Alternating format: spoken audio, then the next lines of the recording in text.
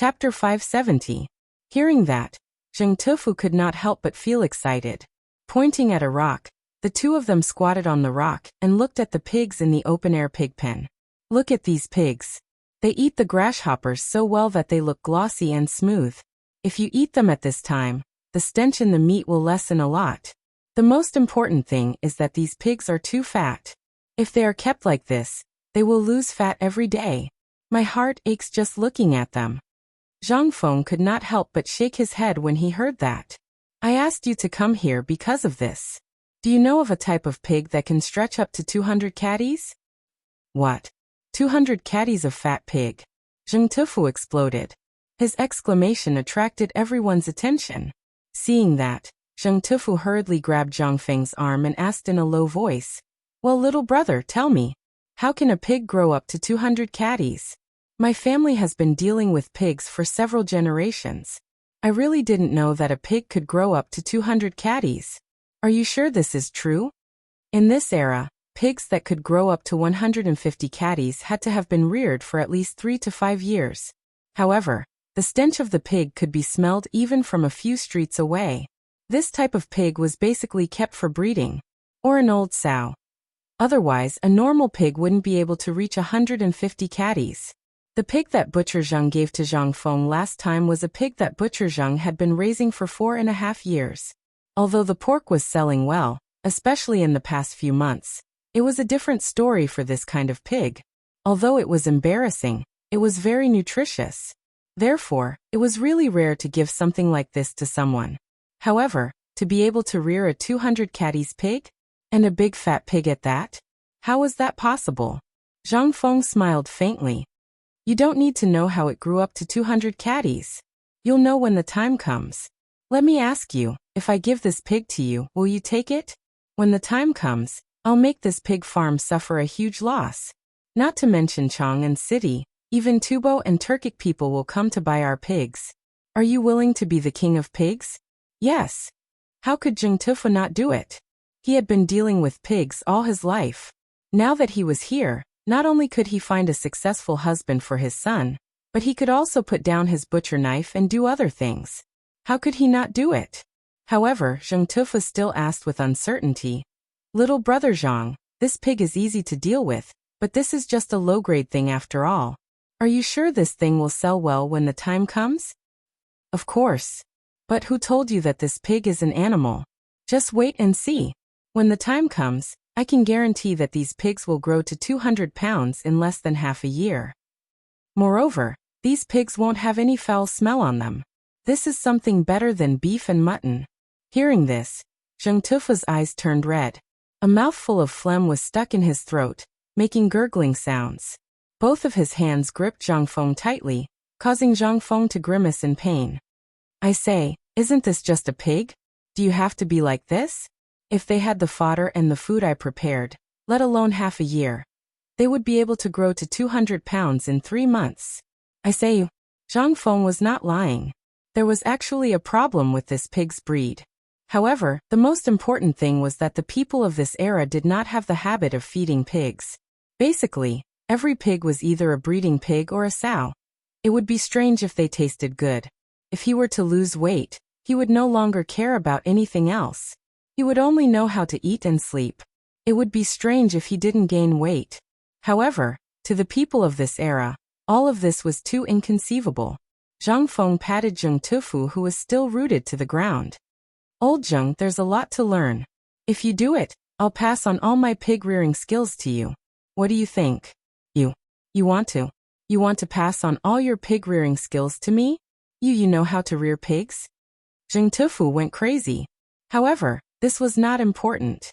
What was important was that Zhang Feng was going to pass on his skills. Zheng Tufu could not help but kneel in front of Zhang Feng agitatedly and kowtow 3 times. No matter how hard Zhang Feng tried to pull him up, he could not. Zhang Feng did not care. Was this not a perfect pig-rearing system? Was this necessary? After settling Zheng Tufu down with much difficulty, Zhang Feng said, "Since you've agreed, then in a few days, I'll give you a secret. You must not tell anyone. I promise, even if the heavenly King Lao Tzu asks, I, Old Zheng, will not tell anyone." Zheng Tufu swore for a while. Zhang Feng was speechless again. All right, it's all up to you. However, you have to go back to your old profession. Kill a pig, kill one every day. Remove the foul smell. Chop it up and throw it into the pot to stew. When the foul smell is gone, pour it into the bowl of porridge. Remember, you must dare to do it before these people start eating. As he spoke, Zhang Feng took out a small cloth bag from his chest and handed it to Zheng Tufu. You know what's inside. When the time comes, go to the pharmacy and get me some more. Every time you get pork, give me this bag. Also, don't be stingy with the salt. Put in what you need. Zhang Feng instructed Zheng Tufu on some matters. Zheng Tufu opened the cloth bag subconsciously. The cloth bag contained nothing but star anise, cinnamon, bay leaves and so on. Zheng Tufu could not help but be stunned. Were these not the usual medicinal herbs from the pharmacy? Could this be pork? Chapter 571. Li Chengqian was very busy. On Yulon Mountain, he had been greatly affected. This was especially true when he saw those people kneel before Zhang Feng. And when old he and the others brought their families with them, all of them bringing their last grain with them. As the crown prince, when would he ever have such prestige? He had heard everything Zhang Feng had said, but he had not stepped forward. He had memorized everything Zhang Feng had said from a distance. Once they reached the foot of Yulon Mountain, Li Chengqian urged his horse and his guards back to the Eastern Palace. The moment he entered, he issued 3 orders. Pass on my order. Hurry and find divine Dr. Sun Simiao.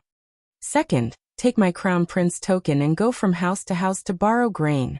If you lend it to this crown prince today, once the famine is over, this crown prince will return to Dan. Third, gather all the properties under the Eastern Palace and sell everything that should be sold, especially this one's fields. Sell them all for grain. The eunuchs and guards of the Eastern Palace were all dumbfounded. What was wrong with the crown prince? He had been fine just a moment ago. It had only been a day since they last met, but he had almost sold the entire Eastern Palace? This matter had also alarmed the crown princess, Ho Junji's daughter. The crown princess rushed into the study, and when she saw Li Chengqian's anxious face, she couldn't help but cry. Crown prince, what's wrong? Why did you suddenly? Li Chengqian's eyes brightened at the sight of the crown princess, and he grabbed her hand. Beloved consort, I remember that your father has 1,000 mu of fertile land, right? The crown princess was taken aback. She nodded. That's wonderful. Right now let's write a letter to Lord Father-in-law. I want to borrow grain from him. How much grain does your highness crown prince want to borrow from old man? At this moment, Ho Junji slowly walked out of the rear hall, his hands behind his back. Li Chengqian hastily got up and bowed as a junior would. In truth, there was no need for this sort of greeting between him and Ho Junji. Although they were father and son-in-law, they were still sovereign and subject. But Li Chengqian was truly anxious at this moment. Father-in-law, your arrival is truly wonderful. Do you have any more grain? Ho Junji's eyes flashed. If you had asked yesterday, that old man would have given you 300 to 500 stones without a second thought. But sigh. Li Chengqian was shocked and hurriedly asked, what's wrong? Ho Junji patted Li Chengqian on the shoulder and gestured for the crown princess to leave. Then he said, a few days ago His Majesty summoned all of us back to the capital precisely because of the food shortage. During the morning court session today, the old man did not see you. Just what were you busy with? Why did I hear that you were tinkering with White Deer College on some abandoned mountain outside Chang and city? Isn't this a wedding disturbance? As the crown prince, how can you mess around with those commoners? Also, why don't you consider your identity and the impact this matter would have on the court? When the old man was in Luozhou, he often heard that you don't attend court and often go to Chang'an. Now the officials have a lot of opinions about you. Ho Junji was rather dissatisfied with the crown prince's recent actions. He didn't know what the crown prince was doing, and he even suspected that the crown prince was intentionally concealing this information. And no one else besides the emperor could do this. He didn't know what the emperor was doing, but all the strange phenomena in Chang and city seemed to revolve around one person. That person was Zhang Feng. From the establishment of that strange university in Chang and to this White Deer College, the emperor had actually personally issued a decree. What did this mean? Moreover, he dared to conclude that this Zhang Feng had an extremely close relationship with the crown prince. After receiving all this information, Hou Junji was certain that all the countermeasures had to do with Zhang Feng. The fine salt, the way to deal with Tubo and the other countries, the control of the locust plague, and so on.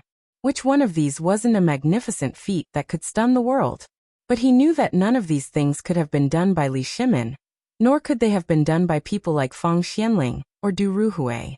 And they certainly couldn't have been done by the crown prince. Everything was clear.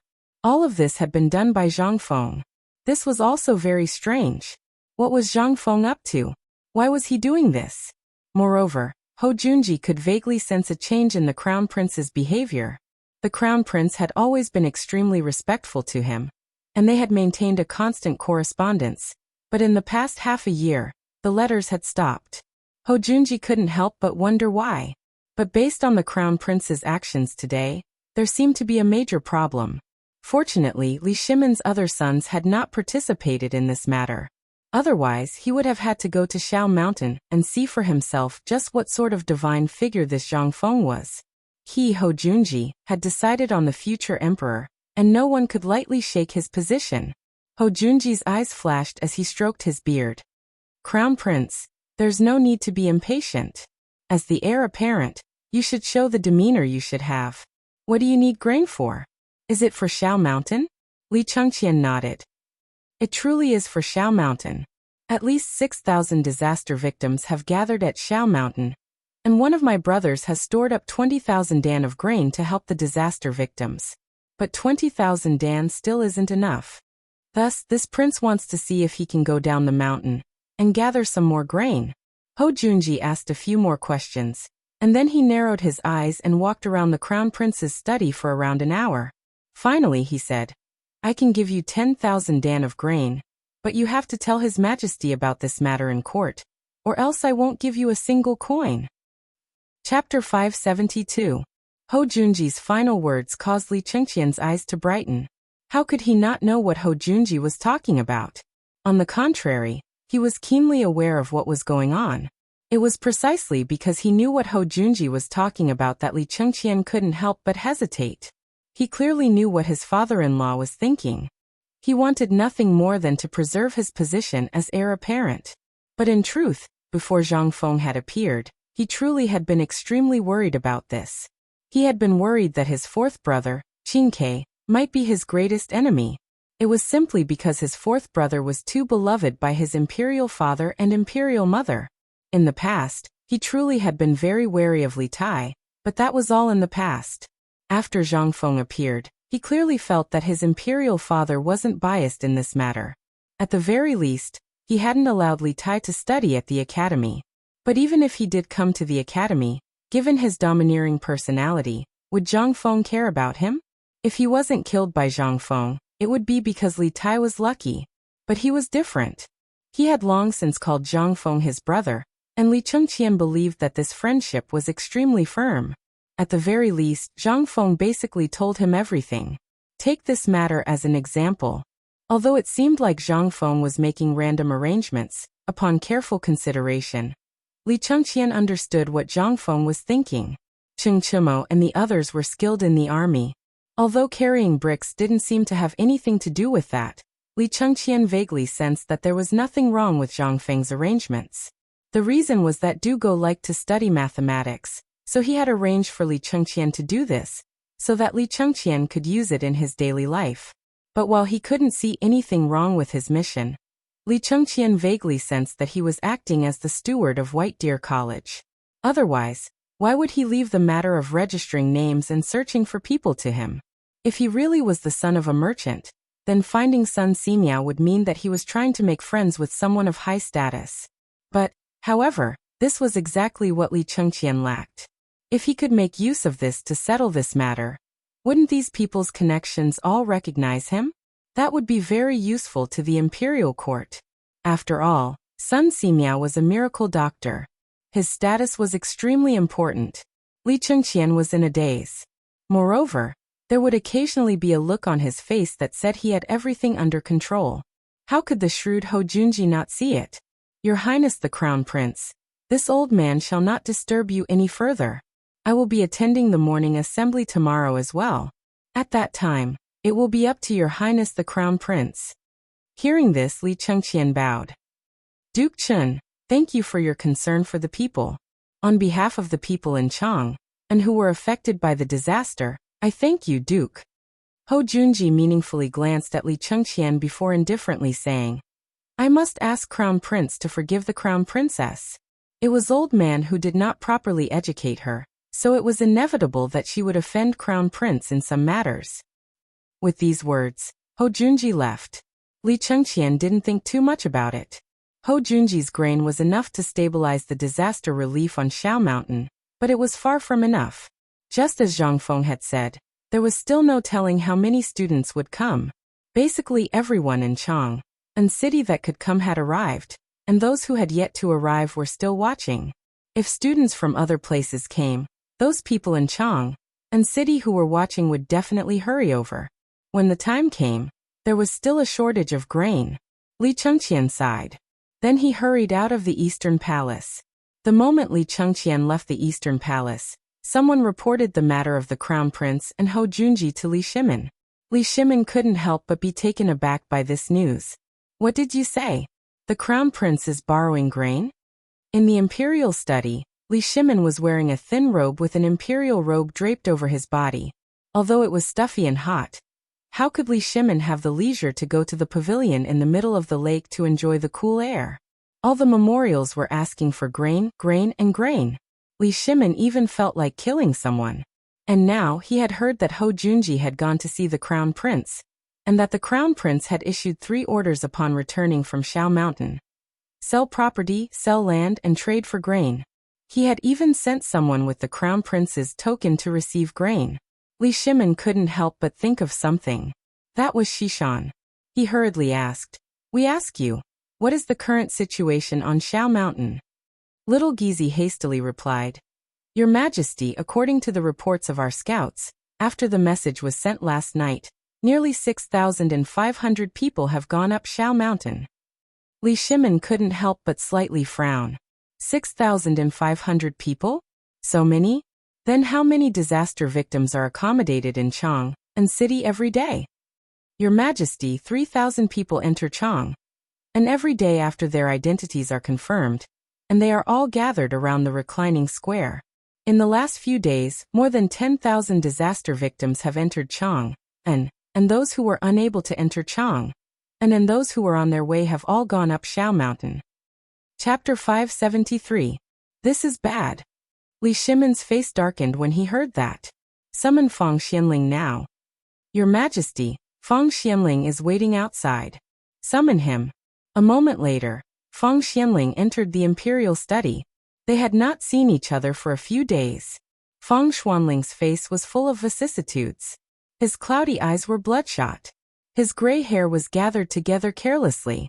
Even his crown was slanted, as if it was about to fall off. Li Shimin, who was a little angry, could not help but calm down when he saw Fang Xuanling's appearance.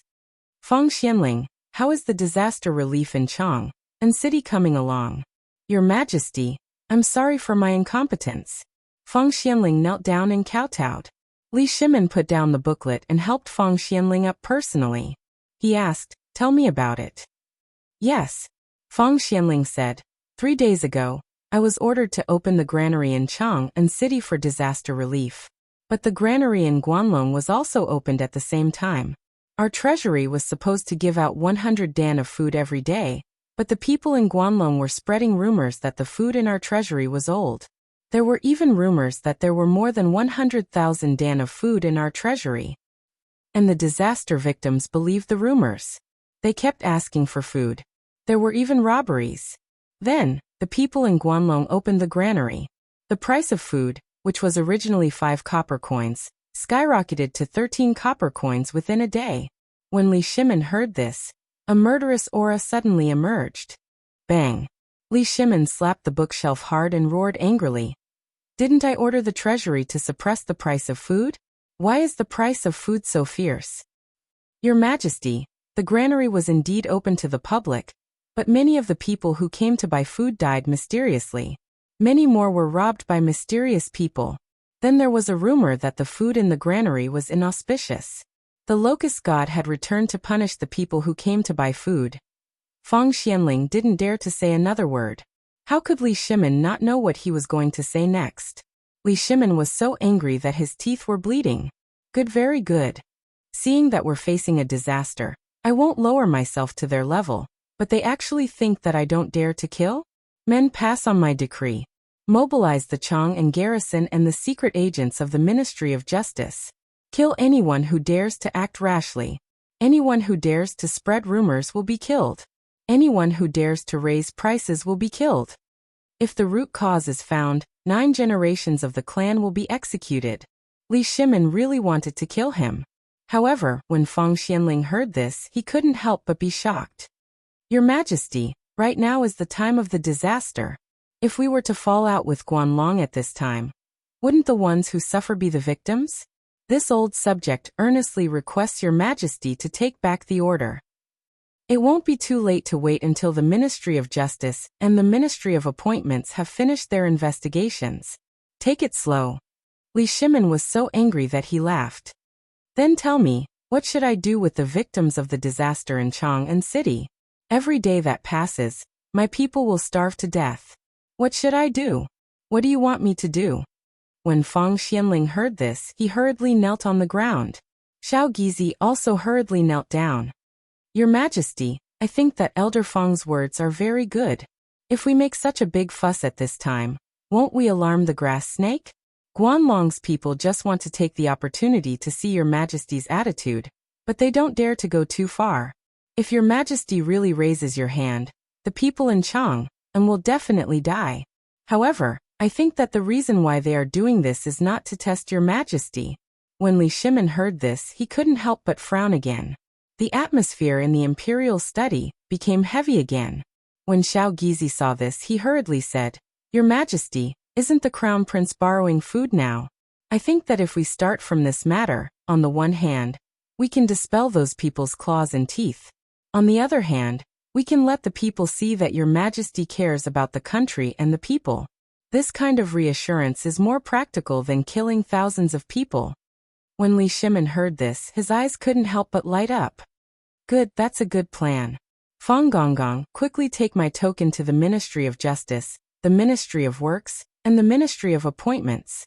Find everyone behind this matter for me. Kill those who should be killed. Leave no one alive. But you know what to do. When Fang Xianling heard this, he hurriedly knelt down. This old subject obeys. After Fang Xianling left with the order, Li Shimin couldn't help but put down the booklet in his hand. Borrowing food? Interesting, interesting. Li Shimin suddenly thought of something from Li Qingqian's actions. Although Li Qingqian's actions now seemed so abrupt, Li Shimin couldn't help but think of something. Especially the 5 clans and 7 kingdoms. These 7 clans controlled most of the wealth of the Tang dynasty. If he could use this method at this time, on the one hand he could test which side they wanted to take. On the other hand, he could give them a chance. To put it bluntly, Guanlong wasn't scary. The scary ones were the 7 clans. Although the Li clan originated from the Li clan of Longxi, this thing was already very faint. It's time for me to take a walk. Chapter 574. As Fang Xianling left, the porridge distribution in the Chang and local treasury, as well as in front of the Grand Duke's mansions, was gradually losing money.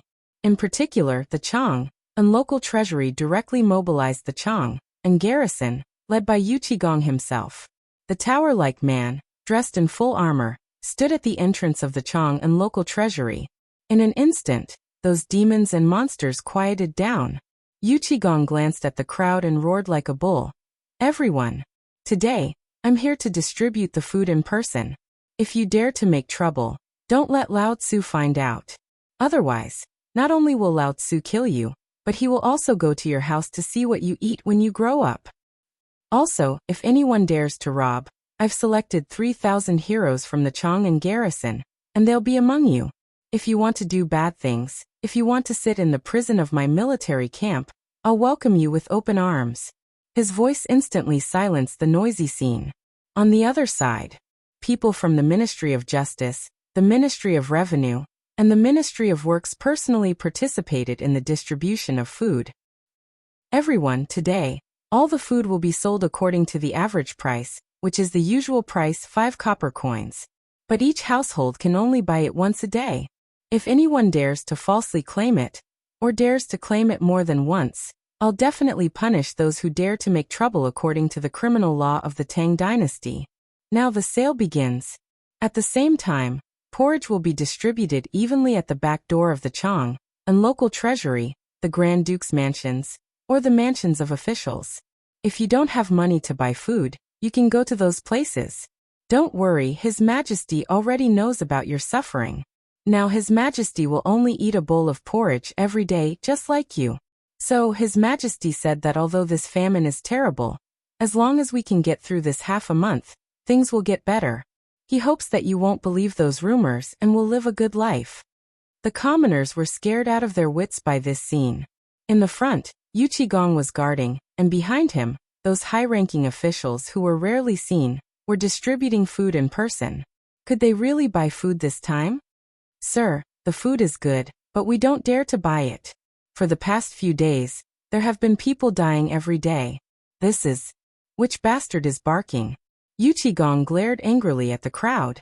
Then he kicked his armor and walked over to a bag of rice. He grabbed a handful of rice and stuffed it into his mouth. The crowd watched as the grains of rice dripped from the corner of his mouth to the ground. Everyone felt so sorry for Yu Qigong that they wanted to point at his nose and scold him. But they didn't dare. Yu Qigong's ferocious reputation was built bit by bit. The people of Chang, and might not know the emperor Fang Xianling, but no one dared to not know him. Compared to Demon King Qing Yaojin, Yu Qigong was more realistic. After all, no one had seen Demon King Qing lose his temper more than a few times. However, Yu Qigong was different. Those who entered the Chengmen brothel had to fight their way in with their fists and feet. As long as they bumped into petty thieves or thieves, they would not be able to escape. I'm sorry. On this day next year, you can go to the mass grave to find him. But now, Yu Qigong was eating the cursed millet? Damn it, could it be true? Or could it be that this killer wasn't even afraid of the curse? Yu Qigong's mouth was full of white rice. He took a bowl of porridge from the guard's hand and gulped it down. Only then did he burp and rub his belly, saying, "Ah, you all saw it. What's wrong with this millet? Lao Tzu has eaten and drank, but nothing happened. Do you all think that your lives are more precious than Lao Tzu's? Lao Tzu only has one sentence. If you want to buy, come. Lao Tzu will protect you today. If anyone dares to rob you, Lao Tzu will let you chop him up. Not only that, but Lao Tzu will also reward you with 100 copper coins or 10 caddies of grain. If you don't want to buy, get out of Lao Tzu's house as soon as possible." Hearing that, finally, everyone was able to relax. It was not an exaggeration to say that these people were despicable. It was because they were afraid of being poor, and were often exploited by others. So when they heard those rumors, many people were shocked.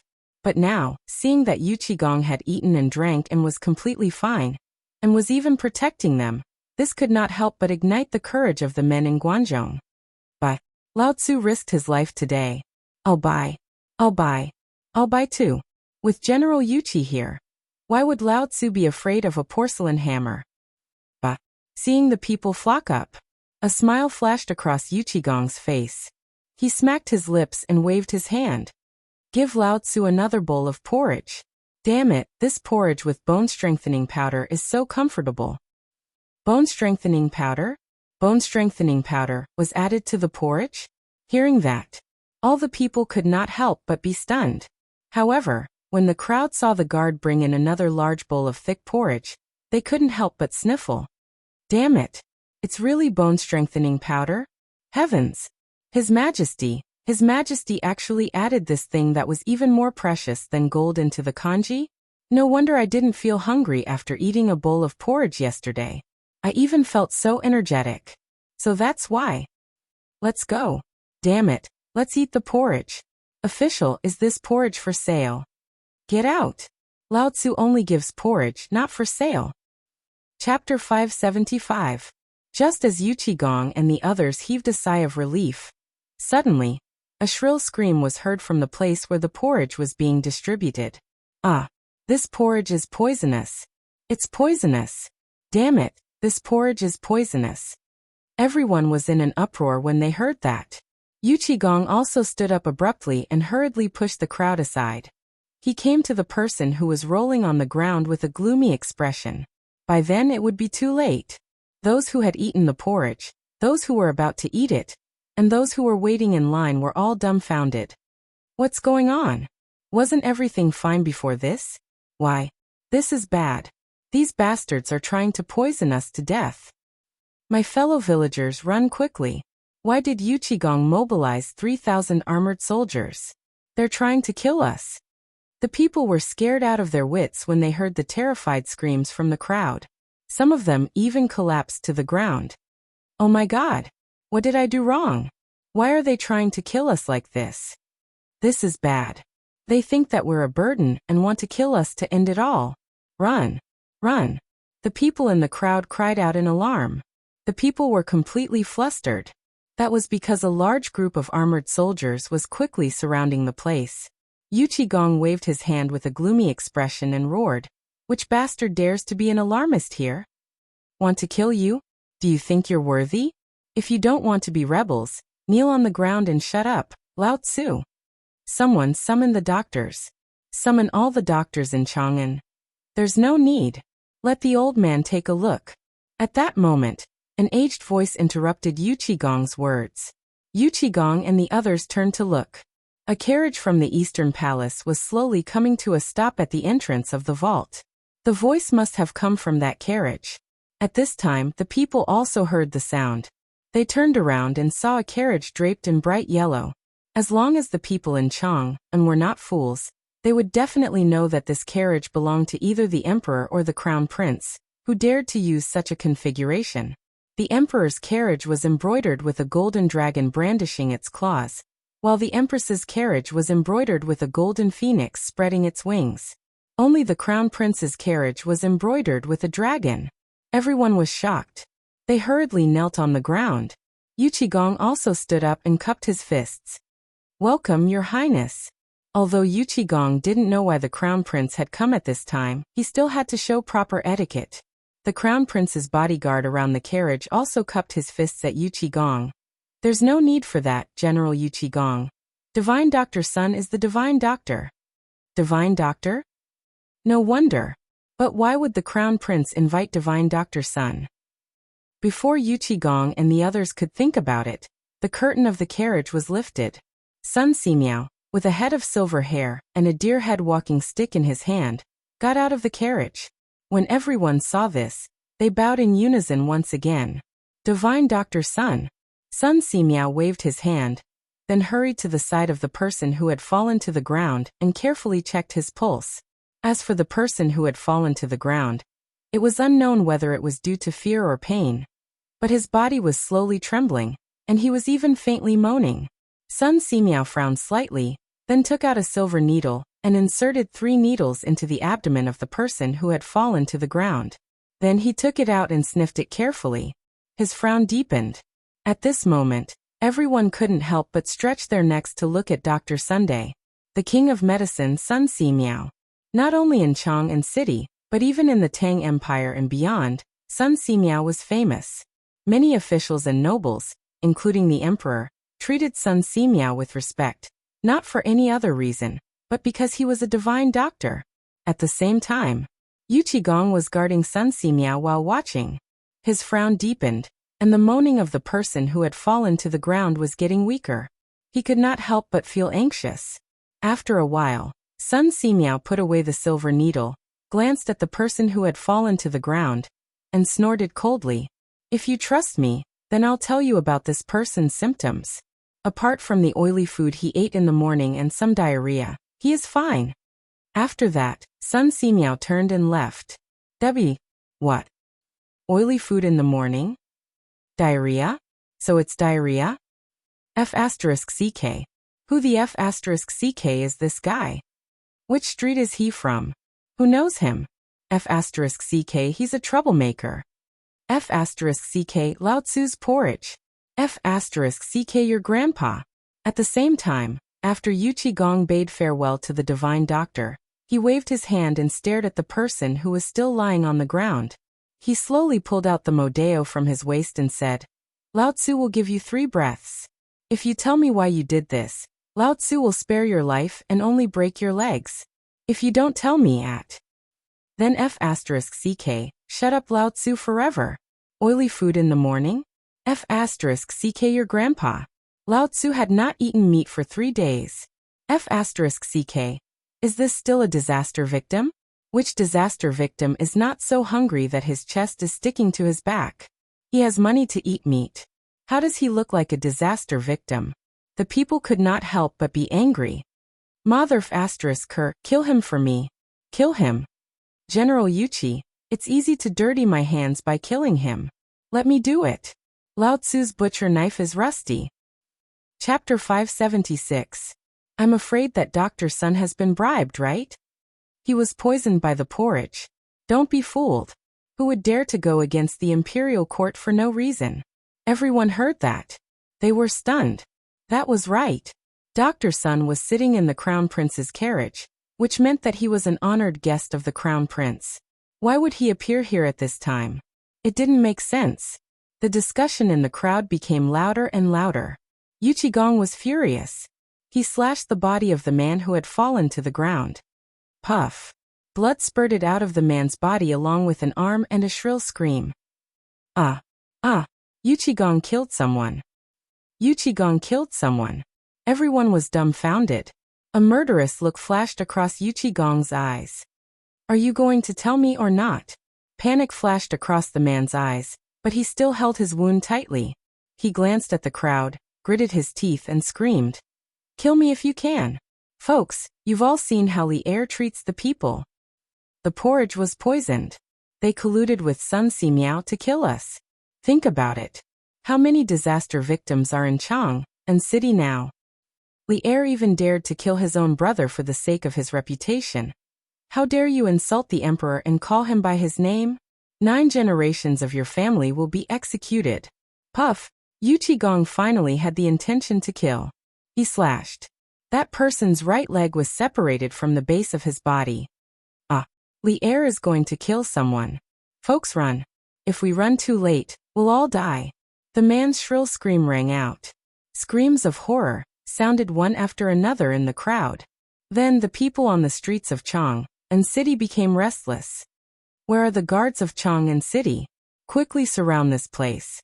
Kill anyone who dares to escape. Yes. Yu Qigong shouted angrily.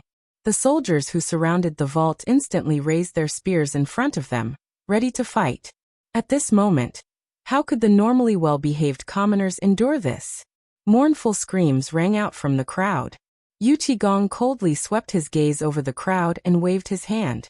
The soldiers took a step forward in unison. Ta-ta-ta. With the sound of armor clashing, everyone finally knew that Yu Qigong wasn't joking. He really knew how to kill. Everyone could not help but feel their hair stand on end. They could neither stand nor squat. Yu Qigong ignored the crowd and pulled out a dagger from his waist. He slowly squatted beside the man and said indifferently, Don't worry, Lao Tzu won't let you die so easily. Don't think that Lao Tzu doesn't know who's behind you. As long as you tell me who ordered you to do this, Lao Tzu will guarantee your family's safety.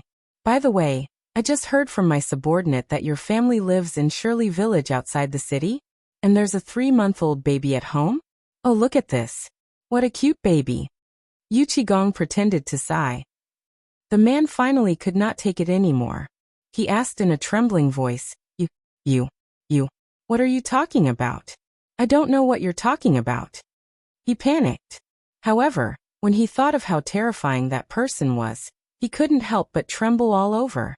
Don't worry, as long as you tell me who ordered you to do this, Lao Tzu will not only guarantee your family's safety, but also give you a quick death. Think about it. Do you believe that person's words or Lao Tzu's? Every single person who entered the city was recorded and backed up. At the same time, the people from the Ministry of Works, the Ministry of Justice and the Ministry of Appointments quickly took action to investigate this person's background. There was no other way. This matter was too serious. Even the emperor was furious. Under such a swift investigation, the man finally could not hold it in anymore. Can you guarantee my family's safety? Don't worry. Then you have to swear to the heavens that not only will you guarantee their safety, but you will also ensure that they don't have to worry about food and clothing. Yu Qigong's mouth twitched. Do you think you have the right to negotiate? I've already given you a chance. If you had told me from the start, not only would you have been rewarded, but you would also have gotten half of that person's property. But you gave up. That person's eyes flickered with a hint of struggle. At this moment, his words were heard by all the commoners. What was going on? Was this person a spy of that person with ulterior motives? Could he be a Turkic spy? Lao Tzu's time is limited. I'll give you 3 breaths. How dare you? At this moment, there was a sharp sound of something breaking through the air. Yu Qigong couldn't help but fly into a rage. He roared angrily, but it was too late. When he pulled out his modeo, an arrow was stuck in the forehead of the man who had fallen to the ground. Yu Qigong was furious. How dare he kill someone right under his nose? What was this? This was a slap to his face. Yu Qigong couldn't help but lock his gaze on a certain person in the crowd like a sharp sword. He waved his hand and said, "Execute." Chapter 577. Following Yu Qigong the sword slashed down. A large group of soldiers swarmed in from the periphery of the encirclement. On top of the treasury, 3 to 5 spies from the Ministry of Personnel Affairs and Ministry of Justice pointed at a certain person in the crowd. Then a few soldiers instantly restrained that person.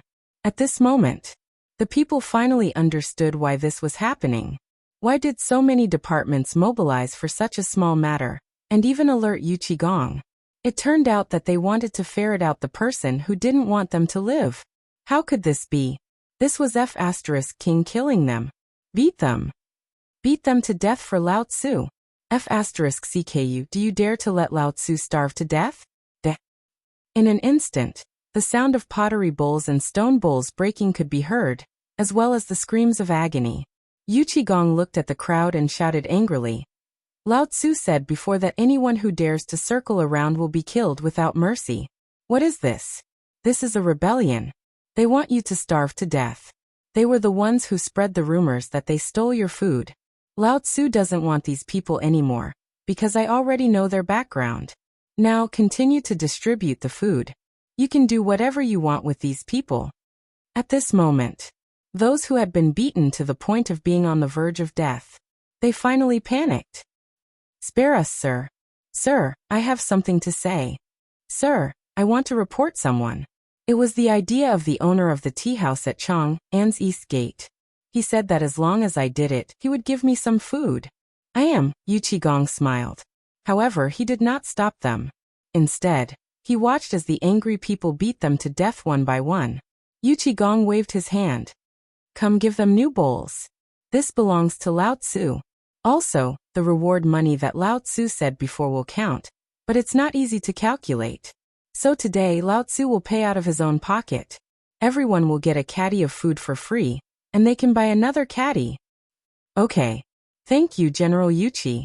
Thank you, General Yuchi. Yuchi. Yu Qigong waved his hand. If you want to thank someone, then thank His Majesty. Lao Tzu did things according to the rules, but Lao Tzu is someone who never plays with sand. Today Lao Tzu is happy. What I reward you is your reward.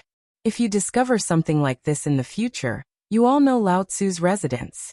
Just when the situation in Chang'an City had settled down, there was also a problem with Li Chengqian.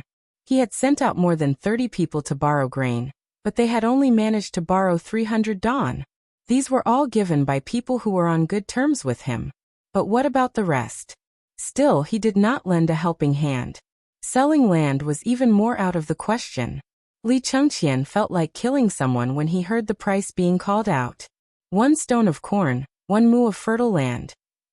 God d***m in it. Was this something a human could do? Li Chengqian fiercely suppressed his anger. He pointed at the eunuchs in the East Palace and scolded, "Send my order again. Whoever dares to raise the price will be killed." Your Highness, Dr. Sun is here. At this moment, someone hurriedly reported. Hearing this, Li Chengqian slightly suppressed his anger. He waved his hand and said, You all go and do it quickly. And about the matter of borrowing grain, borrow it for me again. What everyone says, write it down in a small notebook for me." While speaking, Li Chengqian waved his hand and sent everyone away. When everyone left, the king of medicine, Sun Simiao, had already arrived at the study. Li Chengqian hurriedly bowed like a Confucian scholar. Student Li Chengqian greets the divine doctor. "Your Highness, you're too kind." Sun Simiao slightly raised Li Chengqian's arm and said, "May I know why your Highness is looking for me?" Li Chengqian invited Sun Simiao to sit down. After serving him tea, he sent everyone away and said, "Dr. Sun, I've invited you here because it's related to the life and death of the people. I think Dr. Sun also doesn't want to see the people suffer, right?" Alas! Sun Simiao sighed deeply and told him what happened at the entrance of the treasury. Finally, he said, "Your Majesty, how will you deal with the people of Guanlong? Before I came here, I was questioned by someone. Please don't ask who that person is." How could Li Chengqian not know who that person was? It was none other than the people of Guanlong. However, this was none of his business. "Divine Doctor, this matter will only end with my father, but I also know a little bit. I might as well tell you." Hearing this, Sun Simiao's eyes lit up. He made a gesture of invitation. Li Chengqian then said, "If those people don't go too far, I think my father will definitely not pick up the butcher's knife. But if they touch the foundation of the Tang dynasty, then..." Li Chengqian didn't say anything. Sun Simiao thought for a while, then stood up and bowed. "This old man thanks your Highness and His Majesty on behalf of the people of the world." "Dr. Sun, you don't have to do this. I'm not the kind of person to kill." At this moment, Li Shimon's voice faintly sounded at the door of the Eastern Palace study. Hearing this, Li Chengqian and Sun Simiao both stood up. Li Shimon also entered the Eastern Palace as he spoke. "Dr. Sun, you're tired from the journey. There's no need for such a big ceremony. Please sit down." After Li Shimon sat down, he looked at Li Chengqian and said, "I'm also very curious. You were helping the victims of the disaster, so why did you suddenly sell your property and land? If this were to spread, where would my face go?" Chapter 578. Sun Simiao heard this. He couldn't help but be surprised. He carefully looked at Li Shimon's eyes and Li Chengqian's eyes. The eyes were the windows to the soul. This was the same no matter which era it was in. As the divine medicine, looking, listening, questioning, and feeling the pulse were basic skills. He could see a person's expression at a glance. Sun Simiao was really surprised by this look. There was no hint of acting in their eyes. Did that mean that everything he heard at the door was true? The crown prince wanted to sell his land in order to help the victims? This, although he was shocked, he was still shocked. Sun Simiao only took a sip of tea, suppressed the shock in his heart, and listened carefully. When Li Chengqian heard that, he bowed and said, replying, "Imperial father." This matter. While speaking, Li Chengqian glanced at Sun Simiao. Li Shimon waved his hand and said, "Just say it." "Yes. White Deer College only has 20,000 dawn of grain. Today there are about 6,000 people. According to today's speed, the number of people will definitely exceed 10,000 by tomorrow. These 6,000 people will need to consume a few hundred kilograms of grain every day. If there are more people, in addition to the arrival of that student, then 20,000 dawn is just a drop in the bucket. That's why Brother Zhang Feng asked me to go down the mountain, and asked Divine Dr. Sun Simiao to come up the mountain." "Oh." Li Shimon frowned slightly. He looked at Sun Simiao. Sun Simiao was also stunned. He couldn't help but ask, "Crown Prince, is the White Deer College that you mentioned the one in the Imperial Edict?" "Divine Dr. Sun, it's really here. Then what do I need to do? I also heard that there's a strange person in Chang'an. Not only did he buy the wheat that sprouted in the fields according to the original price, but he also brewed a magical beer. I also heard that this college was built by him. If my legs are short, then the fried locusts, the locust eggs, and the bone-strengthening powder are all locusts, right? And the medicinal formula to kill the locusts, they were all made by that person, right?" As the divine medicine. Although he had been keeping a low profile, he was not stupid. He had tried the bone-strengthening powder and fried locusts that appeared in the market. It was really magical. Not only did he not feel uncomfortable, but he felt energetic after eating it, especially the bone-strengthening powder. But after thinking about it, no one in Chang and city could do this. And this thing came from Chang'an. Now that this magical college appeared, it made Sun Simiao couldn't help but think a lot. Li Qingqian's nodded. The Medicine King's foresight is incredible. This was all done by my brother Zhang Feng. Good. Simiao's. SSSS Saline salutes his. This old man congratulates your majesty for obtaining such a talent.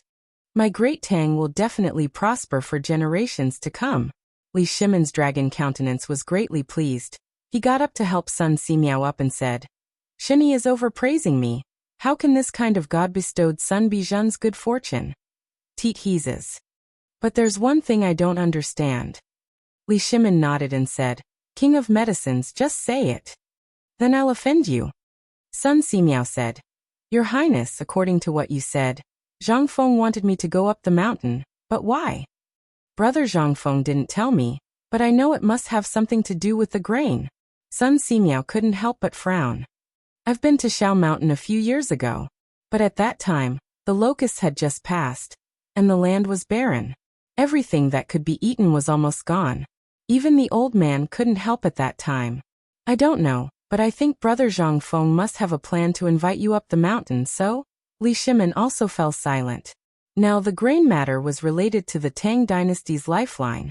He didn't understand why Zhang Feng would invite Sun Simiao to go up the mountain at this time. But he vaguely felt that if Sun Simiao went up the mountain this time, he would definitely solve this plague of locusts. However, even the cleverest housewife couldn't cook without rice. He also wanted to know how Zhang Feng was going to solve this plague of locusts. I haven't been to Zhang Feng's place for a long time. Well, if Dr. Sun doesn't mind, why don't you go up the mountain with me tomorrow? Hearing this, Sun Simiao didn't dare to act rashly. He hurriedly got up and bowed. Your Majesty, you're flattering this old man. Forget it, this brat Zhang Feng is indeed a strange person. This old man has long wanted to pay him a visit. Since your Majesty also wants to go, this old man will wait on your Majesty. Sun Simiao agreed. Li Shimon then said, However, Divine Dr. Sun, I have a request. I hope Divine Dr. Sun can agree to it. Please tell me, your Majesty. Tomorrow, be it in the future on the mountain or at the foot of the mountain, I hope that Dr. Sun will not mention the identities of me and the Crown Prince in front of Zhang Feng. Just treat us as merchants. Sun Simiao was a little confused. He had lived for dozens of years. It was really the first time he met the emperor. How could he hide his identity around a commoner? What did this mean? But the more it was like this, the more Sun Simiao wanted to see how sacred this person was, who the Tang dynasty emperors and the crown prince had to hide their identity to meet. I'll obey your Majesty's order. Chapter 579. Dong. Dong. Dong. 5 o'clock was the most leisurely time of the day for the night watchman. It was also the signal for the night watchman to take turns to work. The moment the morning bell rang, the lights in Chang and city were lit one after another. Some people's palanquins, carriages, and even horses had lanterns or torches on them as they lazily headed towards the imperial city. If one were to look down from the sky, they would see fire dragons converging towards the imperial city under the hazy sky. It looked like a huge dragon. The lights in the depths of the imperial palace were lit one after another, especially in the political announcement hall, which was as bright as day. Early in the morning was the most comfortable time of the day. At this time, there were already groups of eunuchs and maids in the imperial palace hurriedly cleaning up. The market on the Vermilion Bird Bridge was basically empty. Only a few people were selling beer and barbecued meat jerky. The barbecued meat jerky was mostly hunted from the mountains, or it was old cured meat. The smell, it was still coveted by everyone. Even though they were standing at the foot of the 36 steps outside the political announcement palace, they could still smell the tempting aroma. In the past, almost every minister would stop to buy some food and drink a bamboo tube of ice-cold beer soaked in the moat. But now, no matter how greedy they were, they did not dare to do so. Now the emperor was staring at them, and their clothes seemed to be more tattered than usual. Most of the people here were not so poor that they could not afford to wear clothes or drink beer that cost 1 copper coin. But now they had to pretend to be poor. Otherwise, they would be in trouble. After all, yesterday, the crown prince went to borrow food from each house. But there were some who were afraid and some who were not. For example, Cheng Yaojin was holding a roasted rabbit in one hand and chewing it loudly. He held a bamboo tube in the other hand and drank in big mouthfuls. Everyone smelled the fragrance in the air and looked at Cheng Yaojin's showy appearance. Their stomachs began to growl. Everyone swallowed their saliva and cursed Cheng Yaojin in their hearts. After entering the political announcement hall, after everyone tidied up their appearance, they closed their eyes and hugged the white jade tablet in their hands. Like clay statues, they kept their mouths shut. At this moment, little Gizi's voice came from the entrance of the rear hall. The emperor has arrived. Only then did everyone hold the white jade tablet and bow in unison, shouting, "Welcome, your majesty." Rise. With a wave of his hand, Li Shimin ascended the 8 steps to heaven's staircase and sat down on the dragon throne. He indifferently glanced at the crowd before finally resting his eyes on Ho Junji. As soon as they stood up, the officials began to report their own situations, as well as the recent disaster relief. An hour later, after Li Shimin had taken care of these matters, he said, "Yesterday, I learned by chance that the crown prince had run into a wall when borrowing grain. Is there such a thing?" When Li Chengqian heard this, he said, "Imperial father, there is indeed such a thing." "Then did you manage to borrow any grain?" After a few moments of silence, Li Chengqian said, "Your son is incompetent. After running all over Chang, I was only able to borrow 500 dan of grain. Fortunately, your son met Duke of Chun, and Duke of Chun generously donated 10,000 dan of grain to your son's White Deer College." Li Chengqian emphasized the words "your son's White Deer College." This time, the officials couldn't help but be shocked. 10,000 dan? Duke of Chun, where did you get the grain? So much. Heavens! Li Shimin was also rather surprised. "Duke of Chun, is the crown prince's words true?" Ho Junji hurriedly said, "Your Majesty, this is what a subject should do." "Then didn't you donate 10,000 dan yesterday? What is the reason for this? Could it be that your Duke of Chun's family is about to overflow with grain?" Ho Junji's lowered eyes flashed. Replying to your Majesty, this old subject spent most of his time in Luozhou, and Luozhou is the closest place to Chang, and, as the saying goes, a subject should be loyal to the sovereign. Thus, when I learned by chance that your Majesty was stocking up on grain, this old subject paid special attention. At this time, this old subject has about 50,000 dan of grain. When the famine broke out, this old subject donated 30,000 dan of grain to Luozhou and kept 20,000 dan for emergency use. After learning of the matter in Chang, and this old subject immediately rushed to Chang and to offer up this humble subject's meager strength. It really was watertight. How could Li Shimin not know that he had gone straight to the Eastern Palace after leaving the Taiji Palace? Moreover, this Ho Junji was extremely crafty, so Li Shimin was extremely unwilling for his son to interact too much with this sort of person. Fortunately, Zhang Feng's appearance had given Li Shimin hope. Li Shimin couldn't help but nod. "Correct. We are delighted to have a capable subject like Duke of Chun. But what is the meaning of this 10,000 dan of grain?" All the officials were flabbergasted. When Li Shimin had said that he wanted to stock up on grain, they had vehemently opposed it. Now, when they heard that Duke of Chun had managed to stock up 50,000 dan of grain on the slightest rumor, many of them almost vomited blood. This old fox is really King crafty. Chapter 580. If looks could kill, Ho Junji would have died several hundred times over. It couldn't be helped. If the emperor had spoken of this matter back then, if they had taken out just a little of their fortune to buy several tens of thousands of dan of grain, let alone anything else, they would have made a fortune if they traded it for land.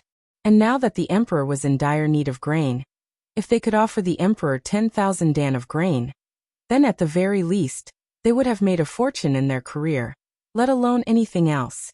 But they didn't. Although they didn't have 10,000 dan of grain in their homes, they still had several thousand dan. But what did the emperor mean when he said that the crown prince had borrowed grain yesterday? And now, Ho Junji had lent the crown prince 10,000 dan? What was the meaning of this? Wasn't this a slap to their faces? Just because you're holed up in Luozhou and worried about your loyalty to your sovereign, We're just eating and waiting for death. Fuck your second uncle. Ho Junji could sense the strange atmosphere behind him, but he still continued to speak. This old subject learned that the Crown Prince had built a White Deer College on Mount Shao. This is a matter of great benefit to the country and its people. And although this old subject has retired to Luozhou, my heart is still concerned about the imperial court. Thus, I donated 10,000 dan to your majesty and 10,000 dan to the college. This old subject was thinking that if the college on Mount Shao could be built as soon as possible, it would be able to nurture more talents for the Tang dynasty. This is something that should be done as a subject. Moreover, when this old subject learned that the Crown Prince's college wouldn't take a single copper coin, this old subject decided to donate 10,000 taels of gold. Buzz. The minds of all the officials buzzed. 10,000 taels of gold. You really dared to say such a thing. Aren't you afraid that His Majesty will execute you? How long has it been since you left for Luozhou? How did you get so much wealth? Where did you get all this money? Ah. Where did you get all this money? Although all the officials wanted nothing more than to rip off Ho Junji's beard, this old bastard really wasn't human. What was he doing? This was a slap to their faces. When Li Shimin heard this, he could not help but laugh out loud. That's right. Duke Chun, you are truly worthy of being my right-hand man. Very good, very good. But don't worry, we also know that this money is the money you have saved for your retirement. Once the disaster is over, we will think of a way to compensate you. And all of you should learn from Duke Chun. We will remember your Majesty's teachings. What could the officials say? They had already taken advantage of the situation. And now they wanted to donate money and food? That was all nonsense. It was too late. How could Li Shimin not know what this old fox was doing here? He was just trying to pull the Crown Prince in. Moreover, the White Deer College that the Crown Prince had just mentioned was his. This was something they had discussed before. Unless Zhang Feng entered the court, the college would temporarily be under the Crown Prince's name. This was a form of protection. However, even though this camouflage protected Zhang Feng, it also caught a big fish at the same time. 10,000 dan of grain and 10,000 taels of gold. With these things, he hoped that Zhang Feng's college would be able to resolve its crisis as soon as possible.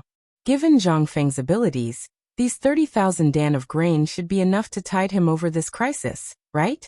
Li Shimin's mood improved at this thought. He waved his hand and said, "Today we have something to announce.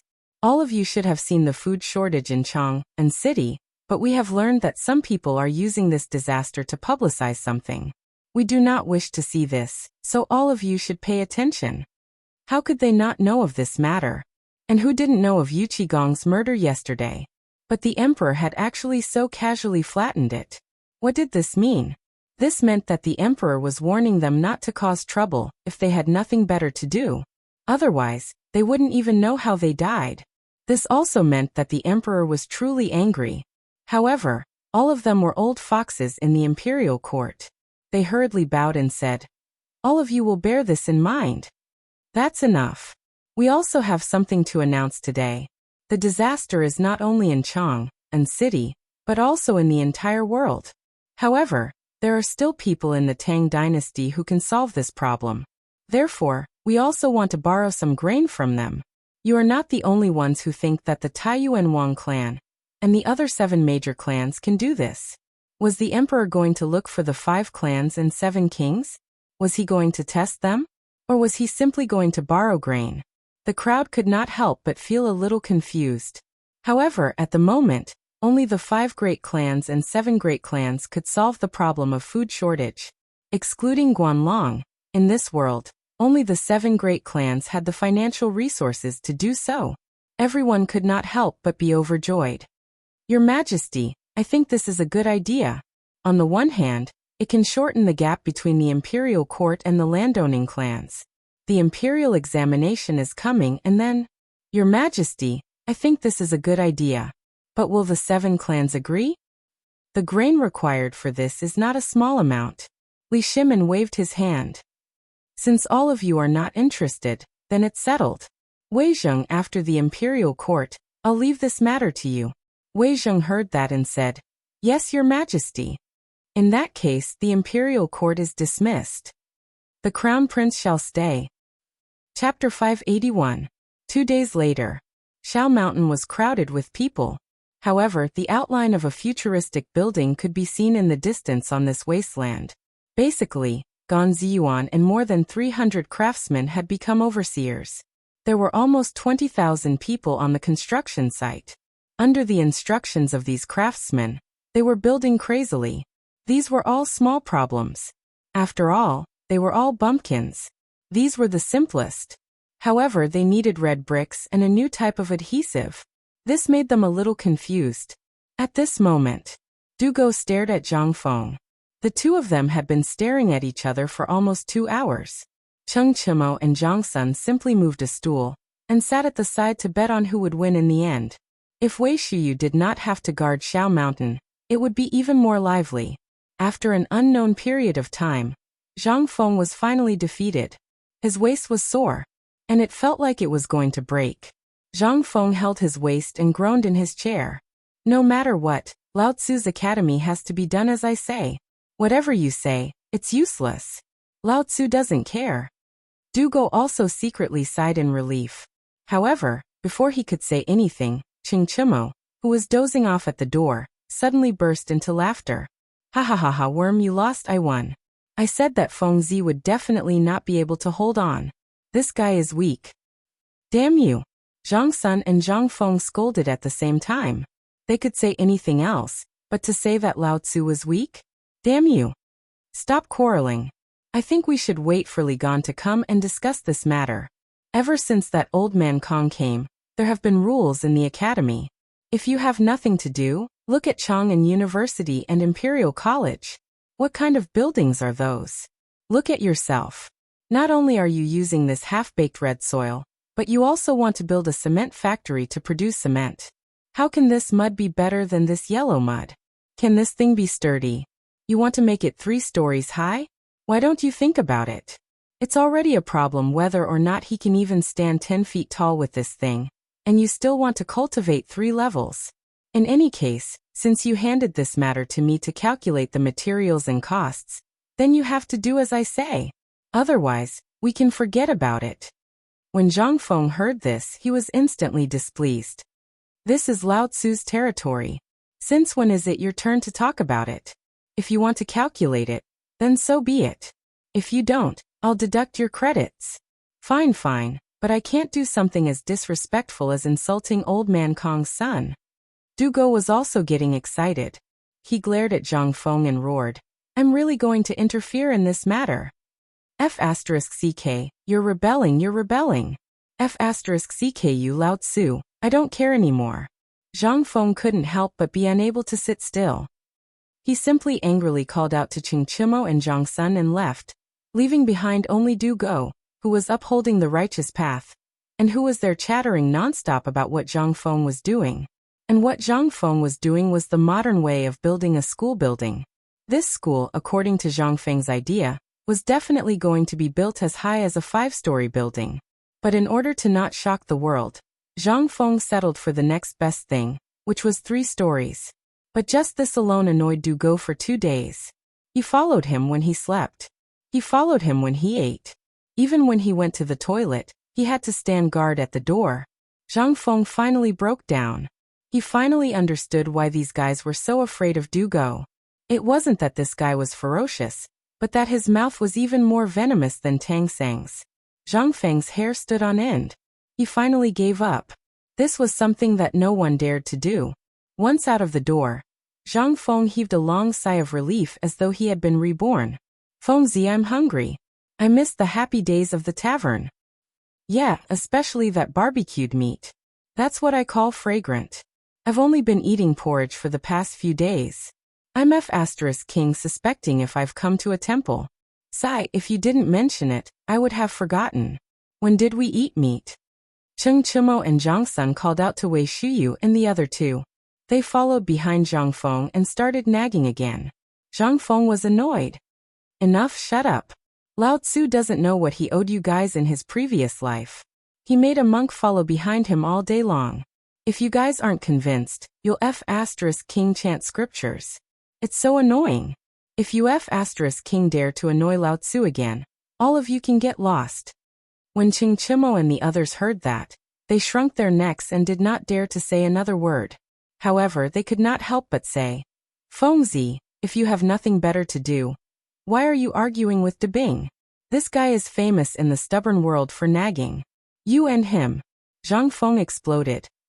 You're not done, are you? Zhang Feng was completely enraged.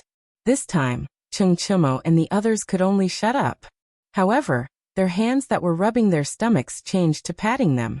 Zhang Feng was speechless. All right. If you guys didn't mention it, I wouldn't have realized. I've been bullied for the past 2 days. I'm really hungry now. Zhang Feng looked around. When he saw the chicken farm not far away, his eyes lit up. Let's go. I'll bring you guys to eat chicken. Chicken? What chicken?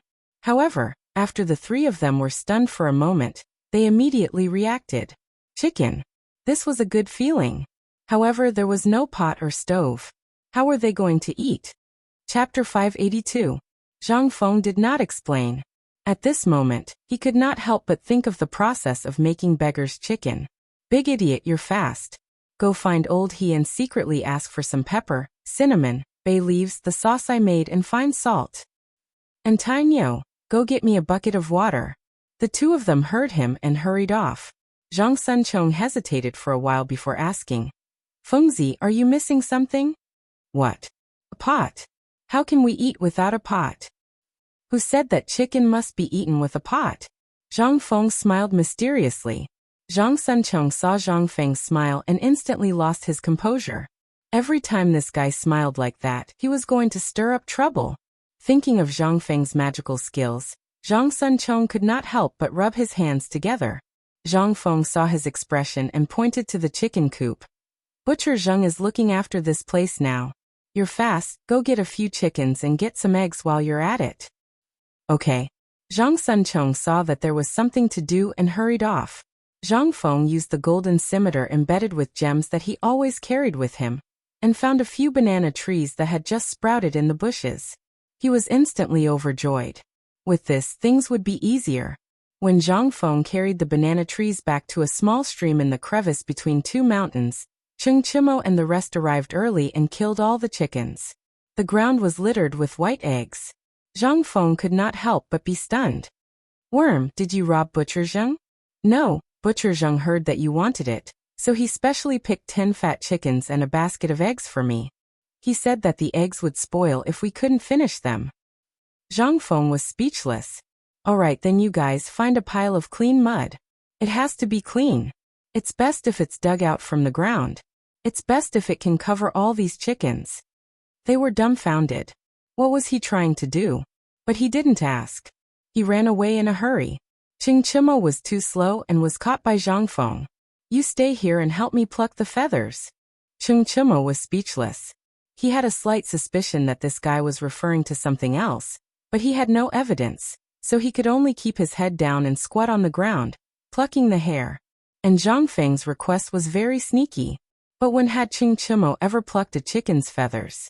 In the end, Zhang Feng had no choice but to secretly call Gozi and Zhuzi over. Only then did he solve the problem. When the few of them had finished washing and peeling the chicken, Wei Shiyu and her companion came back with a large pile of mud that weighed at least 100 pounds. The few of them put down the mud and watched Zhang Feng's operation anxiously. Zhang Feng's work made everyone confused again. They saw that he boiled the stuff in a small pot, and then smeared all the fragrant stuff on the chickens. But that was not the end of it. In the end, Zhang Feng wrapped the chickens with banana leaves, and then carefully covered the mud. Only then did he stop. Then, under the baffled gazes of the few of them, Zhang Feng threw the chickens that had been smeared into the fire, and then made a big fire in another place. That was not the end of it. After the dozen or so mud lumps were burned dry and cracked, Zhang Feng took out the mud lumps again, and smeared a layer of mud on them. Then he asked Chimo to dig a big hole at the place where the fire had just been. He threw the mud lumps into it, filled it with mud again and made a big fire. That was the end of it. They couldn't help but be confused. Fengzi, is this thing of yours edible? When had they ever seen such a trick? Even when they were marching and training outside, this had never happened, right? Could this thing still be eaten after being tossed around like that? Zhang Feng glanced at them and didn't say anything. He gently dug up the charcoal at the place where the fire had been and put the eggs in it one by one. He then carefully wrapped the eggs with ashes and finally stopped.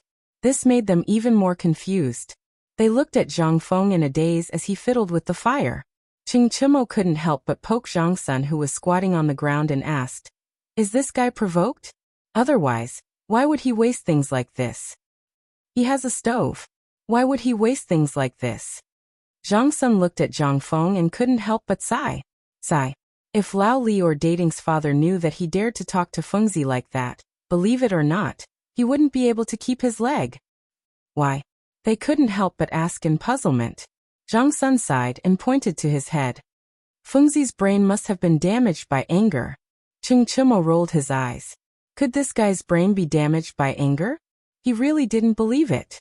With Zhang Feng's character, it would be a blessing from the heavens if he didn't drive someone crazy with his words. However, de Bing, that motherf asterisk cur, it was time to teach him a lesson.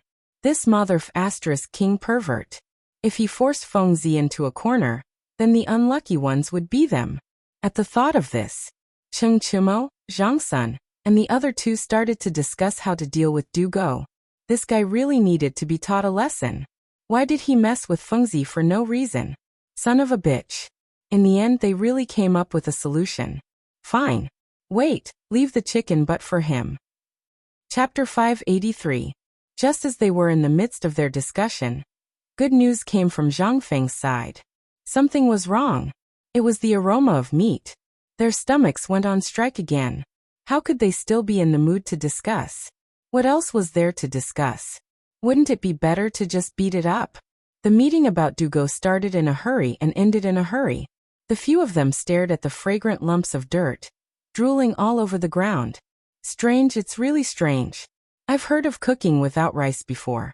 I didn't expect that today Lao Tzu would really see cooking without rice.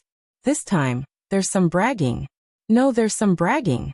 Qing Chimo was so excited that he stuttered. Most importantly, Zhang Feng used a stone to gently break open the soil. In an instant, the aroma of meat wafted out again. This caused Qing Chimo and the others' eyes to pop out of their sockets. Fengzi, what's this?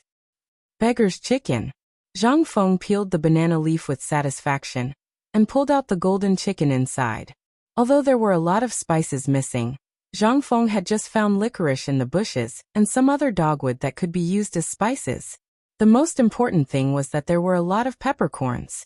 The Tang dynasty was lacking in everything, especially Chang, but there was no shortage of peppercorns. No matter whether it was in the mountains around Chang and city, there were so many peppercorns that it was beyond recognition. Therefore, there was no shortage of spices on the mountain.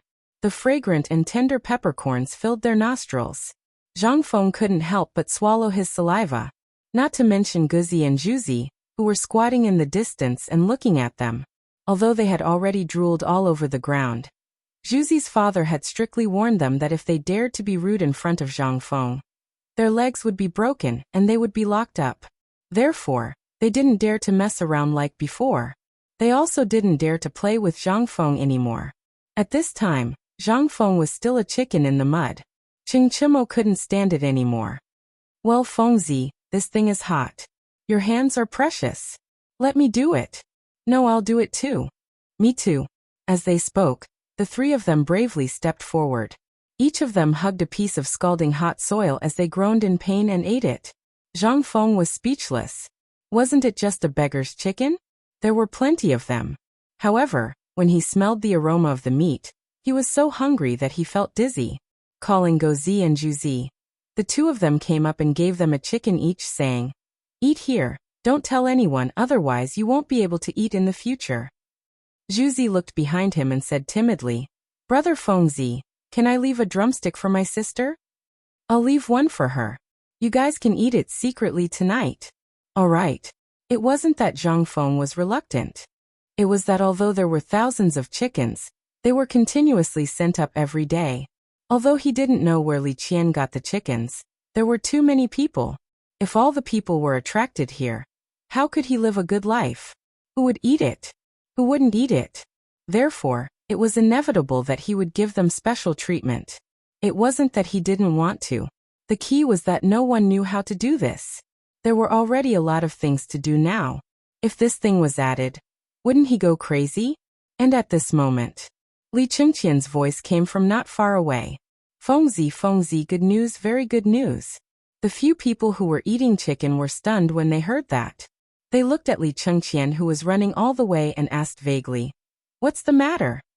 Li Chengqian saw their strange actions and sniffed the tempting smell of chicken in the air. He couldn't help but speed up his pace.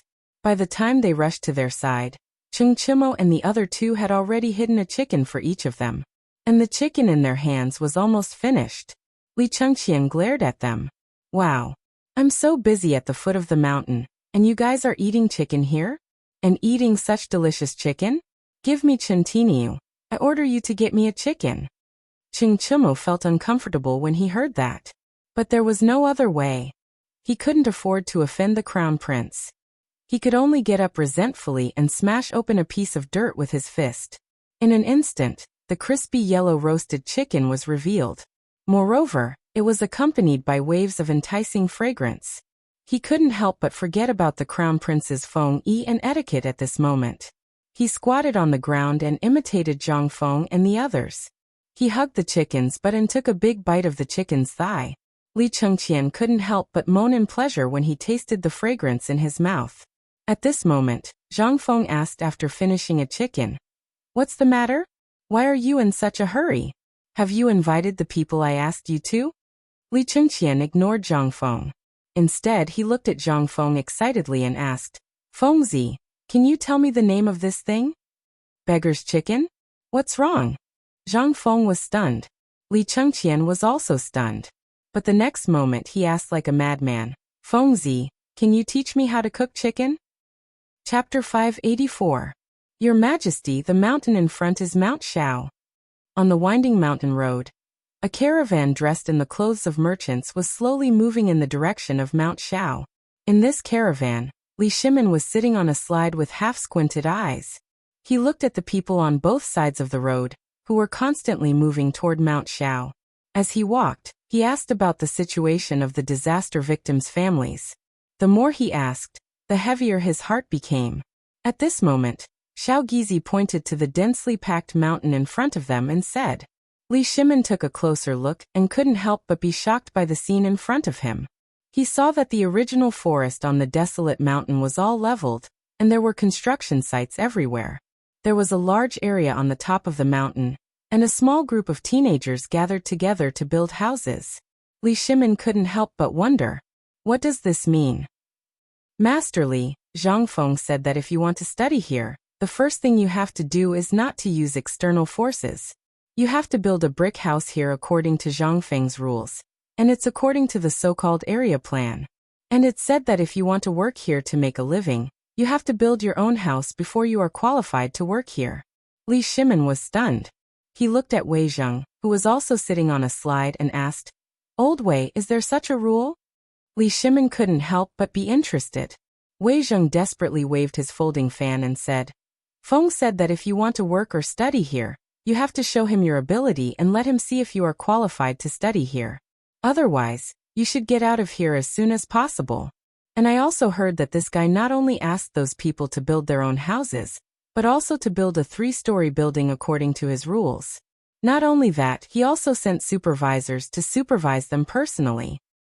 This guy. Li Shimin couldn't help but be in a good mood when he heard this. Although he didn't understand what Zhang Feng wanted to do, this kid obviously wanted to use free labor. However, this was also good. After all, this kid didn't have any money on hand. Moreover, he was so cunning. Although he didn't want money, at the very least at this stage, he had eliminated all those who were waiting for death. As for those who really wanted to read, they were able to tell the difference. There were advantages and disadvantages to doing this. The advantage was that it could distinguish those who were truly here to learn something. The disadvantage was that it would be difficult for the children of the officials and nobles. However, Li Shimin thought about it and agreed with Zhang Feng's approach. If the academies in our country can do this, then our Tang dynasty will really be different. Li Shimin let out a heartfelt sigh. Wei Zheng fell silent. Although he was still somewhat against Zhang Feng's approach in his heart, after all, it was mentioned in the Book of Sages that although there was no distinction between high and low in studying, it was not something that any ordinary person could learn. This was the only way to distinguish the students from the ordinary people. Zhang Feng did this because he wanted everyone in the world to be able to go to school. This, although he didn't know whether it was good or bad. What could he do when Zhang Feng did this? After all, Zhang Feng's strength and ability were there for all to see. Just as Li Shimin and Wei Zheng were leisurely following the fleeing army to Shao Mountain, a gong was sounded on Shao Mountain at this time. Even Qing Chimo's roar could be heard. Let's eat. As the voice fell, the people who were still playing games instantly dropped their tools like ants and swarmed to the place where the smoke was rising in spirals. That was the place where the mountain gate was built by a few big trees. After hearing the roar, the crowd, who were already moving slowly, became like donkeys that had turned into horses. They rushed up the mountain as if they had gone mad. Li Shimin and the others could only drive all the chickens and ducks that were carrying bone-strengthening powder and food to the side of the road, and make way for the people to trample on a spacious road. Looking at the densely packed crowd of people holding up broken bowls, Li Shimin could not help but feel flustered in his heart. What was it that caused my people to become like this? After the people left, Li Shimin waved his hand and said, "Speed up, I want to see what they are eating." Ah! Following Li Shimin's order, the originally slow group suddenly sped up. Groups of golden guards also opened up a path in front. Some people even hurriedly rode up to the top of the mountain to report. And just as the two places were proceeding in an orderly manner, at the chicken farm behind Shao Mountain, Li Chengqian was holding a large oil paper umbrella. He had moved a makeshift reclining chair made by Zhang Feng and was lying there, directing the dog and dozens of other children to roast the chicken. You are too slow and too stupid. Don't you know how to dig the chicken's stomach? Can this be eaten? And Go Zi, can you at least wash the mud off your hands before you go and get the chicken? If you dare to do this, I won't even let you eat the chickens, but I'll leave it for Mantu. Chapter 585. What Li Chengqian didn't notice was, when he started to cook the beggar's chicken, a large number of refugees who had just come up the mountain were attracted by the aroma and slowly gathered around. When Li Chengqian noticed, these people were not far away from him. Zhang Tufu was also holding a butcher knife and staring at those people angrily. What? You all want to rebel? Get the hell out of here and get back to work. Li Chengqian turned around with Zhang Tufu's roar. He didn't know what was going on, but he was shocked by what he saw. Behind him were basically the children who had followed their parents up the mountain. At this time, they were staring at his hand with their big black eyes. You little brat, don't you know how to be secretive after eating a chicken? Look, I'll see how you explain this to Fengzi. Zhang Tufu said hatefully. He stomped his foot and left. At this time, those children looked at the big chicken legs in the hands of Guzi and Zhuzi, and couldn't help but step forward. Guzi and Zhuzi quickly hid the chicken legs. But it was too late. When one was hungry, one's IQ would basically be in the negative. Especially when one saw such delicious food. One would have forgotten what IQ was. One of the teenagers couldn't hold back and rushed forward to snatch the chicken in Guzi's hand. But at this time, Li Chengqian's guard hurried over and kicked the person away. How dare you? Why aren't you backing down? Which one of the crown prince's guards wasn't a master? Although the guard had already restrained a lot of his strength, he still kicked the teenager far away. It was only at this moment that those people woke up from their stupor after hearing this cold shout. A teenager who seemed to be that teenager's elder brother hurriedly kowtowed to Li Chengqian in horror. Sir, please do not kill him. He hasn't eaten for 3 days. He was muddle-headed and offended, sir. Li Chengqian's expression was very bad. He looked at those people and then at the chicken that had just been roasted, as well as the chicken that was already cold. He waved his hand and said, Guzi, give it to them. Guzi didn't move.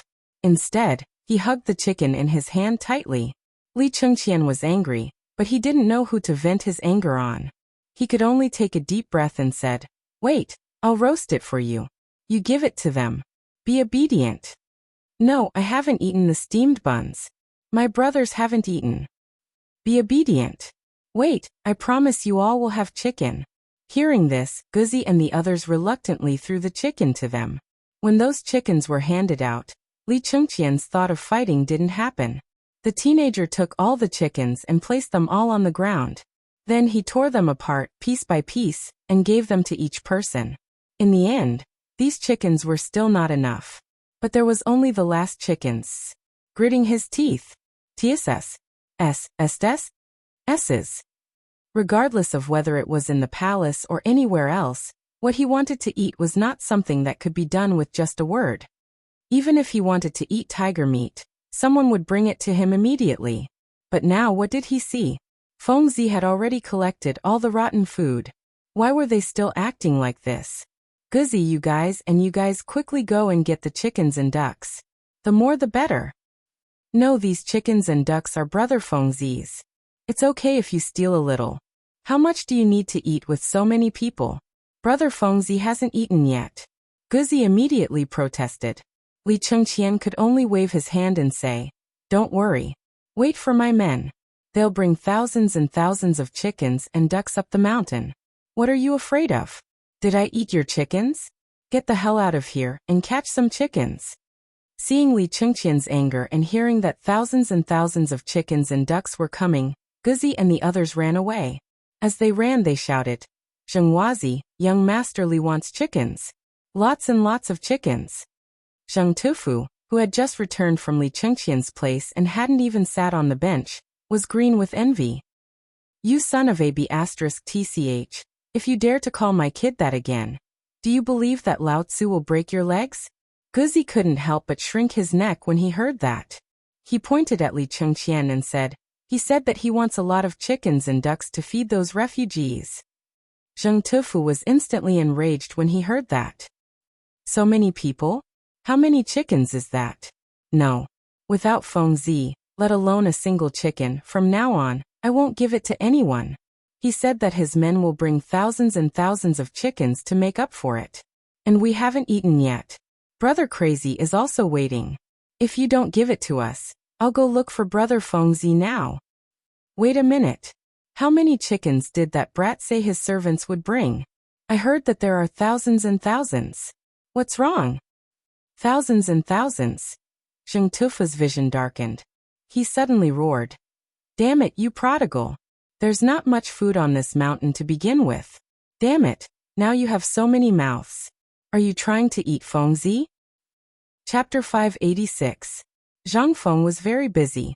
When he woke up early in the morning, he encountered more than 1,000 refugees going up the mountain.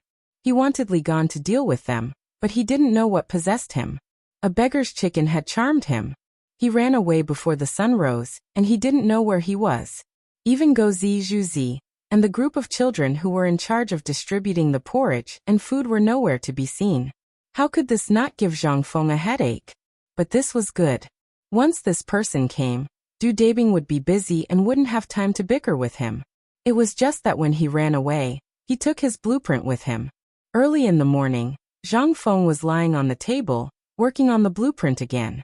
Just as Zhang Feng was about to succeed, he suddenly felt a gust of cold wind. He thought that Go Zi and the rest had returned and were fanning him. Go Zi, the wind is stronger. Oh right, where did that damn person go? I say, Fengzi, who are you talking about? At this moment, Li Shimon's voice sounded behind Zhang Feng. Zhang Feng thought he heard wrong. He turned around and saw that it wasn't Go Zi, but Li Shimon, who was fanning him while staring at his blueprint. Lao Li? Old Wei. When did you guys come? Oh right, this is turning around. Zhang Feng saw Li Shimon and Wei Zheng, as well as an old man with his hands behind his back, looking at the busy people outside. Li Shimon pointed at Sun Simiao and said, Isn't this the miracle Dr. Sun Simiao you're looking for? When Li Gan found out that I was coming yesterday, he ran away. However, when I was at the door, I saw De Bing and the others. But where did Li Gan go? Li Shimon thought that something big had happened, and wanted to show off in front of Sun Simiao. But when he went up the mountain, he didn't see him. Li Shimon couldn't help but feel a little disappointed. He asked the moment he entered. But how could Zhang Feng care about this? He hurriedly pushed Li Shimon away and came to Sun Simiao. He bowed and said, Student Zhang Feng greets Mr. Drug God. Only then did Sun Simiao retract his gaze. He cupped his fists and said, "Little friend is too polite. I've long since heard of your matter. To be able to take out 20,000 dan of grain to save the people from disaster at this time. Little friend's courage is truly admirable. Elder son, you flatter me.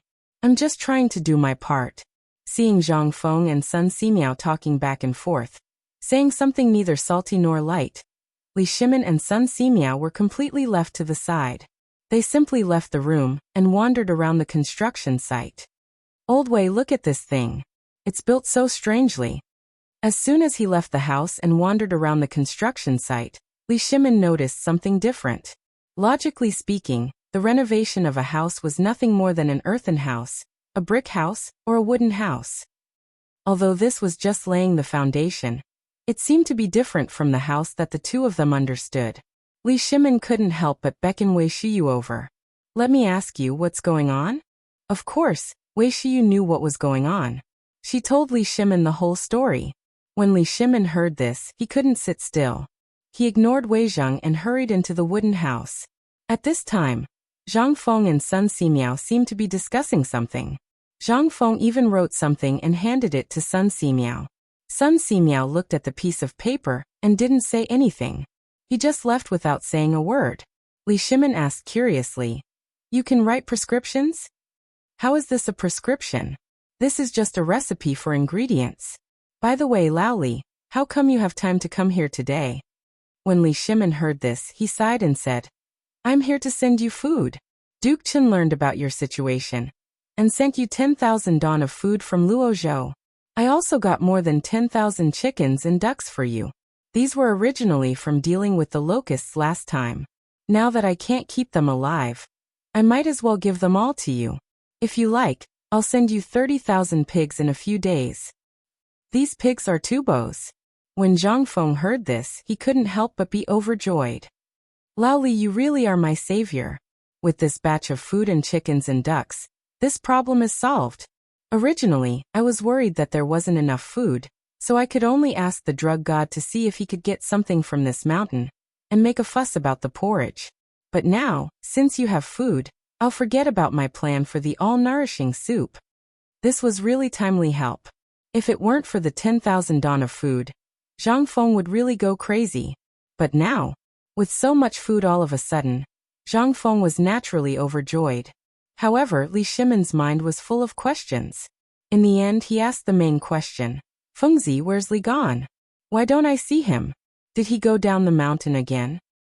"No, but that kid disappeared early in the morning. I don't know where he went." When Li Shimin heard this, he was shocked. "What happened?" Zhang Feng spread his hands. "How would I know? When he came back yesterday, he happened to see me cooking chicken. Then he pestered me to call him. Who knows where that kid is now, cooking chicken in some corner." Chapter 587. Li Shimin was angry. Suddenly, a burst of uncontrollable anger surged out of his body. What time was this? This was a time when the entire nation was suffering from hunger. Originally, they thought that the Crown Prince was actively dealing with this disaster. Moreover, during the morning court yesterday, he was so pleased. But what was the truth? Everyone was trying their best to settle the victims. What about him? What was the Crown Prince doing? "Fengzi, you think about it first. I'll come to you later. I have something to do." "Something to do? What's the matter?" Zhang Feng was confused. Fine.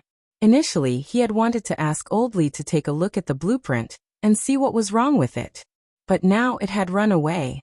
And Li Shimin? How could he not run away? He was the Crown Prince. If Divine Dr. Sun were to see him wandering around here, the doctor would be busy to death, but he was... How could he? Although Li Shimin wasn't afraid, he couldn't stand the rumors. Li Shimin couldn't help but find a kid as soon as he went out. He took out a piece of corn bun and said, "Kid, did you see Guzzi and the others?" Li Shimin had seen the kid before. He used to play with Guzzi and the others at the entrance of Zhang Feng's tavern. At this moment, the dark-skinned kid's eyes widened when he saw the steamed bun in Li Shimin's hand. He pointed at himself and said, "Grandpa, is this for me?" Li Shimin wanted to vomit blood, but he suppressed the anger in his heart and nodded. "As long as you tell Grandpa, This corn bun in Grandpa's hand is yours. The kid looked around and made sure no one was paying attention to them. Then he carefully asked Li Shimin to squat down and said, I told you, but you can't tell anyone else. They are getting chickens in that gully. And there are so many people there now. There are not enough chickens. Chickens? How dare he? Li Shimin had long known that the crown prince had messed around in Chang and city. But that was before, so he could turn a blind eye to it. But where was this place? Although there were no spies here, the craftsmen all knew them. Moreover, how could he guarantee that Wei Shuyu and the others wouldn't spread the news? Or if the commoners saw it and spread it around, then where would Li Shimin's face go? Today in the morning court, he had praised the crown prince for being sensible and knowing how to worry for the people. But now? What was he doing? Little Gizi, give me the sword. Li Shimin stood up, gritting his teeth as he growled. Little Gizi, who was following behind Li Shimin, shuddered when he heard this. Highness, there's no need for that, right? Let's go and take a look first. This child doesn't have any hair in his mouth. If we say, I said bring me the sword, Li Shimin roared. Although most people didn't hear it. But Wei Shuyu and the others who had been paying attention to this could tell from Li Shimin's expression that something bad had happened. The few of them hurriedly gathered together. I say, brothers, what's going on? Why do I feel that Master Li's expression doesn't look right? Let's go and ask that child. He should have heard something. I suddenly have a bad feeling. Li Gan is going to be in trouble. The few of them waited for Li Shimin to leave, then grabbed the child and asked, Let me ask you, what did that master say just now? Little baby was scared silly. He only gave me a steamed bun. If you want to eat it, Wei Shuyu glared at him. Let me ask you, what did he say? He asked me where Guzi and the others went. Then what did he say in the end? The child thought for a moment and said, I think he said something about his sister-in-law being so cheap. Sword. F*CK. Something F*King Big had happened. The few of them knew what cheap meant. His Majesty was going to kill someone. Who was he going to kill? Could it be with a chicken? Hiss. Several people could not help but suck in a breath of cold air. They hurriedly followed Li Shimin's direction and ran. This scene was also seen by Wei Zheng, who was observing and recording how Du Go recorded the disaster victims, and how he distributed the food. He had originally wanted to make a complete copy of this and bring it back to Chang, and to use on Chang'an. But now, seeing Wei Shuyu and the others running wildly, and in front of them, Li Shimin was holding a shiny thing in his hand, and was taking large strides forward, they were instantly shocked.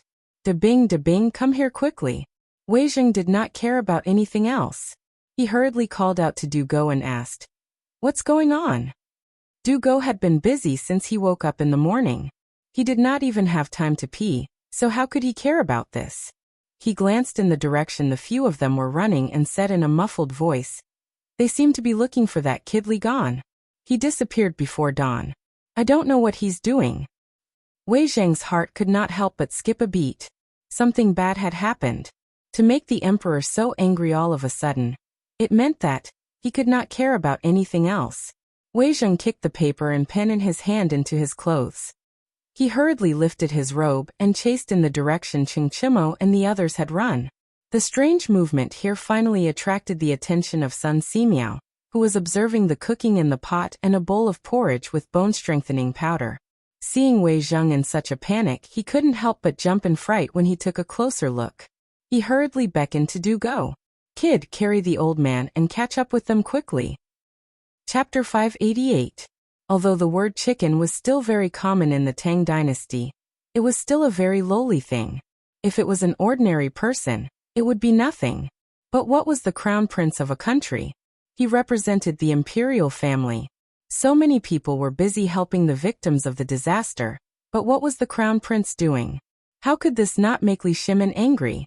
At this moment, Li Shimin was holding his sword with a frosty expression. Behind him, all the Jinwu guards were fan-shaped to protect Li Shimin from both sides. They also saw the anger on the emperor's face. Everyone couldn't help but sweat as they held the Modeo hidden in their robes. After Li Shimin circled around a mountain ridge, he saw a chicken pen made of bamboo that stretched as far as the eye could see. Not far from the chicken pen, There was a small stream that flowed from a cave on a mountain. A large group of people were gathered together, doing something unknown. In the middle of the crowd, Li Chengqian's eye-catching robe was recognized by Li Shimin and the others at a glance. Next to Li Chengqian was a banner with the words "Help the Victims, Chicken Dinner" written on it. Seeing these words, Li Shimin couldn't help but feel dizzy. When everyone saw this scene, they couldn't help but feel their heads explode. What was the crown prince doing? He was King courting death. It was no wonder that the emperor was so furious. So that was it. While Xiao Gizi was shocked, he quietly whispered to a Jinwu guard. Immediately go and ask Zhang Feng to come and save the emperor. If he plays, I won't let you off easily. When the Jinwu guard heard this, his legs trembled and he ran away in fear. How could Li Shimin care so much? He looked at Li Chengqian, who was lying on the recliner, waving a fan and drinking beer. He was so angry. Lao Tzu hasn't eaten properly for 3 days. You unfilial son. What are you doing? I asked you to come here to let you learn Zhangfeng's skills. I thought you learned something, but this is what you learned? Unfilial son. Kneel down. Li Shimin finally couldn't hold it in anymore. He shouted angrily, raised his sword and rushed down. Just as he was instructing Guzi and the others to skillfully pluck the feathers, wash the ducks, and wrap them with banana leaves, he faintly heard a loud roar. At first he was slightly surprised. However, he didn't think much of it when he heard the noise of Guzi and the others. He thought that it was an auditory hallucination. Anyone would have an auditory hallucination in the midst of the buzzing of these hundreds of people. Zhuzi, you're mistaken. You have to put the seasoning into the chicken's stomach first. Otherwise, who can eat it if you make it like this? It's tasteless. And you, the few of you. Are the eggs cooked like that? It's Zhuzi and you Huangzhuobang. Just as he was giving instructions to Sun Gozi and the rest of the group, a huge force suddenly smashed onto his head. Li Chengqian's head instantly became dizzy, and he fell heavily onto the ground. Unfilial son. What are you doing here? I'm going to kill you. Li Shimin was so angry that his lungs were about to explode. From afar, Li Chengqian seemed to be lying there. However, when he got closer, Li Shimin only wanted to vomit blood. Li Chengqian was waving a fan with one hand and eating a big chicken drumstick with the other. That wasn't much. What was more hateful was that there were hundreds of people watching from the side. How could you have the nerve to eat it? Li Shimin pointed the sword in his hand at Li Chengqian's neck and shouted angrily, Unfilial son, what are you doing? Aive. Father, I'm cooking chicken. Pa. It would have been better if Li Shimin didn't hear it. Once he heard it, the sword in his hand slapped Li Chengqian's face from the side. He was so angry that his entire body was trembling. When Xiao Gizi saw this, he hurriedly went forward to support Li Shimin and said, Master, you have to take care of your body. Don't be angry. You have to listen to what young master is doing. What is he doing? Do you think I'm blind and can't see it? Li Shimin pushed Xiao Gizi away. At this moment, Wei Shiyu and the others also rushed over. When they saw this scene, they instantly had a headache. Damn it. This grandson, you motherf ***. What time is it now, and you're still having fun here? Even if you want to die, don't do it like this, okay? They couldn't help but rush forward to mediate the fight. Master Li, please calm down and listen to what Li Chengqian has to say, okay? Li Chengqian hasn't slept during this period because of this matter. He's been dreaming about how to solve the food shortage problem all day long. We can guarantee that. Otherwise, why would we let him slack off today? He hasn't slept for the past few days, so we'll let him take a break today and have a good rest. Calm down first and listen to what he has to say. Plop. Plop, plop. At this moment, the commoners who were originally drooling over the roasted chicken and duck all knelt down in unison. Li Shimin was stunned. He raised his sword high and never put it down. Wei Shiyu and the others were also stunned. The two people who had just carried Sun Simiao over were stunned. At this moment, everyone was stunned. They saw the refugees uniformly kowtowing to Li Shimin and saying, Master, please spare young master. Chapter 589. Li Shimin was dumbfounded. After a while he said, You all get up first. No, sir, if you don't put down the sword, we won't get up. An old man in the crowd walked to Li Shimin's feet with tears streaming down his face. He hugged Li Shimon's leg and sobbed, "Sir, although I don't know why you're so angry, this young master is saving our lives." Hearing this, Li Shimon could not help but be moved. He squatted down, personally helped the old man up, and asked, "Old Zhang, I would like to ask Old Zhang to explain in detail. Speaking of the family's misfortune, this is my son. Originally I wanted him to come here." "Sir, you've misunderstood the young master." The old man interrupted Li Shimon and pointed to the group of refugees behind him. "We came here yesterday. When we were looking for a house to build, we met the young master here. At that time, although we ate Prince Zhang's porridge, we haven't eaten for almost 10 days. How could that be enough? So we smelled the aroma and came here. Young master, you've been roasting chicken here since last night. Otherwise, this old man would have to report to the king of hell this morning." Li Shimon looked at Li Chengqian suspiciously. "What's going on?" Li Chengqian didn't dare to lie. He said, "When I returned to the mountain yesterday, I didn't see Fengzi, so I looked around. In the end, I found them roasting chicken here. This chicken is the most delicious chicken I've ever eaten. So I thought that if we don't have food to feed the chickens, a large number of them will starve to death every day. So I thought of using this method to divide the chickens and eat them. So I learned this skill from Zhang Feng and taught it to them. I remembered father's teachings and what Fengzi said before.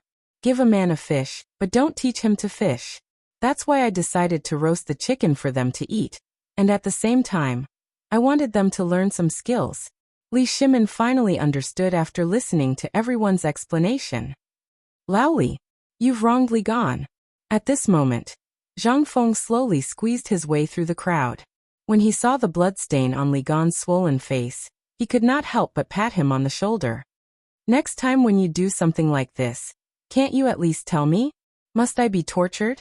As he spoke, Zhang Feng looked at Li Shimon and said, "You too. This is your son after all. How can you bear to hit him? All right. Since you're here, why don't you take a look at your son's chicken? What are you still standing there for? Go get the chicken for your father." Zhang Feng glared at Li Chengqian. Li Chengqian also came to a sudden realization. At this moment, the crowd burst into laughter. "Young master, save the chicken but for me. No, the chicken in that pit has been cooked for a long time. Young master, take the chicken in that pit first. Otherwise it will be burnt later. Young master, I haven't eaten chicken this morning. This time, save the chicken rack for me. I have to bring it back for my wife to taste. All right. Everyone here today has it. This young master." When Li Chengqian heard this, he turned around and wanted to boast that everyone present had it. However, when he saw Zhang Feng and Li Shimon's expressions, he hurriedly shrunk his neck and lowered his head to shout at the two of them. "Why are you still standing there? Get the chicken." Several people hurriedly dug out dozens of basin-sized mud lumps from the fire pit. Li Shimon was dumbfounded. Sun Simiao was also dumbfounded. "Fengzi, what is this thing? Can it be eaten? Little friend Zhang Feng, what is this thing?" Li Shimon and Sun Simiao asked almost at the same time. At this moment, when the refugees saw these mud lumps, their eyes instantly widened. "This is beggar's chicken. I made it." "Beggar's chicken?" Li Shimon and Sun Simiao looked at each other, their faces full of question marks. Beggar's chicken? The crown prince was actually making beggar's chicken? What kind of scandal was this? Just when Li Shimon was about to get angry, Zhang Feng slapped his forehead and explained, "Well, what I mean is that the method of making this thing is so simple that even beggars can make it. And as you can see, this thing doesn't need a stove. It can be made with local materials. It's a must-have for home travel." In his early years, Li Shimon often fought in the north and south. Basically, food was roasted on a fire or stewed in a pot. When had he ever seen something like this? Not to mention Sun Simiao. After entering the deep mountains and forests, he basically ate one meal after another. When there was food, he would either eat it raw or roast it on a fire. When had he ever seen such a cooking method? One was the emperor, and the other was the drug god. Not to mention that they had eaten all the delicacies in the world. They had eaten most of them. It was just that they had never seen cooking without rice. The two of them couldn't help but lick their lips when they saw Li Chengqian personally knock open the mud lumps and reveal the yellow chicken buttocks. After all, their stomachs had been filled with gruel for the past few days. Now that they saw such a magical thing, how could they bear it? Li Chengqian found 2 banana leaves for the 2 chickens and handed them to Li Shimin and Sun Simiao.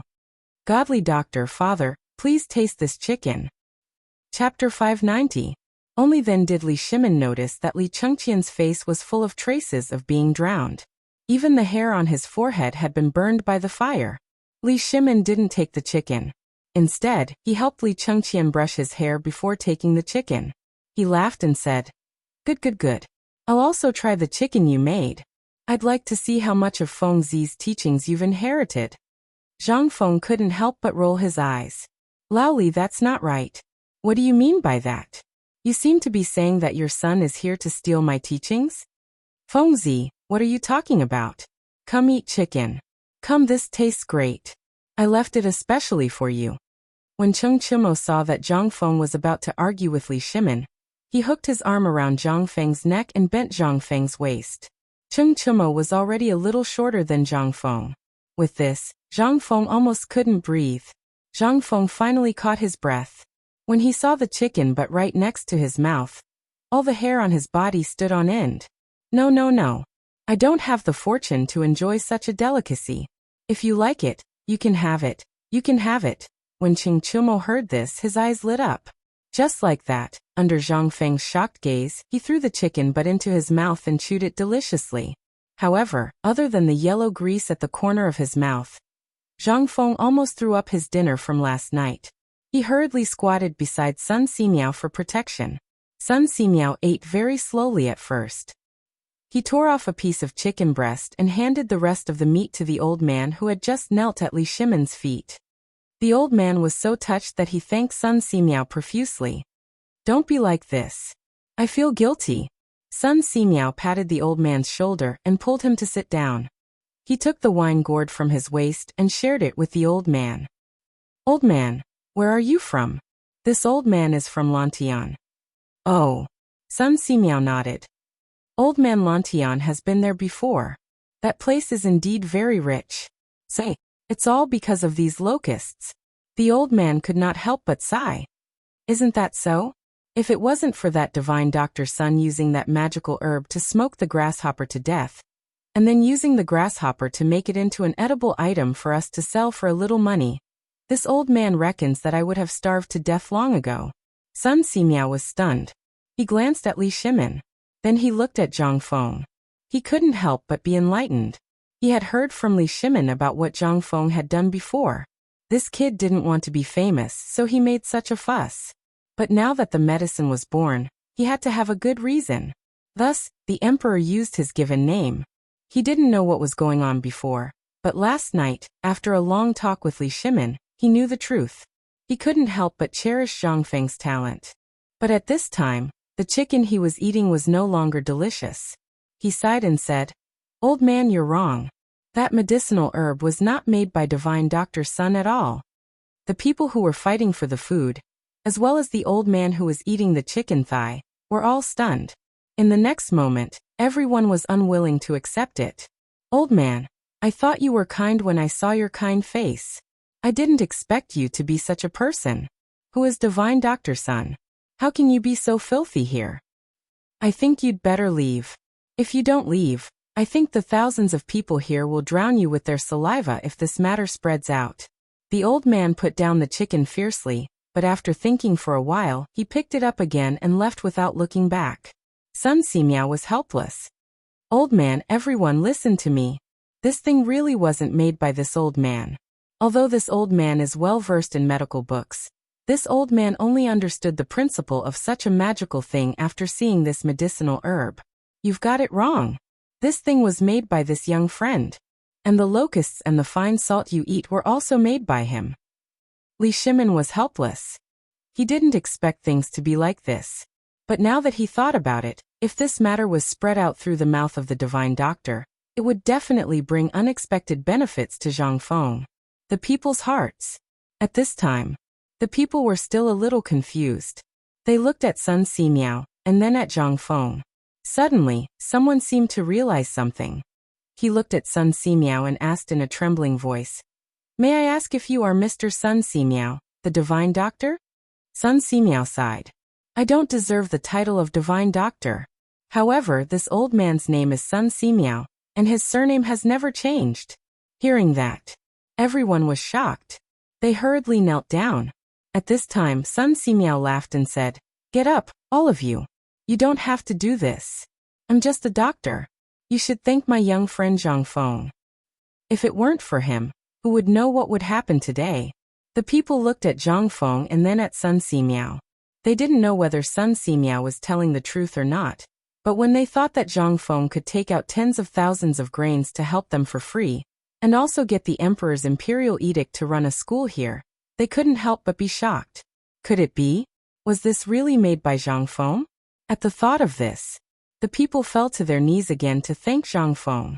Li Shimin looked at everything in front of him while eating the chicken. He patted Li Chengqian on the shoulder and said, "This chicken is so delicious." Chapter 591. Li Shimin was in a good mood. Especially during this period of time, this was the best time. Not only did he see the hard work of Li Chengqian and the rest of the next generation, but he also saw the true power of Zhang Feng. However, when he thought that all of this would belong to him in the future, Li Shimin's heart couldn't help but become excited again. Li Shimin was very excited. After personally cooking a chicken with Li Chengqian, he was in a good mood. "Come, all of you come and roast this chicken. I'll make the decision. Roast all of them. Everyone on the mountain will get one." When Zhang Feng heard this, his eyes widened. He pulled Li Shimin to the side and hurriedly said, "Lao Li, are you crazy? Although your son is awesome, you can't spoil things like this, right? Do you know how many people are on the mountain now? If you eat it today, what will you do in the future?" Li Shimin patted Zhang Feng's shoulder and didn't say anything. He called out and everyone returned to the small wooden house. At this time, the news of Zhang Feng's salt production and Zhang Feng's rescue of the locust plague had spread like wildfire on the mountain. Everyone was so excited that it was as if they had been injected with chicken blood.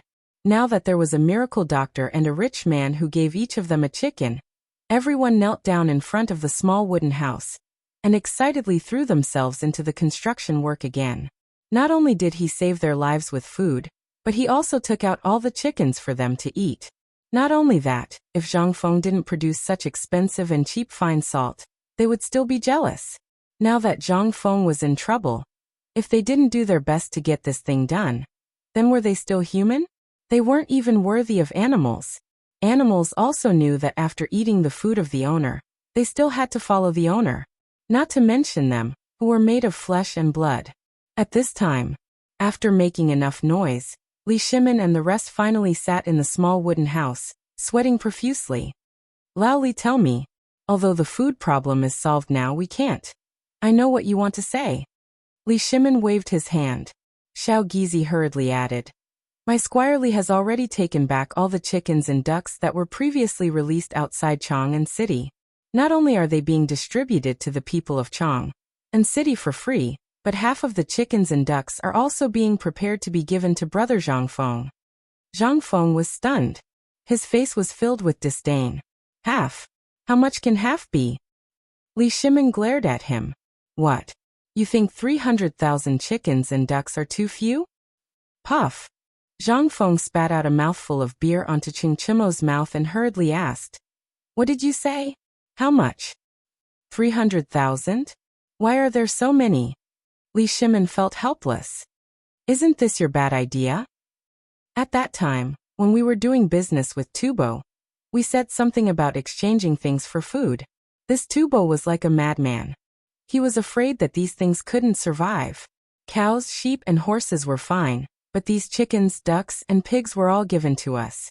He only asked for 100,000 don of food." Zhang Feng couldn't help but feel dizzy. "Then how many chickens and ducks do you have in total now?" Li Shimin was stunned. "Hey old Wei, how many chickens and ducks do we have?" Wei Jing was also stunned by the question. He hurriedly said, "Let me see."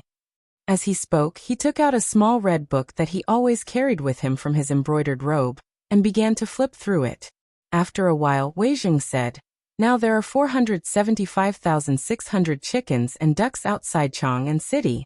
Every day, thousands of chickens and ducks starve to death or are trampled to death by other chickens and ducks. The daily consumption of food is more than 10 don. Hiss. Zhang Feng couldn't help but gasp. My goodness, 470,000 don? Laoli, did you rob Tubo? Otherwise, how could you have so many chickens and ducks? Li Shimin was speechless and gave a wry smile. How would I know? At that time, people in Tubo didn't have enough to eat, and countless people starved to death. How could there be such things as fodder that you made? So, under the wise decision of the current emperor, I happened to have some business with people in Tubo. So they first said that they would leave the chickens and ducks with me. But in the end, didn't the plague of locusts break out? They simply exchanged these chickens and ducks for 100,000 don of food. If not, how could I be short of food now? Li Shimin couldn't help but sigh. He miscalculated. At that time, if he had listened to Zhang Feng's words and gathered all the food in the country, how could there be such a field now? On the contrary, the chickens and ducks that were popular at that time had now become another problem besides solving the problem of food for the people. These chickens and ducks were far more than the so-called 400,000, and this was only the chickens and ducks gathered outside Chang'an City. What if the chickens and ducks in other places were added? How much would that be? Thinking of these chickens and ducks, Li Shimin began to have a headache. Damn it, it was really damn it. However, Zhang Feng couldn't help but pat Li Shimin's shoulder excitedly and said, Laoli, I have something to discuss with you. Li Shimin couldn't help but be shocked. What's the matter? Give me all your chickens and ducks. Do you know this time, you've made a fortune? Zhang Feng was very excited. Originally, Old He and the others shook their heads and sighed that Zhang Feng was a fool every time they met. But they didn't know that although Zhang Feng had lost 20,000 don of food, after hearing that there were so many chickens and ducks at this time, Zhang Feng was very excited. Zhang Feng couldn't help but recite a poem again. One must enjoy life to the fullest. Don't let the golden cup be empty against the moon. I am born to be useful. Money will come back after it is spent. Chapter 592. Li Shimin obviously didn't understand what Zhang Feng wanted to do. For him, these chickens and ducks were still manageable for the time being.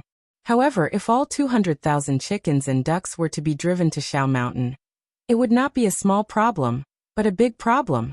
Now these chickens and ducks were all fat and strong. Even the piglets, who were usually as thin as firewood, were now as strong as calves. This was the problem that Li Shimin had a headache. But now looking at Zhang Feng's appearance, he seemed to be very excited. This made Li Shimin confused. Fengzi, are you okay? What do you want to do with these chickens and ducks? Sun Simiao couldn't help but narrow his eyes and look at Zhang Feng. Zhang Feng didn't speak. Instead, he smiled mysteriously and waved at Ching Chimo. Ching Chimo instantly understood. He rushed out of the door excitedly. This scene made Li Shimin, Wei Zheng, and Sun Simiao even more confused. What was he doing? Did this kid want to? Just when he was confused, Ching Chimo came in with 2 bowls of steaming porridge. Master Li, you have the porridge. Dr. Sun, have the porridge. Looking at the oily layer of grease on the bowl and the smell of bone-strengthening powder, Li Shimin's eyes couldn't help but light up. This is made with bone-strengthening powder? Zhang Feng didn't speak. He just signaled Li Shimin to take a sip. Li Shimin and Sun Simiao subconsciously took a sip. Then, both of them couldn't help but frown. Master Li, there seems to be something else in this porridge besides bone-strengthening powder. When Li Shimin heard Sun Simiao's words, he couldn't help but frown. He took another sip and stirred it with the spoon. Yes, this porridge is thicker than normal porridge. This is the effect of the bone-strengthening powder. However, it shouldn't be this thick. Moreover, after eating it, there's a taste of muscle. However, there's a faint foul smell. However, after being mixed with pepper, the foul smell has been reduced, but it has become another exquisite taste. That's right, said Zhang Lixing. That's right. Sun Simiao nodded. This old man also tasted a few medicinal herbs in this congee. Li Shimin's eyes lit up. Speak your mind. Sun Simiao slowly drank the porridge bit by bit. He couldn't help but finish the entire bowl of porridge. Then he closed his eyes and savored the taste for a long time. Occasionally he would pick up the bowl and sniff it. This seems to have added star anise, cinnamon, and bay leaf. Am I right? Sun Simiao asked as he looked at Zhang Feng with a burning gaze. Zhang Feng could not help but give him a thumbs up. Dr. Sun is indeed Dr. Sunday. You can taste the essence in a bowl of porridge. That's right. In this porridge, not only did I add muscle, but I also added pork and bone-strengthening powder. Laoli, do you still remember what I said before? These chickens, ducks, and pigs are good stuff. Even if this locust plague is over, these things will still make us rich. Do you still remember? Li Shimin nodded. Zhang Feng had said that before, but now, other than eggs, who would be willing to eat chicken? Even if those people were willing to eat it, although the chicken was good, they only had so little money. It wasn't even enough to buy food. Who would buy chicken with that money? There was nothing to feed their own chickens. Who would buy chickens if they ate them? Wouldn't that be a fool? However, this was what he thought at that time. Now Li Shimin picked up the bowl in shock and tasted it again carefully. He couldn't help but be a little shocked. At this moment, Sun Simiao couldn't help but laugh. Wonderful, wonderful. Little friend, this old man has learned a lot today. This bone-strengthening powder and fried locusts, there is no need to talk about them. Although this old man doesn't know the essence, this old man has drunk that thing before.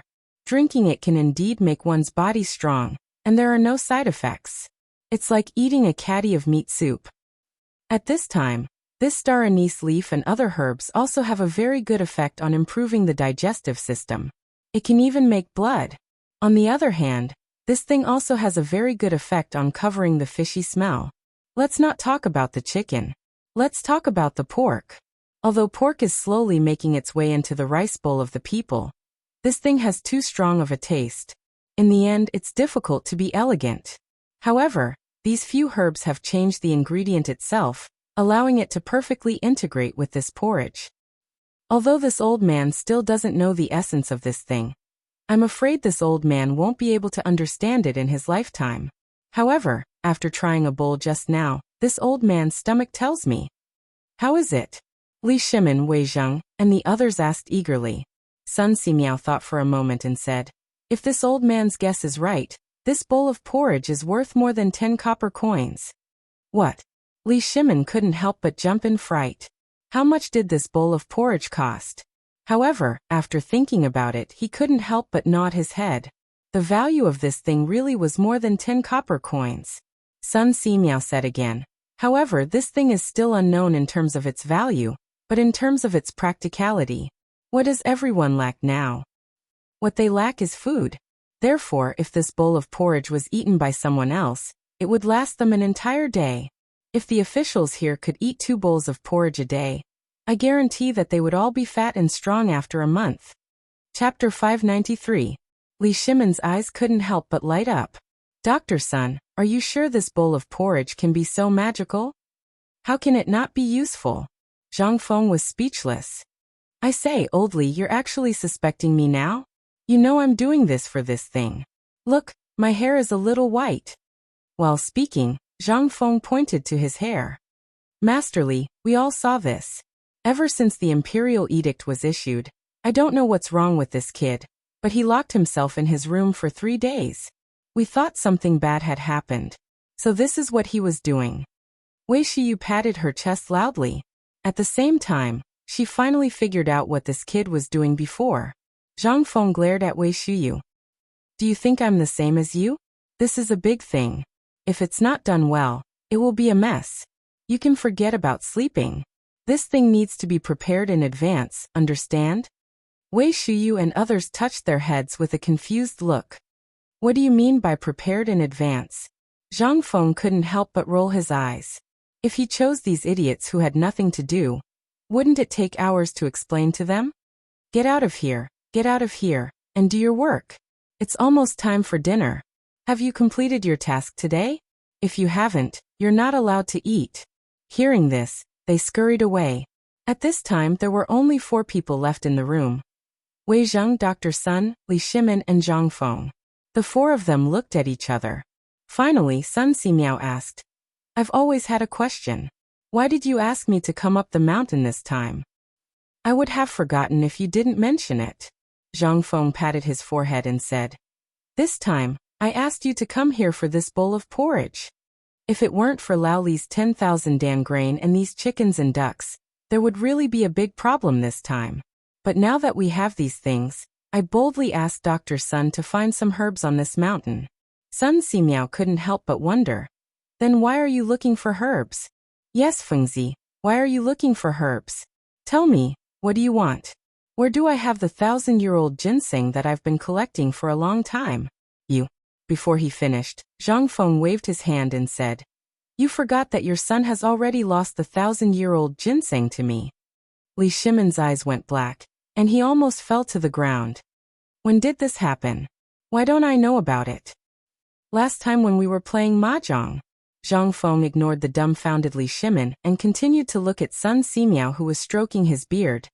"Dr. Sun, this bowl of porridge actually has a name. I call it medicinal cuisine. This thing can not only be used on ordinary people, but it can also be used on rich people to treat their illness." Sun Simiao was a little surprised. He didn't know the specific effects of this thing, but this medicine could be mixed with ingredients. This was a method that existed since ancient times, but there weren't many that could really achieve the balance of yin and yang. However, in this bowl of porridge, if some other medicinal herbs were added, such as the Hautuinia herb, and some other things, then this bowl of porridge would really become a bowl of medicinal cuisine with extraordinary value. Sun Simiao couldn't help but look at Zhang Feng, a little dumbfounded. "Little friend, I wonder where you learned your skills from?" Hearing this, Wei Zheng hurriedly touched Li Shimon to wake him up. Zhang Feng waved his hand and said, "Old mister, you don't have to do this. These are all things that my master occasionally mentioned when he was teaching me." Hearing this, Sun Simiao was a little surprised. This was just an occasional mention? Could it be like this? If he were to seriously study medicine, what would happen? "May I ask?" "Well, don't ask. This is a sad thing. I don't want to talk about it." It would be strange if he could explain it clearly. He had heard of this man's name in the future. He was simply the second Tang Sung. No, the second was Du Dabing. That guy was really poisonous. Li Shimon couldn't help but say, "Dr. Sun, Zhang Feng's master has gone to travel maybe. So if he doesn't want to talk about it, you don't have to ask. There are many wonderful people in this world, but we can't meet everyone. Although we can't meet his master at this time, I think this porridge of Fengzi will definitely become a good thing." Li Shimon couldn't wait for a long time. Now that Sun Simiao had said so, it must be true that this thing was definitely something good. Then the most important thing now was, Li Shimon wanted this thing. He didn't want to make a fortune with this thing, but if this thing could be used on the disaster victims in the world, although there wasn't much bone strengthening powder left and it couldn't be used everywhere, there couldn't be more chickens, ducks, and pigs. Once it was added, then Li Shimon couldn't sit still. He said, "Well, Fengzi, you also know that there are disasters everywhere in the Tang dynasty now. You don't want to see all the disaster victims come to you, do you? So Fengzi, can I make a deal with you?" Chapter 594. How could Zhang Feng not know what Li Shimon was going to do? He had already given them so many things. Moreover, there were hundreds of thousands of chickens and ducks. Even if Lao Li and his family ate them all day long, they wouldn't be able to finish them all. Therefore Zhang Feng spread his hands. "Brother, I know what you're going to do even if you don't tell me. Since you're here today, this is also what I wanted to tell you. Lao Li, although it's a bit unkind to make money from a national disaster, this is really a profitable business." Li Shimon was a little speechless. This kid really thought of himself as a businessman. However, the Tang dynasty was really short of money now. Whether it was the manufacturing of the iron ships or iron carriages, it would cost a lot of money. Also, the soldiers stationed at the border would need a huge amount of military funds. Although they had made some money before, after the locust plague, the treasury that had just been filled up was a little empty again. At this time, Li Shimon understood what Zhang Feng wanted to do after hearing what Zhang Feng said. "You mean to sell this bowl of porridge to those rich people?" Zhang Feng stretched out a hand and shook it. He said mysteriously, "Yes and no. After all, we don't have much bone strengthening powder now. We can't make this thing like this. This is one of the reasons why I asked Elder Sun to come up the mountain. On the one hand, I want elder son to find some medicinal herbs that can replace the bone-strengthening powder, and add them to this porridge. Moreover, I want to make this porridge into two different things. One is the kind that doesn't add the bone-strengthening powder, and can fill the stomach, but the improvement of the physique is minimal. The other is the kind that doesn't add the bone-strengthening powder, but the taste and the effect of strengthening the physique are the same, or even stronger. What Zhang Feng wanted to do this time was actually a distribution model, which meant that he wanted to divide the same thing into 3, 6, and 9 grades. Although there was no hierarchy to this thing, and it was something that those unscrupulous merchants had originally divided for the sake of profit, he was now a merchant. Moreover, this great Tang wasn't like the modern world where everyone was equal. If this thing was really made into something like fine salt, then it would truly be a mess.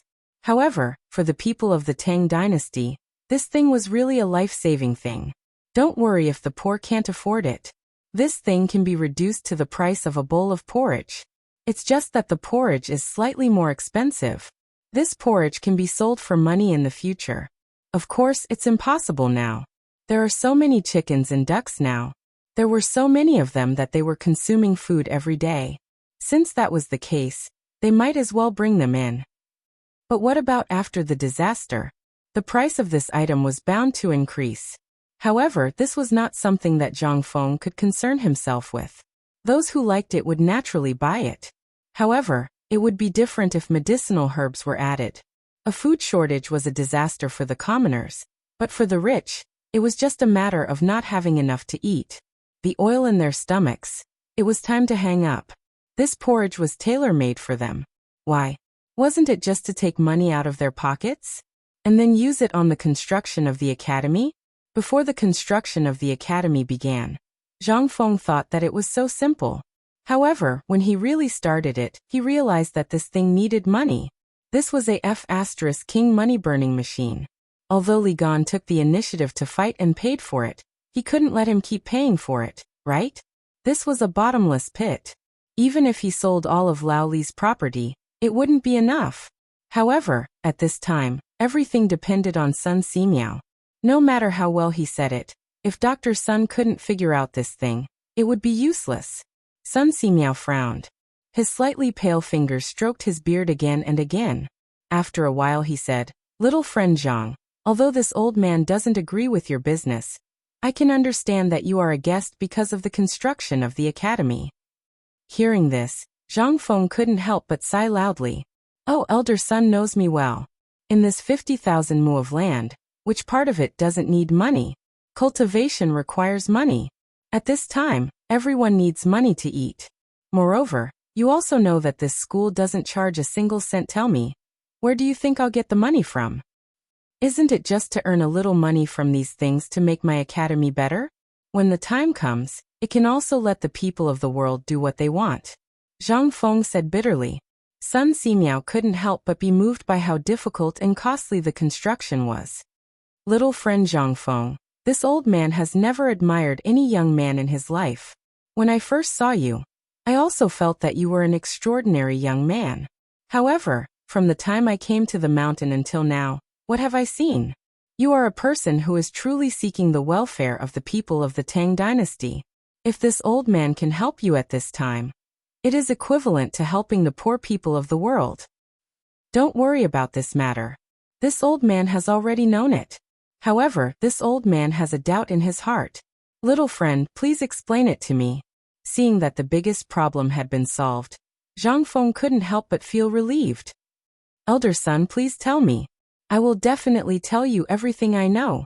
Then why did you choose pork and not other things?" "It's cheap." Li Shimin was stunned. Sun Simiao was stunned. The two looked at each other and said, "Say that again." Chapter 595. Li Shimin was dumbfounded. Sun Simiao was dumbfounded. Wei Zheng was dumbfounded. Everyone in the world knew that pork tasted awful. It would not be a big deal if it was eaten by commoners, but what were they making now? What kind of rich people would eat this medicinal cuisine? How fishy would it be? How disgusting was it? How could they eat it? That would be a strange thing. If they really did that, there would be big problems. However, Zhang Feng did not answer. Instead, he ran to the door and yelled, "Tainyo, go get Li Qian. Tell him I'm looking for him." A moment later, a black-faced Li Chengqian rushed into the wooden hut, sweating profusely. "What's the matter?" "I'm busy." Li Chengqian bowed to Sun Simiao and Li Shimin as soon as he entered the hut. Zhang Feng patted Li Chengqian on the shoulder and asked, "We're all on the same side here, so I won't beat around the bush. Let me ask you, have you found the carpenter I asked you to find?" "I found him. He's an old eunuch from the palace." Sun Simiao was dumbfounded when he heard that. Li Shimin already knew, but wasn't he talking about pigs? Why was it related to this again? However, the two of them did not ask anything. They waited quietly for Zhang Feng. Zhang Feng was overjoyed when he heard that. "That's great. Invite him in. I want to ask him something." Li Chengqian hesitated. However, after some thought and seeing Li Shimin's expression, he walked to the door and called in the eunuch he had brought with him. The old eunuch was very old. He had a head of silver hair, but his mouth was very thin. There was no beard on his chin. Zhang Feng was stunned. He pulled Li Chengqian to the side and asked, "He must be a eunuch?" Li Chengqian rolled his eyes. "Didn't I just say it? I went through a lot of trouble to find a eunuch who just retired from the palace. Do you want him? If you don't, then forget it." He always felt that this matter was a little awkward, and he unconsciously felt a chill in his crotch. But since Zhang Feng wanted it, he didn't dare to say anything. He could only keep his head down and do his job. Seeing Li Chengqian like this, Zhang Feng's mood was greatly relieved. He circled the old eunuch a few times. Although the old eunuch was able to maintain his composure, how could he remain calm? Other than this idiot in front of him, the other three people were all people who could make the ground shake with a stomp of their feet. The emperor, the godly doctor, and the crown prince. He could not afford to offend any of them. If it weren't for eunuch Xiao Gizi's constant reminders, he would probably have knelt down by now. At this moment, he could only grin with a smile that was uglier than crying and bow his body as he stood. After Zhang Feng finished looking around, the old eunuch said, "Greetings, Prince Zhang. Greetings to Master Li, young Master Li, and Dr. Sun." Sun Simiao rolled his eyes, looked at Li Shimin, and then looked at Zhang Feng playfully. Zhang Feng didn't care about the red tape and said, "Let me ask you something, old man."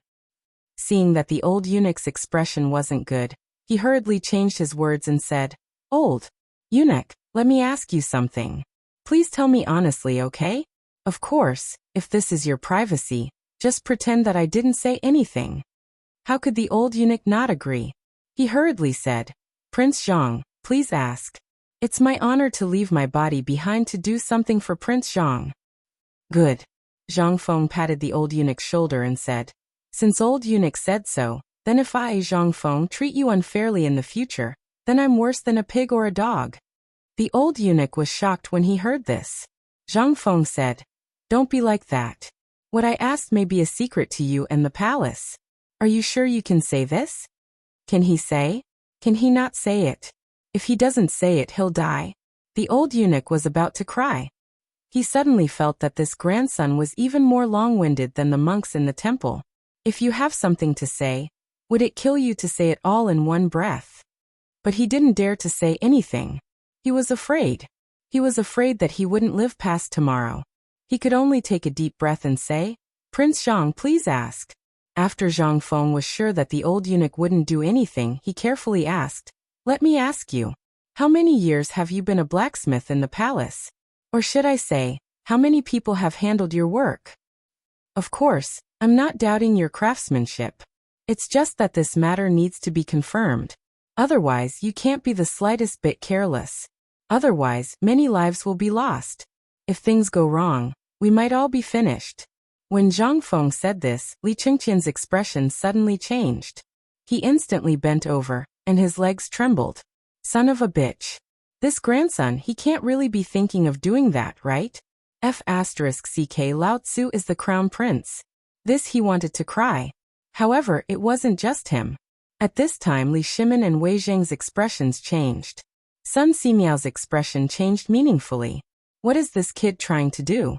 Is he really thinking of? However, at this time, the emperor didn't say anything, so he didn't interrupt. He roughly guessed why Zhang Feng called him here. There was one thing he couldn't figure out. It was just to go to school. Was there a need to be a blacksmith? What is he trying to do?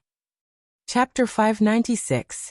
However, Sun Simiao didn't care about that because the emperor didn't say anything. After all, his son was trembling in fear. Zhang Feng did not notice this. But the old eunuch was already trembling all over. His originally pale face was now a little green. Not only that, the sweat on his face was like beans, falling down with a shwa shwa shwa sound. He could already see death waving at him. However, the emperor didn't say anything. He didn't dare.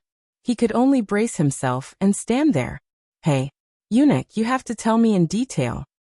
The old eunuch's voice was trembling badly, but seeing that the emperor nodded calmly, he could only brace himself and say, Then I've been in the palace for dozens of years.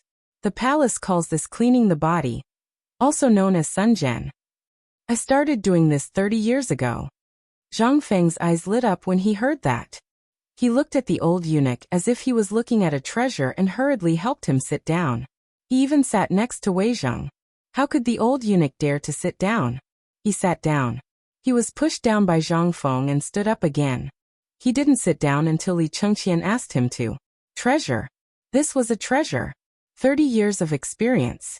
It seemed that he couldn't be wrong. Zhang Feng rubbed his hands and squatted next to the old eunuch. Behind him, Li Chengqian was about to explode. He looked at Li Shimin with pleading eyes, but Li Shimin didn't even bother to look at him. Li Chengqian realized that it was going to be a tragedy. However, he couldn't do anything now. He could only brace himself and stand there. Fine. I won't be alone when the time comes. I'd like to see what he's going to do. Zhang Feng asked excitedly while Li Chengqian was in a mess. Eunuch, may I ask how it is? Does that person feel pain? Do you usually use mafesin? After using it, do your wounds fester a lot? Not only the old eunuch, but even Li Shimin's expression changed. What was this kid trying to do? However, Li Shimin didn't interrupt Zhang Feng for the time being before he got the results. He always felt that this kid was going to do something big. As for what it was, Li Shimin didn't know yet. But that was the nature of this kid. In the end, Li Shimin could only wait. How could the old eunuch dare to say a word? His entire body was shaking, and his head felt like it was being pounded by a heavy hammer. What is this? This was an insult to him. If it was anyone else who dared to ask such a question, he would definitely pick up a knife and fight them to the death. What is this? This was their last shred of dignity. It was also the pain hidden in the bottom of his heart. Who didn't want to be a man? But because of many things, they had no choice but to become eunuchs. What are you doing now? This was exposing his scars. But what could he do? He could only say in a muffled voice, Before I use the knife, I will make the person drunk. Then, I only need to use a knife to clean up the wound. As for the wound, a handful of lime powder and a few days of wormwood. Basically, the person can walk. The old eunuch's words were very awkward. At this time, everyone in the room, except for Zhang Feng, felt a chill in their crotch and sat up unnaturally. Fengzi, what are you trying to do? Say it clearly. Li Chengqian finally couldn't take it anymore. Zhang Feng waved his hand, indicating for Li Chengqian to stop talking. Then he said, Then eunuch, does it hurt? Will it have any effect on the aftermath? The old eunuch wanted to hit someone. The hand hidden in the embroidered robe clenched into a fist, but he didn't dare to. The emperor was here. In the end, the old eunuch resigned himself to fate. He closed his eyes and said, It hurts a lot. That is the last feeling a man will have. It won't hurt after a year, but it will still hurt every time it rains. Prince Zhang should know that place very well. The old eunuch threw caution to the wind. What the hell? What could it be? Didn't he just want to know the details? What could it be? This kid was asking so many questions. Could it be that he really wanted to do something to the students who came here? At the thought of being able to do something to those students, the old eunuch felt a wave of pleasure. There was no other reason. Perhaps this was a kind of psychological distortion, but there was no other way. If he was invited here, then it definitely wouldn't be to ask if it hurt. Moreover, although Zhang Feng was known by very few people in the palace, an old man like him would still know a little. At this time, after hearing Zhang Feng's detailed questions, he suddenly couldn't understand Zhang Feng. Logically speaking, Zhang Feng was such a genius, but how could he be so concerned about these things? Not only did the emperor and the crown prince come, but he even invited the godly Dr. Sun Simiao. What did this mean? This meant that something big was going to happen. The old eunuch didn't know what exactly it was, but it definitely had something to do with his old profession. At this time, Li Chengqian finally couldn't sit still. He immediately went berserk. That Fengzi, it's time to eat. I'm going to help Dabing and the rest. I'm leaving. Zhang Feng was stunned and hurriedly waved his hand. Where are you going? Wait, I still have something important to say. Scram. Lao Tzu quit. Chapter 597. Faced with Li Chengqian's inexplicable words, Zhang Feng was completely dumbfounded. He scratched his head and asked, Lao Li, what's wrong with your son? Well, Li Shimon's face stiffened. Did you want to do something to him just now? Zhang Feng was also dumbfounded. He asked with a face full of question marks, What? A blacksmith. Did you find a blacksmith for him? Li Shimon didn't want to say it, but he couldn't help it. That was not only his son, but also the crown prince of the Tang dynasty. He was also the face of the Tang dynasty. If people knew what happened today, wouldn't they laugh to death? Let's not talk about anything else. Just talk about this now. Do you really not understand? Alas. Li Shimon heaved a heavy sigh. Fengzi, just say it directly. What do you want to do? Don't you feel scared by what you're saying? No. It's quite good. Zhang Feng's words almost made Li Shimon go crazy. It's quite good. How is it good? It's so scary. Li Shimon was speechless. Fengzi, you're asking so many questions. What does it have to do with the famine? I think it has nothing to do with it at all. Let's talk about your porridge now. I think it's still possible. Zhang Feng spread his hands. I'm talking about the porridge now. And it's the most important thing of the porridge, pork. Pork. You can talk about pork if you want, but why are you talking about blacksmiths? And you're talking about eunuchs. How are you talking about pork? Li Shimon couldn't help but go crazy. Fengzi, speak properly. Oh, look at you. Don't you have any patience? I, Zhang Feng, can guarantee that you'll be so excited that you'll jump up and down. Do you believe it? And this, eunuch, although I know you feel uncomfortable now, you have to know that in the future, although you can't be compared to those dukes, at least you'll be richer than those businessmen. Do you believe it? What's this? This is a big deal falling from the sky. Speak properly. Li Shimon's face was as black as the bottom of a pot. Sun Simiao also couldn't listen to him. This guy looked okay. But why was his mouth full of the stench of money? Young friend, you've fallen behind. Although you're doing business for the sake of the academy, you can't be so full of the stench of money, right? Tell me first, how are you going to make this porridge? Sun Simiao was very tactful. This was the first time in his life that he was sitting on a cold bench after being here for half a day. Wherever he went, wasn't he treated as an honored guest? But here, he felt that he was superfluous. Zhang Feng also noticed Sun Simiao's impatience, so he said, Elder son, please calm down. I'm being rude, but don't worry. Wait, I really have something important to discuss with you.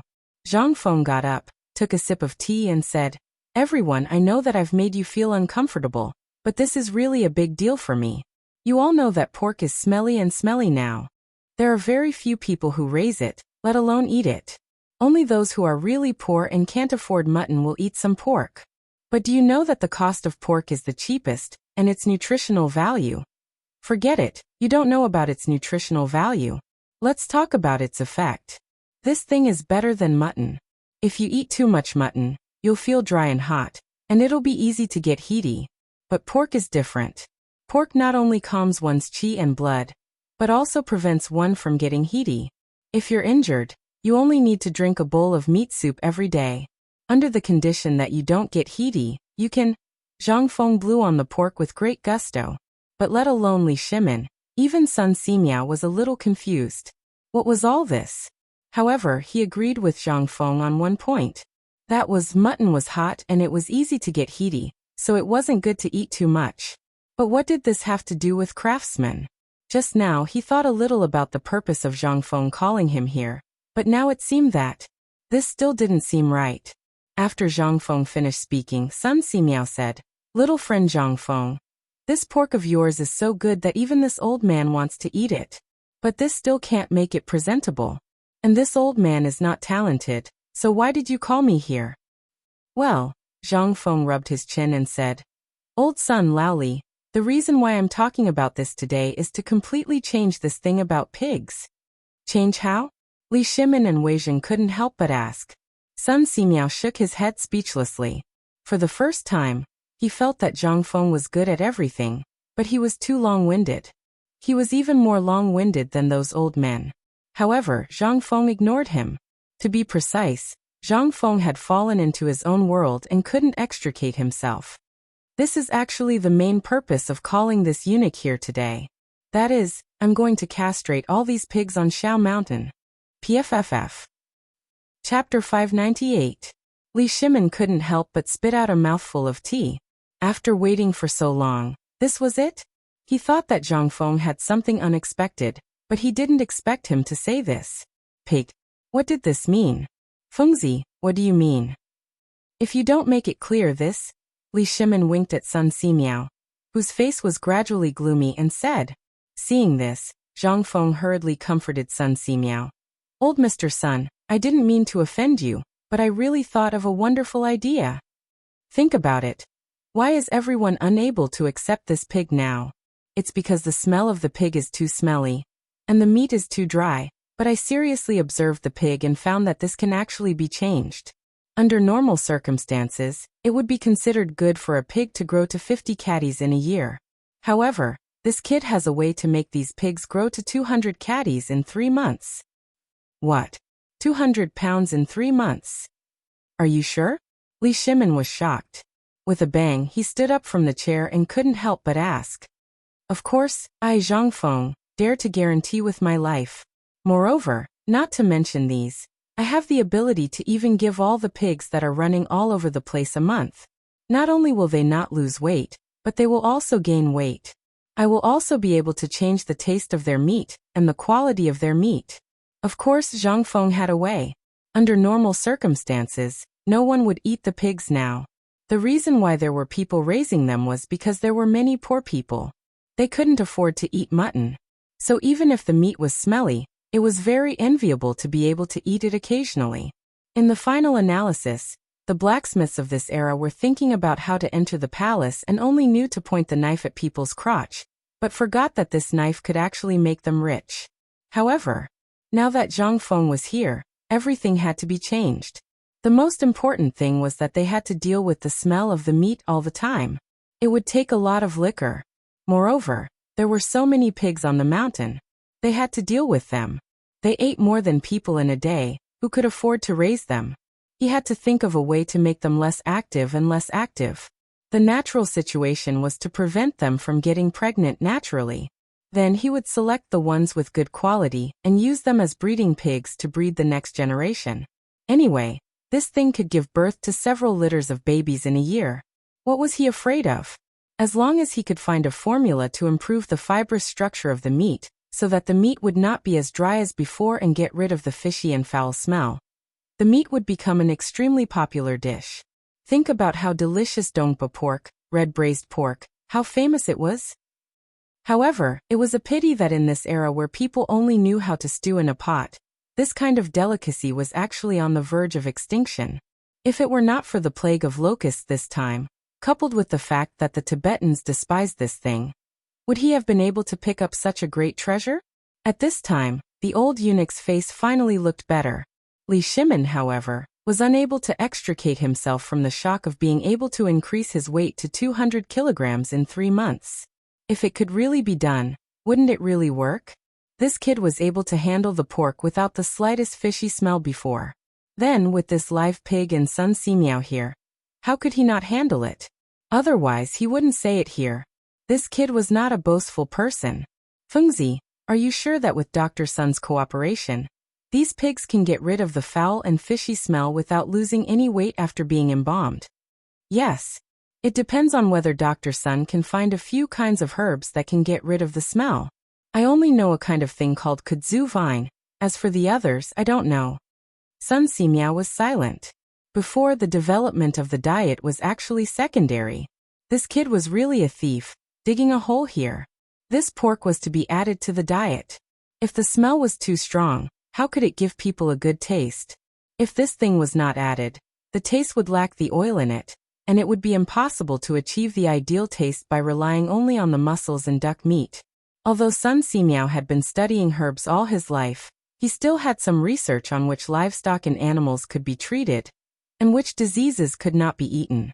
Therefore, when Zhang Feng said that he wanted to improve the smell of the pigs, he thought of this point. This wasn't impossible, it was just that no one had thought of it before. The meat was too smelly, mainly because the pig's estrus period was short. If it was completely castrated, with some herbs to promote blood circulation, it was really possible to achieve this point. Not to mention this, if the hundreds of thousands of pigs and the animals raised by the people were completely improved, it would definitely become another way for the people to make a living. After thinking for a long time, Sun Simiao finally nodded. Although this old man is a little disgusted, I also want to see the magical method of our young friend Zhang Feng. This old man will take this job. Chapter 599. After Sun Simiao agreed. Only then did Zhang Feng's heart fall back into his chest. This time, the big problem was completely solved. Now only the old eunuch was left. It was up to him whether he was willing to transfer the knife he had held for 30 years from a human to a pig. Zhang Feng couldn't help but turn around and look at the old eunuch. Eunuch, may I know if you... The old eunuch hurriedly stood up. Prince Zhang, please speak. Well, I just wanted to ask if you were willing to. To be honest, I'm not willing to agree to this. It just feels disgusting. Prince Zhang, you should understand my difficulties. Ahem. Li Shimin frowned slightly and coughed. The old eunuch was shocked and hurriedly shut up. Li Shimin said indifferently, since Zhang Feng has asked you to stay, then stay. Although it's a little different, don't worry. I'll add on to what Zhang Feng promised you. What do you think? This is a brilliant achievement for the Tang dynasty. Once this thing is successful, your name will go down in history. You have to think carefully. Li Shimin's words immediately made the old eunuch agree. Prince Zhang, if that's the case, then I'll leave my body to you. No matter what you say, I won't hesitate. How could he not agree when the emperor had spoken? Was the discomfort in his heart more important? Or was his life more important? Besides, if little Gizi's eunuch heard about this, what would he do? The people from the imperial servants department were waiting at the door enviously. Seeing that the old eunuch agreed, Zhang Feng was overjoyed. When he went out to call for someone, he bumped into Old He, who was squatting at the door. He waved his hand and called Old He over. Old He, quickly prepare the barbecue and the ingredients. I'll cook it myself. Wait for Fengzi. Old He saluted Sun Simiao, then pulled Zhang Feng to the door and said, this morning, there was a young man wandering around the door, but he didn't come in.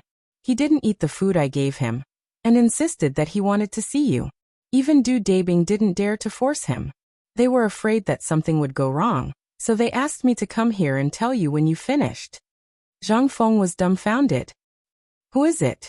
I don't know. Old He shook his head, pointed to the mountain gate and said, why don't I ask someone to ask? If he has nothing to do, we can give him a few meters to send him down the mountain. However, this kid is wearing a scholarly robe full of patched scars.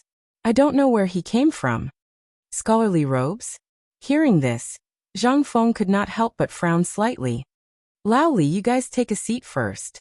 I have something to do at the mountain gate. I'll be right back.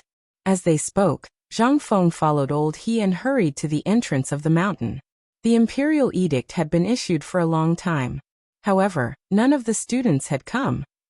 The sudden appearance of this scholarly robed youth made Zhang Feng think of something. At this time, it was already past mealtime. At this time, people were lying on the ground, dozing off or even snoring. Cheng Chimo was lying on a pile of grain. A pair of boots were placed on both sides of him. His legs were propped up as he snored loudly. However, the smell of his feet was even more terrifying than his snoring. That was not important. The most important thing was that the bags of rice under this guy were full of people from Tong Huifang. Zhang Feng seriously suspected that these people had masochistic tendencies. It was so smelly. How could they stand it? However, that was not important. Li Chengqian had long since disappeared without a trace.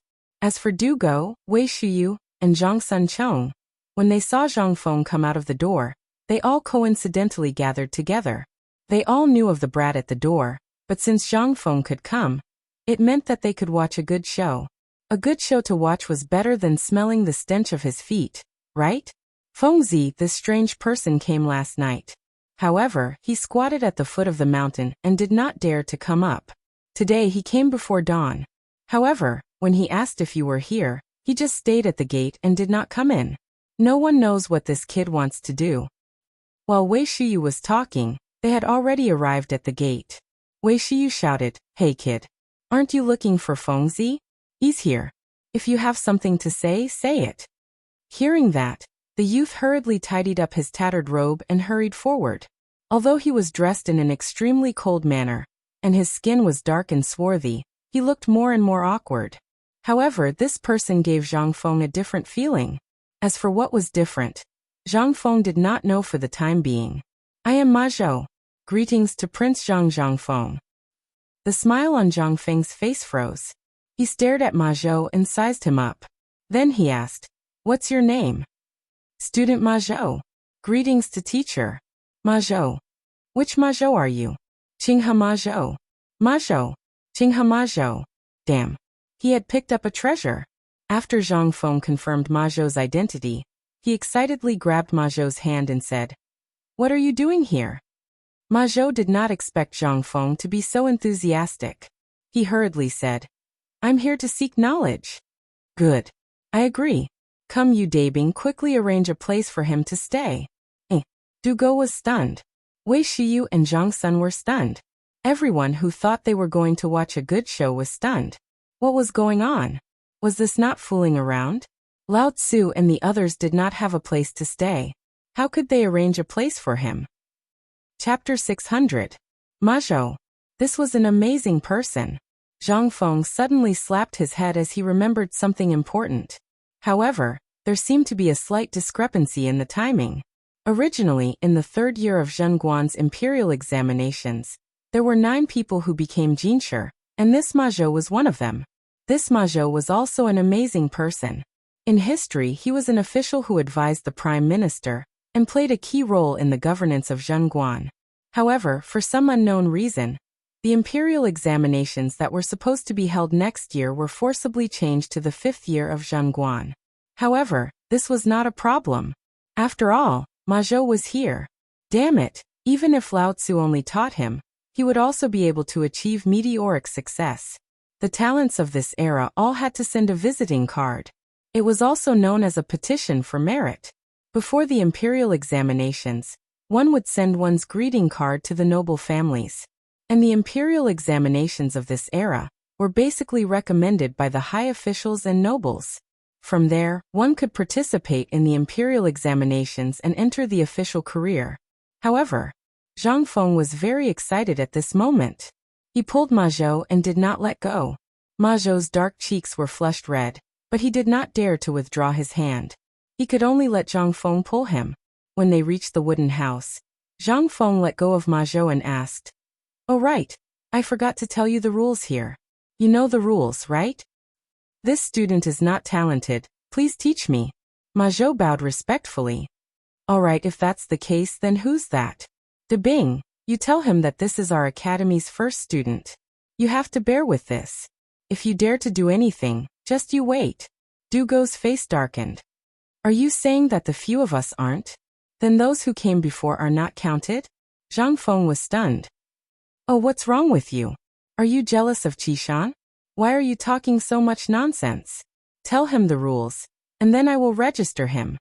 While speaking, Du Go reluctantly told him the rules.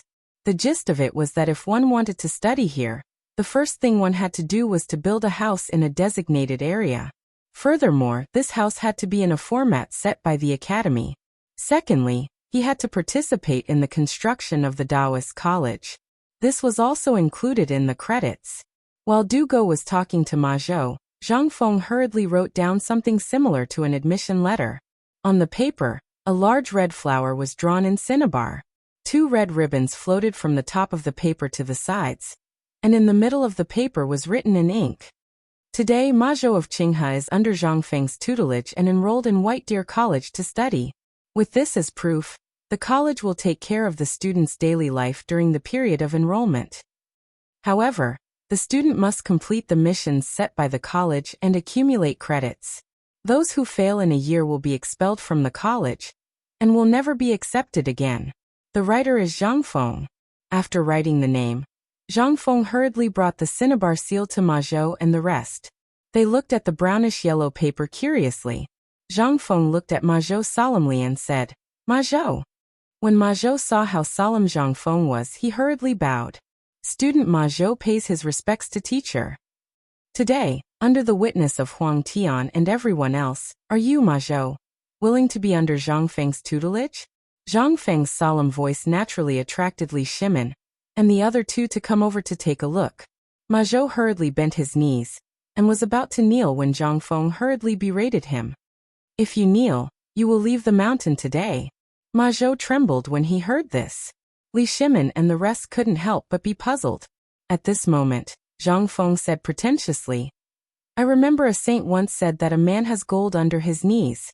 A man can kneel to heaven and earth, to his parents, to the king of heaven and earth, and to his parents, the dawn, and the common people. If you kneel to me today, my academy will never hire you in the future." As he spoke, Zhang Feng looked around and shouted, "What I said today is the philosophy of White Deer College.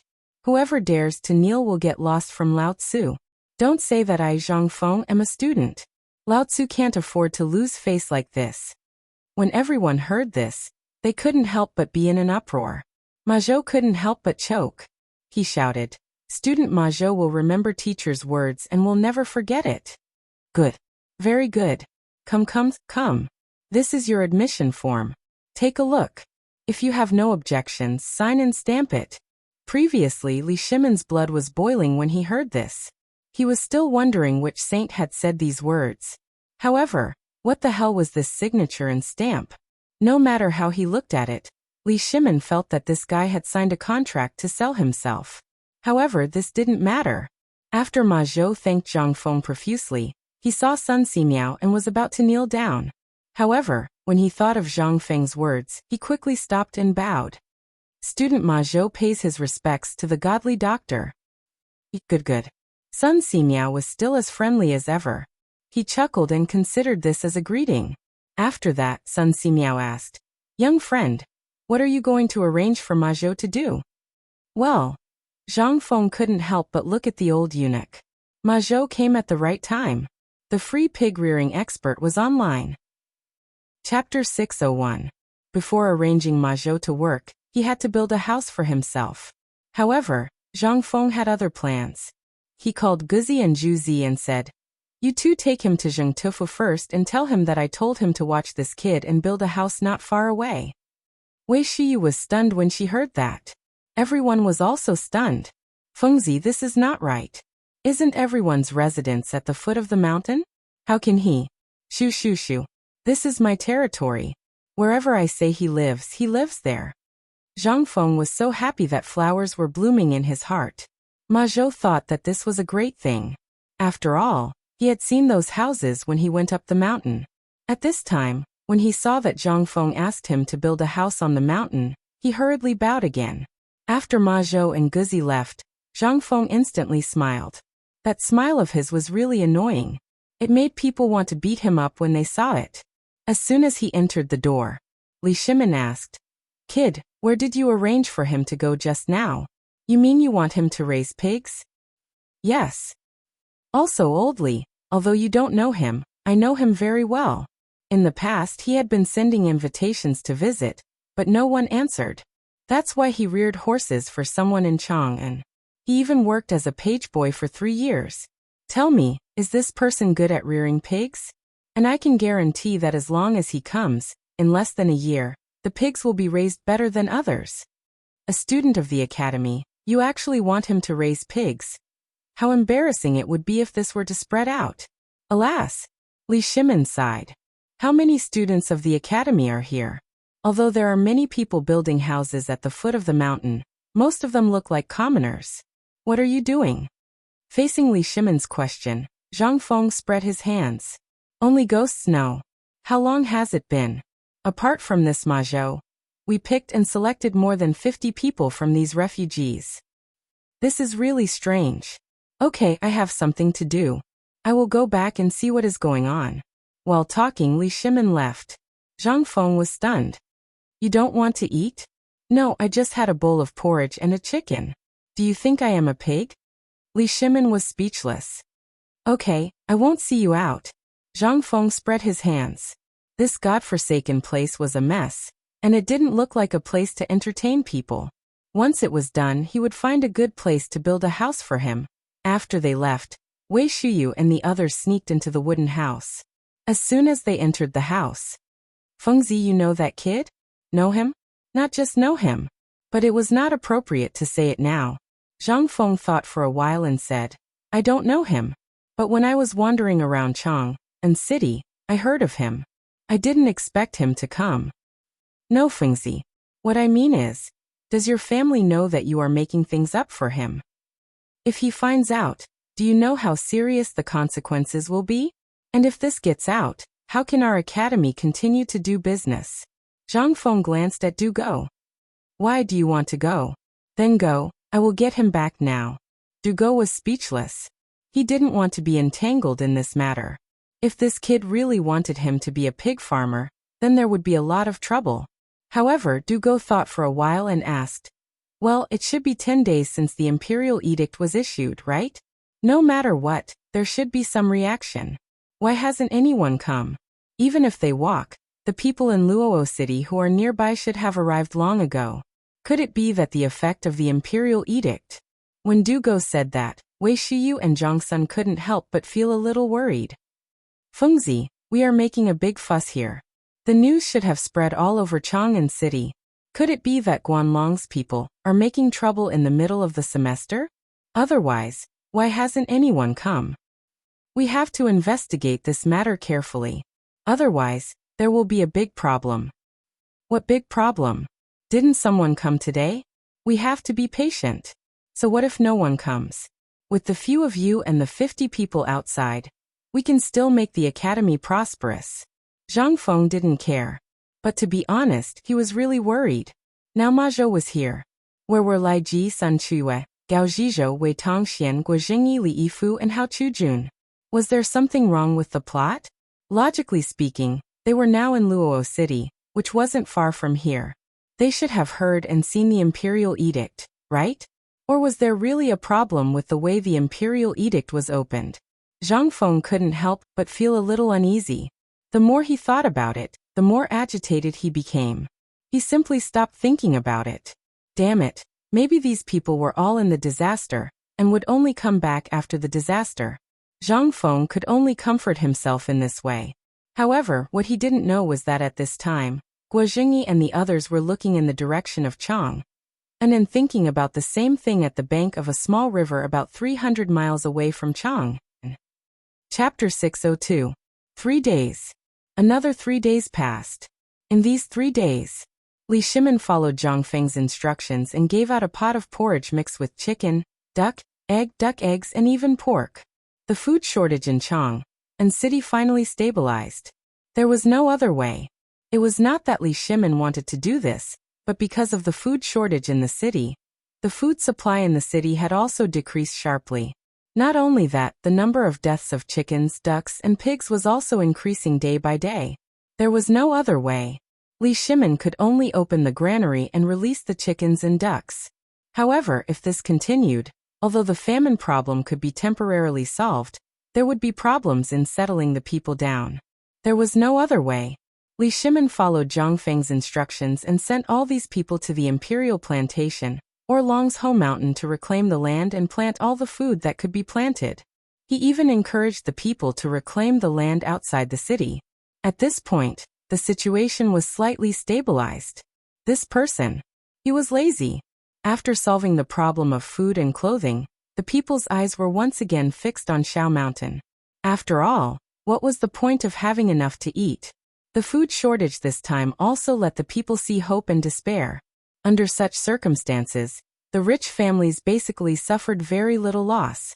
Only the ordinary people like them had to overcome more and more difficulties, and even worry about a meal every day. What was this? This was the disease of poverty. But what about Shao Mountain? The notices from before once again appeared before the eyes of the commoners. What was this? This was something that could help them improve and make a name for themselves. The locust plague also made them realize that the only way to make a name for themselves was to go to the academy. And this academy, they could only afford to go to this free White Deer College. At the same time, at this moment, everyone in the hall received the imperial edict. After a moment of silence, everyone erupted in an uproar. I want to go to Chang'an. I want to go to White Deer College. Let's go to White Deer College. This was the most common phrase he heard in these places. On the road to Chang, and all of them were poor students carrying mattresses, riding stoves, or taking care of carriages. All of them were desperately rushing towards Chang'an. However, not all of them were able to come to White Deer Academy as they wished. For example, the pawn shop in Chang and West City. At this moment, in front of a house in the Qian residence. It was filled with delicacies. Some were steaming hot, while others were covered in dust. A noblewoman was kneeling at the door, her voice hoarse from crying. Wanli, say something. You haven't eaten for 5 days. My son, if you want to go to the academy, your father has already prepared the qualification for you to go to the Imperial College. As long as you say the word, you can go at any time. Son, what's so good about White Deer College? Go and take a look, go and listen. Those are the places where the children of the slaves' families go. Tell me, can we go there? Son, say something. Inside the room that was filled with wooden planks, there was still no sound. On the innermost beam of the room, a box of food was being hurriedly pulled up. On the roof tiles of the room, a youth said worriedly, Brother Wanli, you can't do this. Are you going to White Deer College or not? If you're not going, we'll leave first. I'll go, but how am I going to go out? I can't even get out of the door. When the youth on the roof heard this, he frowned and thought for a moment. Looking at Qian Wanli, who was lying on the bed, he said, Why don't we use a diversion tactic tonight and get you out of here? Get out how? Here. The youth pointed at an empty spot on the roof and smiled mysteriously. Qian Wanli instantly understood. Okay, I'll take a look. If it doesn't work, we'll charge out tonight. How about it? Okay. After the two of them agreed, the cries outside the door gradually weakened. However, the sobbing sounds were still at the door. Clearly Madame Qian still hadn't left. Qian Wanli couldn't help but feel uneasy. However, for the sake of his ideals, he chose to ignore everyone for 5 days. But now, Mother, I'm fine. You can leave. I don't want to talk. Tell father that I'm not going to Imperial College. If he wants to go, let him go. I'm not going to White Deer College. I'm not going. Okay. You evil creature. Do you know that Lao Tzu spent almost half of his family's fortune for this qualification? Now you're telling me that you're not going? Okay. Our Qian family has really declined. Not coming out? Fine, then don't ever come out. All of you listen up. He's not eating. Why are you still sending food over? To waste food? If he doesn't eat, he'll feed the dogs and the victims outside. Master, he's your son. Outside the door, Qian Tong glared angrily at the door. When Madame Qian heard this, she hugged Qian Tong's leg and cried miserably. Do you really have a heart of stone? You're the only one. Do you really have the heart to let him starve to death at home? You won't even let him go out? Okay. If you don't open the door today, fine. Qian, then buy a straw mat and bury me with it. I don't want to live anymore. You. Qian Tong's vision turned black. He almost fainted. Listening to the mournful cries, he was extremely annoyed. He threw out a key from his embroidered robe and shouted angrily with his hands behind his back. Get out. Go wherever you want. Lao Tzu doesn't care. Chapter 603. Then, Qian Wanli went out. Some of the rich young masters in Chang and city started to make their move. They were not as stubborn as the children of those officials. Those stubborn people were truly stubborn. However, they had disappeared overnight. After hearing that the 4 great demon kings had pulled in strong men, these people became well-behaved and did not dare to go out. Now, these rich young masters finally dared to come out. However, they only dared to wander around the streets. How could they inherit those stubborn positions? Forget it. Ever since the 4 demon kings broke the legs of a stubborn young master who wanted to climb up the ranks, no one dared to do it again. This was not something a human would do. That young master was the only son of a 5th-rank official. Even so, no one had heard of him standing up for his family. No one except Ai dared to mention this matter. It was not that they did not want to, but they did not dare to.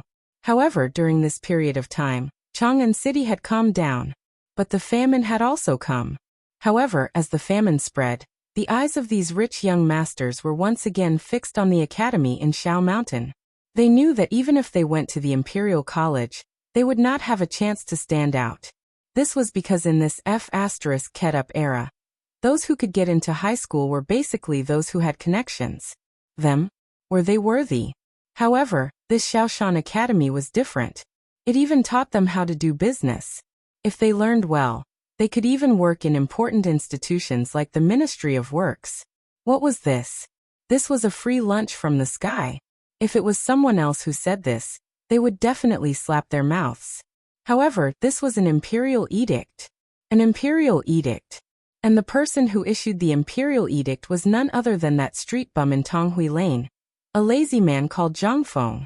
However, before this he had opened some Chang'an University in Chang'an.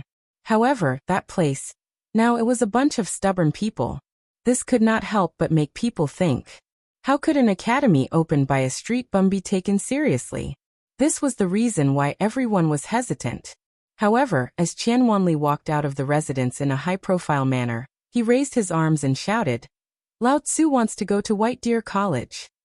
This time, the rich young masters in Chang'an City could not sit still. This was like a signal light. It even caused a series of shocks in Chang'an City.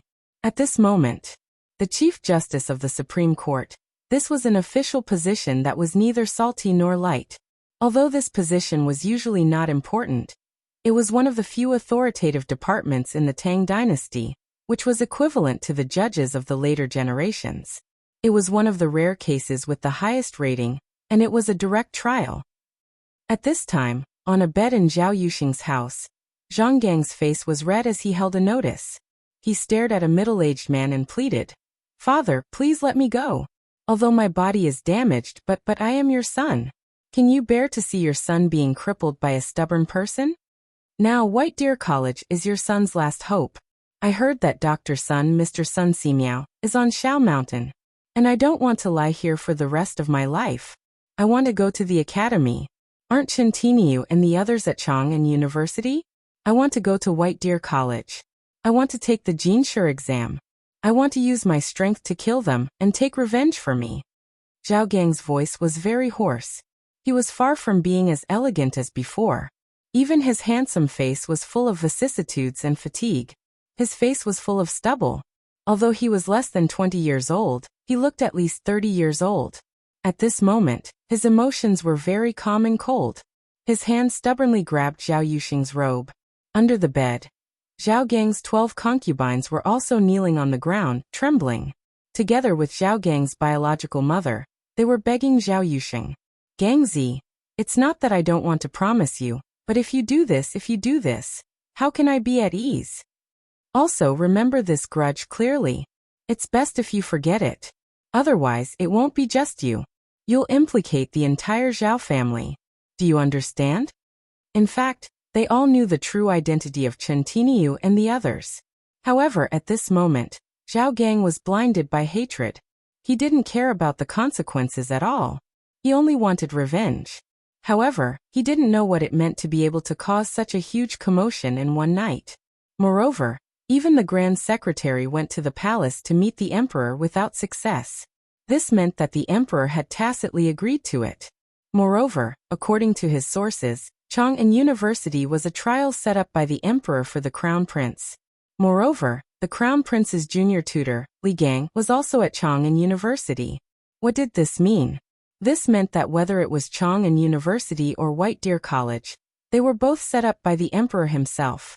His purpose was self-evident. If someone dared to cause trouble at this moment, what would they do? That would be courting death. Therefore, Zhao Yuxing didn't dare to use the entire Zhao family as a stake to avenge his son. Although his son wouldn't be able to continue the family line in the future, Zhao Yuxing had been desperately trying to make babies during this period of time. The family line wouldn't be cut off. However, at this moment, Zhao Gang didn't cry or make a fuss after receiving his father's final answer.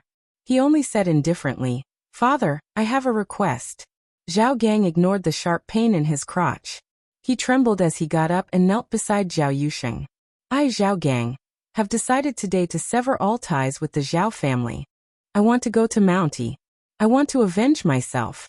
Although they're people I can't afford to offend, I'm still young. If I can't take revenge in a year, I'll use 10, 20, or even 30 years to climb to the highest position. I don't believe that I can't kill them." Chapter 604. Zhao Yuxing knew that his son had been spoiled since he was a child. But what could he do now? There was really no way for him to take revenge. If he were to force himself to take revenge, then he would definitely. At this moment, Zhao Gang gave Zhao Yuxing a terrifying feeling. "Master, are you willing to see your only son degenerate like this? He's your son. Are you really that heartless? Please have mercy, Master. Master, are you really going to take this lying down? You're the Chancellor of the Supreme Court. Now that your son has been deposed, do you think you can hold your head up in the court? Master, don't think too much. Whether they're the son of a duke or a relative of the emperor, they still have to abide by the law. Enough. Shut up, all of you." Zhao Yuxing was furious. "Do you think I don't want revenge? I do. I want it more than anyone else. But look at him. What has he done? He's jealous, married more than a dozen concubines before he's even 20, went to Yanlai restaurant to cause trouble, and openly competed for the title of the Four Great Devils. What is this? This is rebellion, do you know that? The emperor already knows about this. Last time, during the morning court, the emperor deliberately mentioned it. If you act rashly, it means that the Zhao family will be exterminated." What? The emperor already knows? Then, that is to say, this matter has been tacitly approved? But this shouldn't be. Zhao Gang's eyes couldn't help but be covered with a layer of despair. But in the blink of an eye, his eyes regained their clarity. "Father, I won't be a burden to the family. Father, mother, take care." As he spoke, Zhao Gang got up and trembled as he took out a stack of divorce papers from under his pillow. He looked at the concubines kneeling in front of the bed and said, "I, Zhao Gang, am divorcing you today. I previously had some property in Chang'an, but I've sold it all. It's in my study." As he spoke, Zhang Gang walked away resolutely. Zhao Yuxing's body trembled violently, but when he thought of the emperor's words and the entire Zhao family, he couldn't help but crack his knuckles. "Master, are you so cruel?" Shut up. You bitch.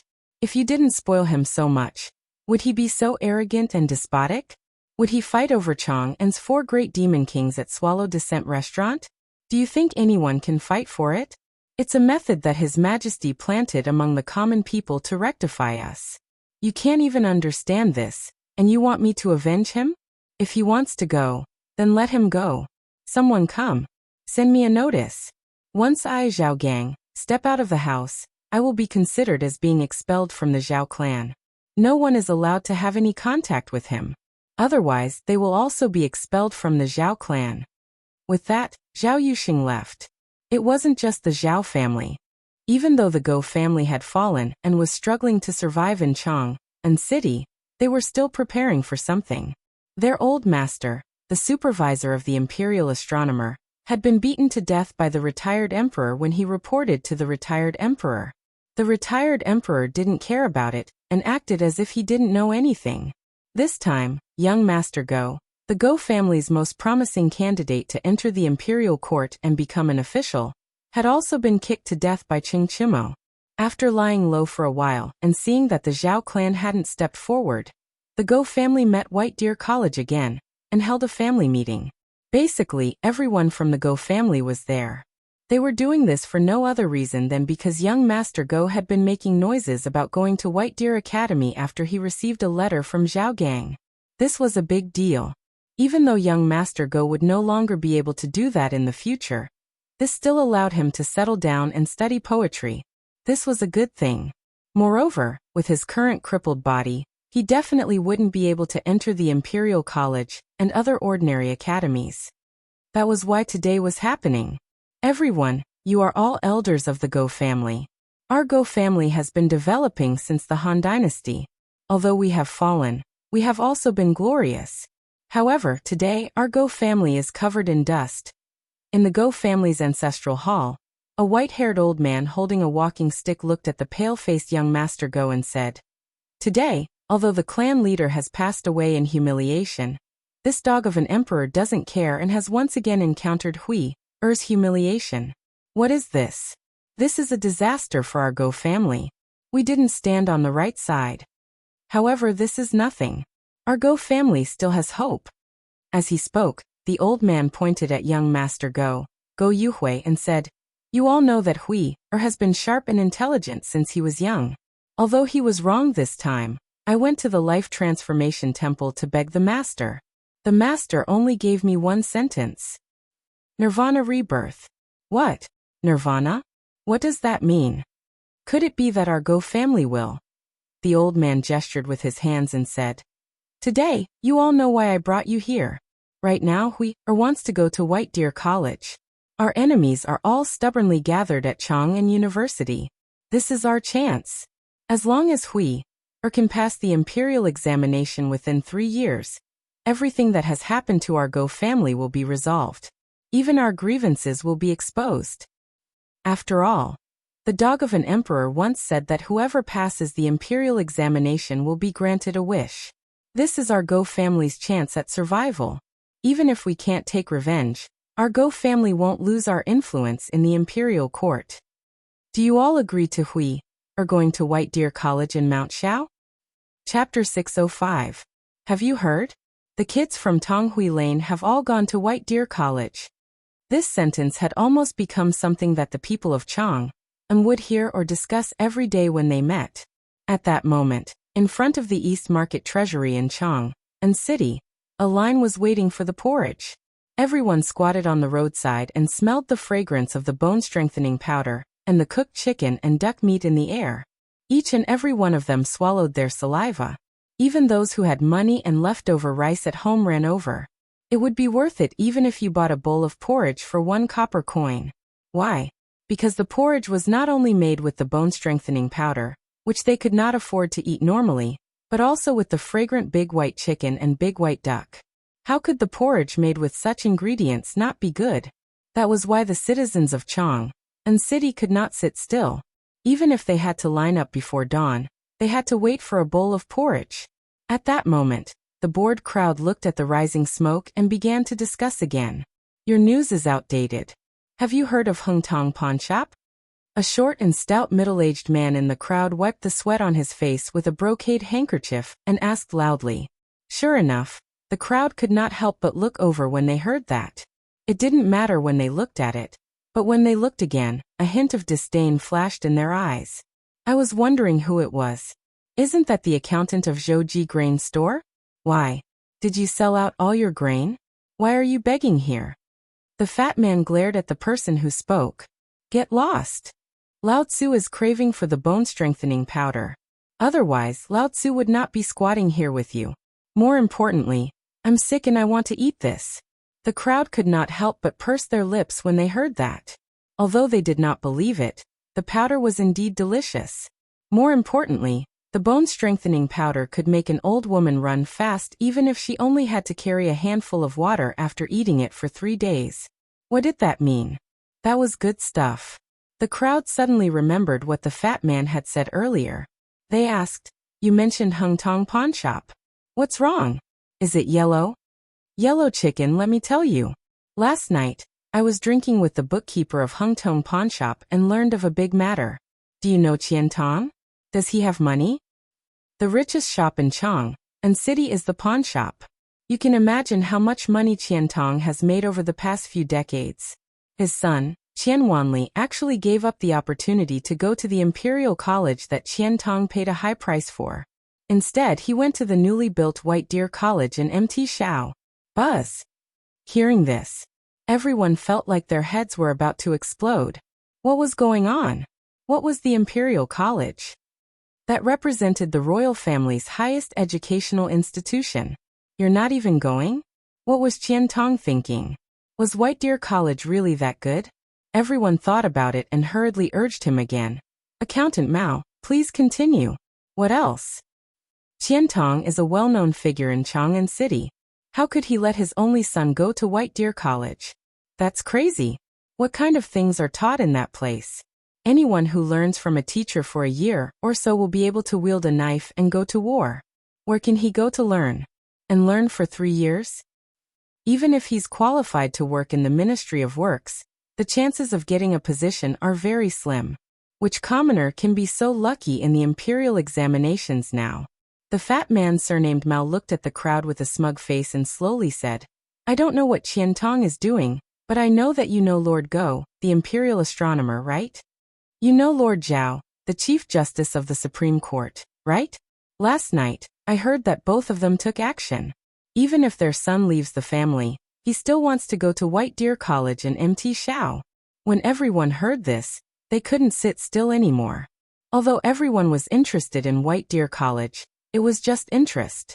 It was enough as long as they could fill their bellies. Basically, other than Hui Tong Fong, not many people in Chang'an City dared to send their sons there. Why? Because they were afraid. They were waiting to see who would take the lead.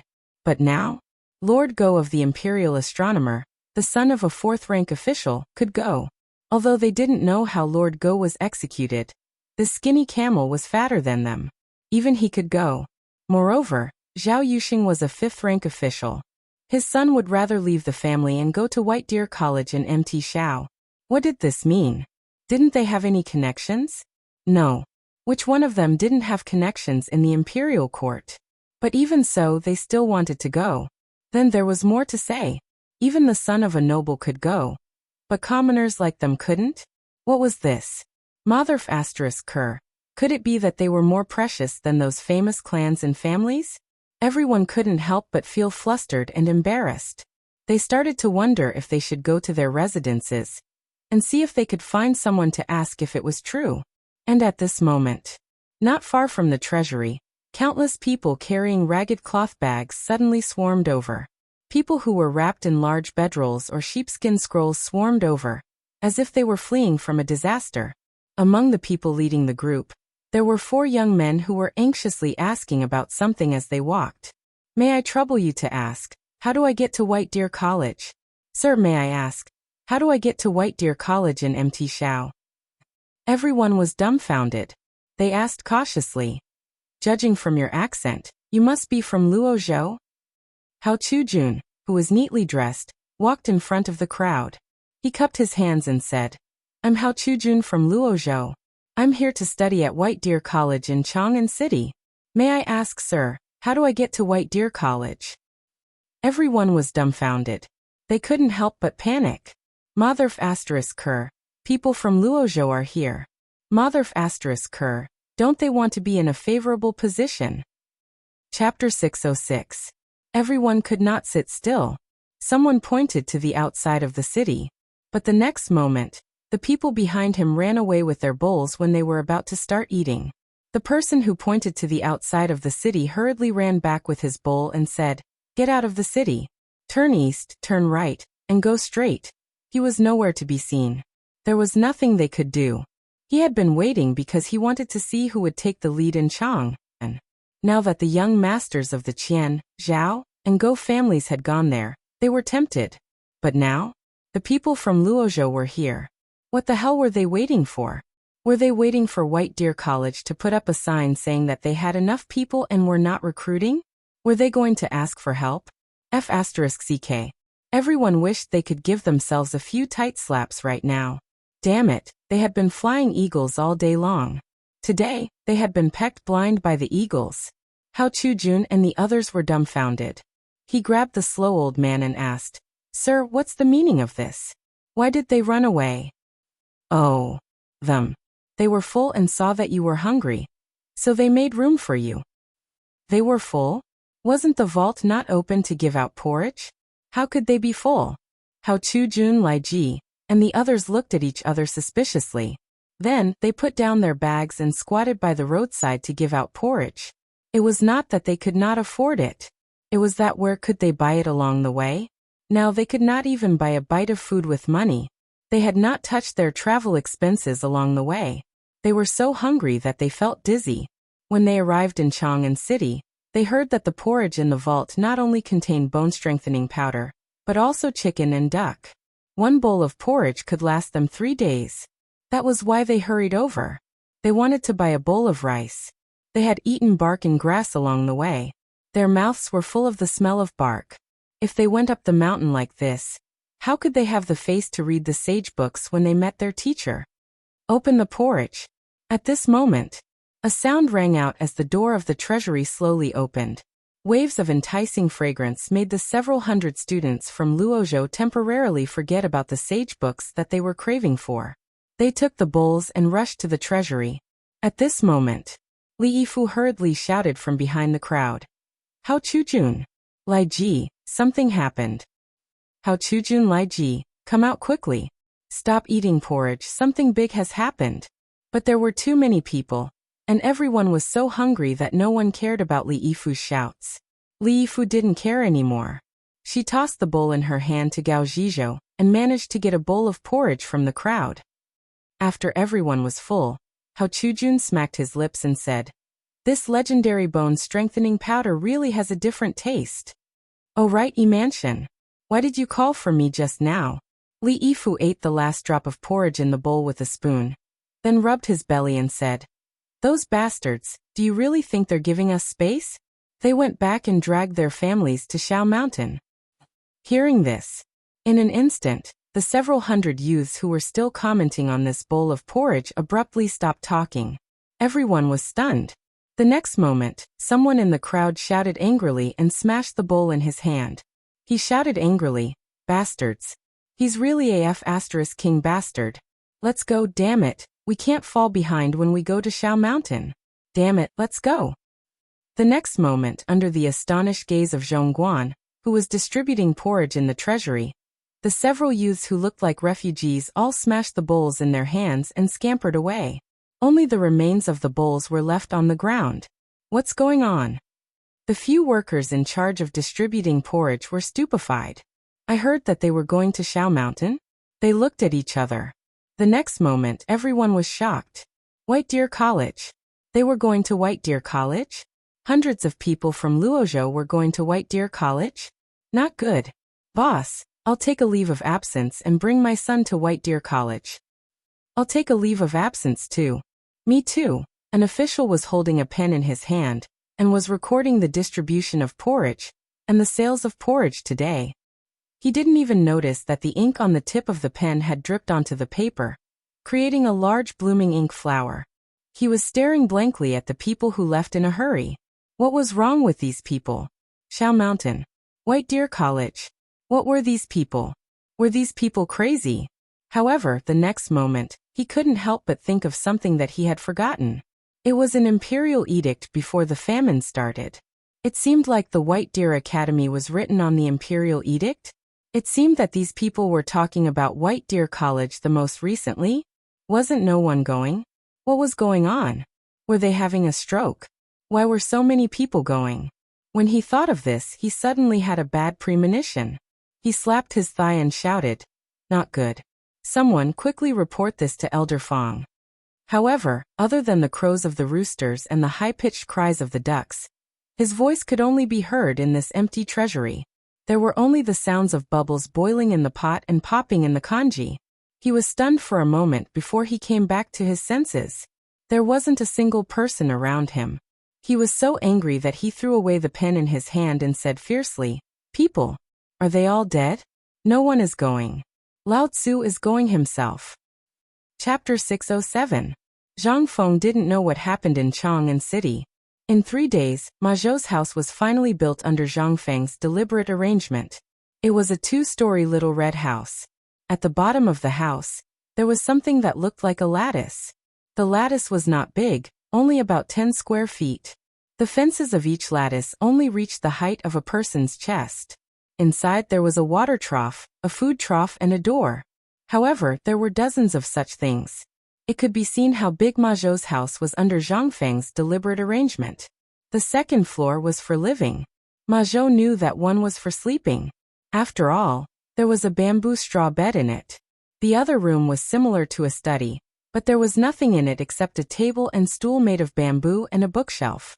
Oh, there was also an oil lamp. However, there were only 2 rooms with a study. The other 9 rooms only had one bed. That was all. Zheng Tufu and his son and daughter-in-law happily became his neighbors. In the other room lived a man who made Ma Zhou's hair stand on end. It was said that he was an old eunuch from the palace. When he was in the palace, he was a big shot. His main job was to clean people's bodies. Ma Zhou always felt a little creepy when such a man lived next door. Of course, the house that the eunuch lived in was much better than Ma Zhou's. After all, his house was the largest and best house except for Zheng Tufu's house. Behind the house, one could see a waterfall in the depths of the Shao Mountain. It was enough to prove that this man's importance was incomparable to Ma Zhou and Zheng Tufu. Ma Zhou didn't understand this arrangement. But it was a great honor to have a house here. After all, except for the teacher Zhang Feng and the others, everyone here was still living in shacks made of twigs and sheepskin. Every time someone passed by, they would comment on this house and show envious eyes. However, Ma Zhou always felt that something was wrong. As for what was wrong, he didn't know for the time being, but he always felt that something was wrong. At this moment, just as Ma Zhou placed his few books on the bookshelf and covered his bed with a layer of dried straw, Zhang Feng walked into Ma Zhou's room with a blanket in his arms under the envious gazes of Zheng Tufu and his family. Seeing this, Ma Zhou hurriedly stood up and bowed. Student Ma Zhou pays respect to teacher. Ma Zhou, are you satisfied with this house? Time was tight, so I didn't have time to paint it. Once Li Gan is done with his work, I'll personally ask him to bring someone to paint it for you. Then, I'll add some furniture for you. That's how a house should look like. But now the conditions on the mountain are limited, so you have to bear with it for a while. When Ma Zhou heard this, he instantly teared up. Thank you, teacher, for your kindness. What virtue and ability does Ma Zhou have to deserve such kindness from teacher? Ma Zhou is really terrified. Haha, it's fine, it's fine. Zhang Feng rubbed his hands. Since you're free, I have something to tell you. Zhang Feng pointed to the floor and said, Do you know what's under here? Ma Zhou shook his head in puzzlement. The architecture here was simply inconceivable. How would he know what those circles below were? Although he had a rough idea that this was not a place for humans to live in, he had no idea what it was used for. He hurriedly bowed and said, I'm willing to listen to teacher's teachings. Zhang Feng was speechless. But what he liked about Ma Zhou was his vigor. It was more convenient to use him like this. When they arrived at Shao Mountain, Zhang Feng had basically prepared everything that he could think of for Ma Zhou. This made Li Chengqian and the others jealous. But Zhang Feng only said one sentence.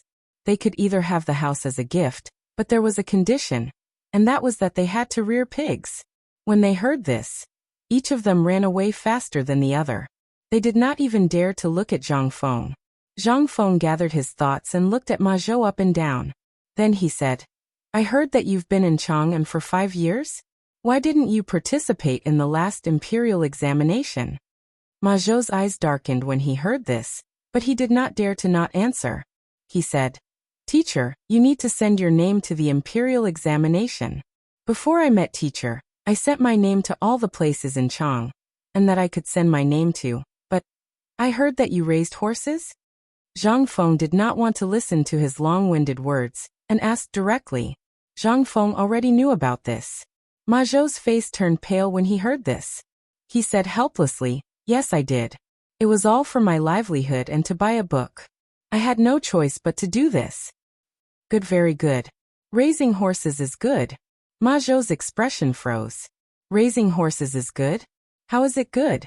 If it was not for the handwritten authentic work of the former great scholar Qin, would he lower himself to feed horses? This was a humiliation to the literati. He did not understand what Zhang Feng wanted to say. What was the connection between this and the small enclosure below? He could only bow and wait quietly.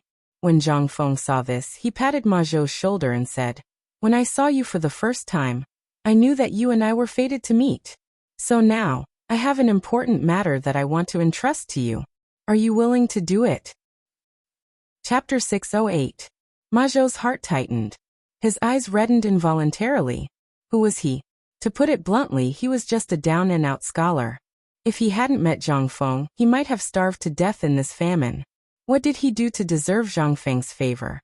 Was this the blessing of the ancestors? It must be. Ma Zhou hurriedly wanted to kneel, but Zhang Feng's cough woke him up. He didn't know whether to kneel or not. He was so anxious that he scratched his ears and cheeks. Seeing this, Zhang Feng couldn't help but smile. "You don't have to do this. Although we are now teacher and student, if you don't want to, I won't force you. Teacher, please rest assured. No matter what, I'm indebted to you for accepting me as your disciple.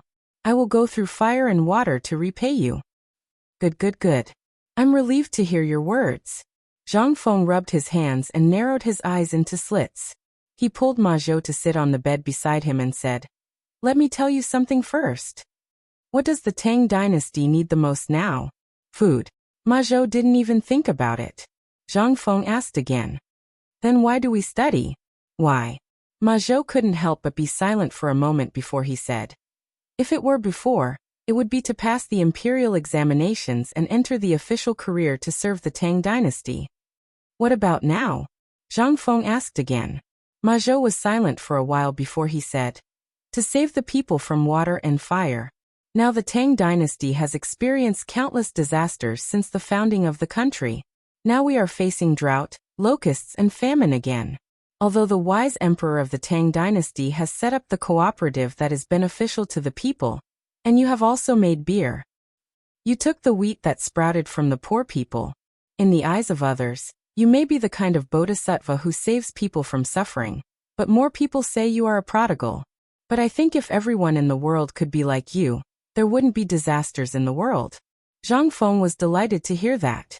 Although he really didn't want to listen to flattery. However, he still felt extremely comfortable when Ma Zhou flattered him. Zhang Feng signaled Ma Zhou to continue. Ma Zhou then said, "Actually, all of this was foreseeable. While everyone was working behind closed doors, the teacher put in 20,000 don of grain to suppress the price of grain. This forced the imperial court to lower the price of grain. What is this? This is carelessness. This is also what we need. But in the Tang dynasty, basically, out of 10 people, 10 of them are rough men who can't read big words. What's this? This was a crisis. If a country can't even popularize the most basic things, it's extremely dangerous. This is also why I thought about it for 3 days after I saw the imperial edict. Why did the teacher do such an unprecedented thing? Free. Confucius once said in his book that one should not receive a reward for nothing, let alone knowledge. This is what I've been most confused about recently. Although I have a general idea after reading the contents of the imperial edict and seeing what happened on the mountain in the past few days." Zhang Feng interrupted Ma Zhou and asked, "You are right. Although my academy doesn't charge money, it is a little. However, I have a condition. Do you understand now?" Ma Zhou nodded. "This is also why I admire you the most. You use labor to replace labor. Although we don't charge money, we use another method to make up for it. However, this is only useful in the beginning. If we wait until Mount E is built, then this method will be." Zhang Feng waved his hand and said with a smile, "You are very good. There are not many people who can think of this now. Even Chen Tiniu and the others pestered me for several days because of this. I didn't expect you to be enlightened. In fact, this is also our task." "You're right. How can we free these poor commoners from their poverty? On one hand, we need the government to be benevolent. On the other hand, we need people like us to perfect it and then give it back to the commoners. This is also what Confucius taught us. I once saw a sentence in an ancient book. It is better to teach people to fish than to give them fish. This is my original intention of establishing this academy. Do you understand now?" Ma Zhou could not help but be shocked. Although he couldn't figure out where this sentence came from no matter how hard he racked his brain, the impact this sentence had on him. And what Zhang Feng was doing now really opened a door to him that he had never touched before. Ma Zhou could not help but tidy up his clothes and bow respectfully. I understand. Zhang Feng saw that the time was ripe and said, So, I will tell you one more thing. Teacher, please speak. I intend to hand over the matter of rearing pigs to you. They are the economic pillar of White Deer College. Are you willing to take over this heavy responsibility? Ma Zhou was dumbfounded. After talking so much, all she wanted was for him to raise pigs? At this moment, Zhang Feng added, Don't worry. Every one of them who wants to study here will have a different task. This task will ultimately affect your academic credits. However, I can guarantee that after 3 years, no matter what, I will recommend you to the Ministry of Administration. Are you willing? What could Ma Zhou say? He could only bow hurriedly. I will listen to teacher's instructions. Chapter 609. Zhang Feng was in a good mood when he saw that the matter was settled. He patted the disappointed Ma Zhou and said, Ma Zhou, do a good job. I can guarantee that if I, Zhang Feng, can't teach you to become a jinshi in the imperial examination 3 years later, I, Zhang Feng, will present my head to you. Ma Zhou was shocked when he heard this. He hurriedly said, As a teacher, you can't do this. It's already a great honor to be able to study in the academy. As a teacher, please don't do this. Otherwise, Ma Zhou will only feel ashamed to face you. Zhang Feng knew that Ma Zhou would feel aggrieved in his heart. This would directly affect the growth of these pigs. He then said carefully, I know that you must think that raising pigs is such a lowly and shameful thing. How can a Confucian student be entrusted with such a lowly and shameful thing? You're wrong. If it's an ordinary pig, I naturally won't let any of you touch it. Even if you want to raise it, I will drive you out. But this is different. The porridge that you eat every day has this pork in it.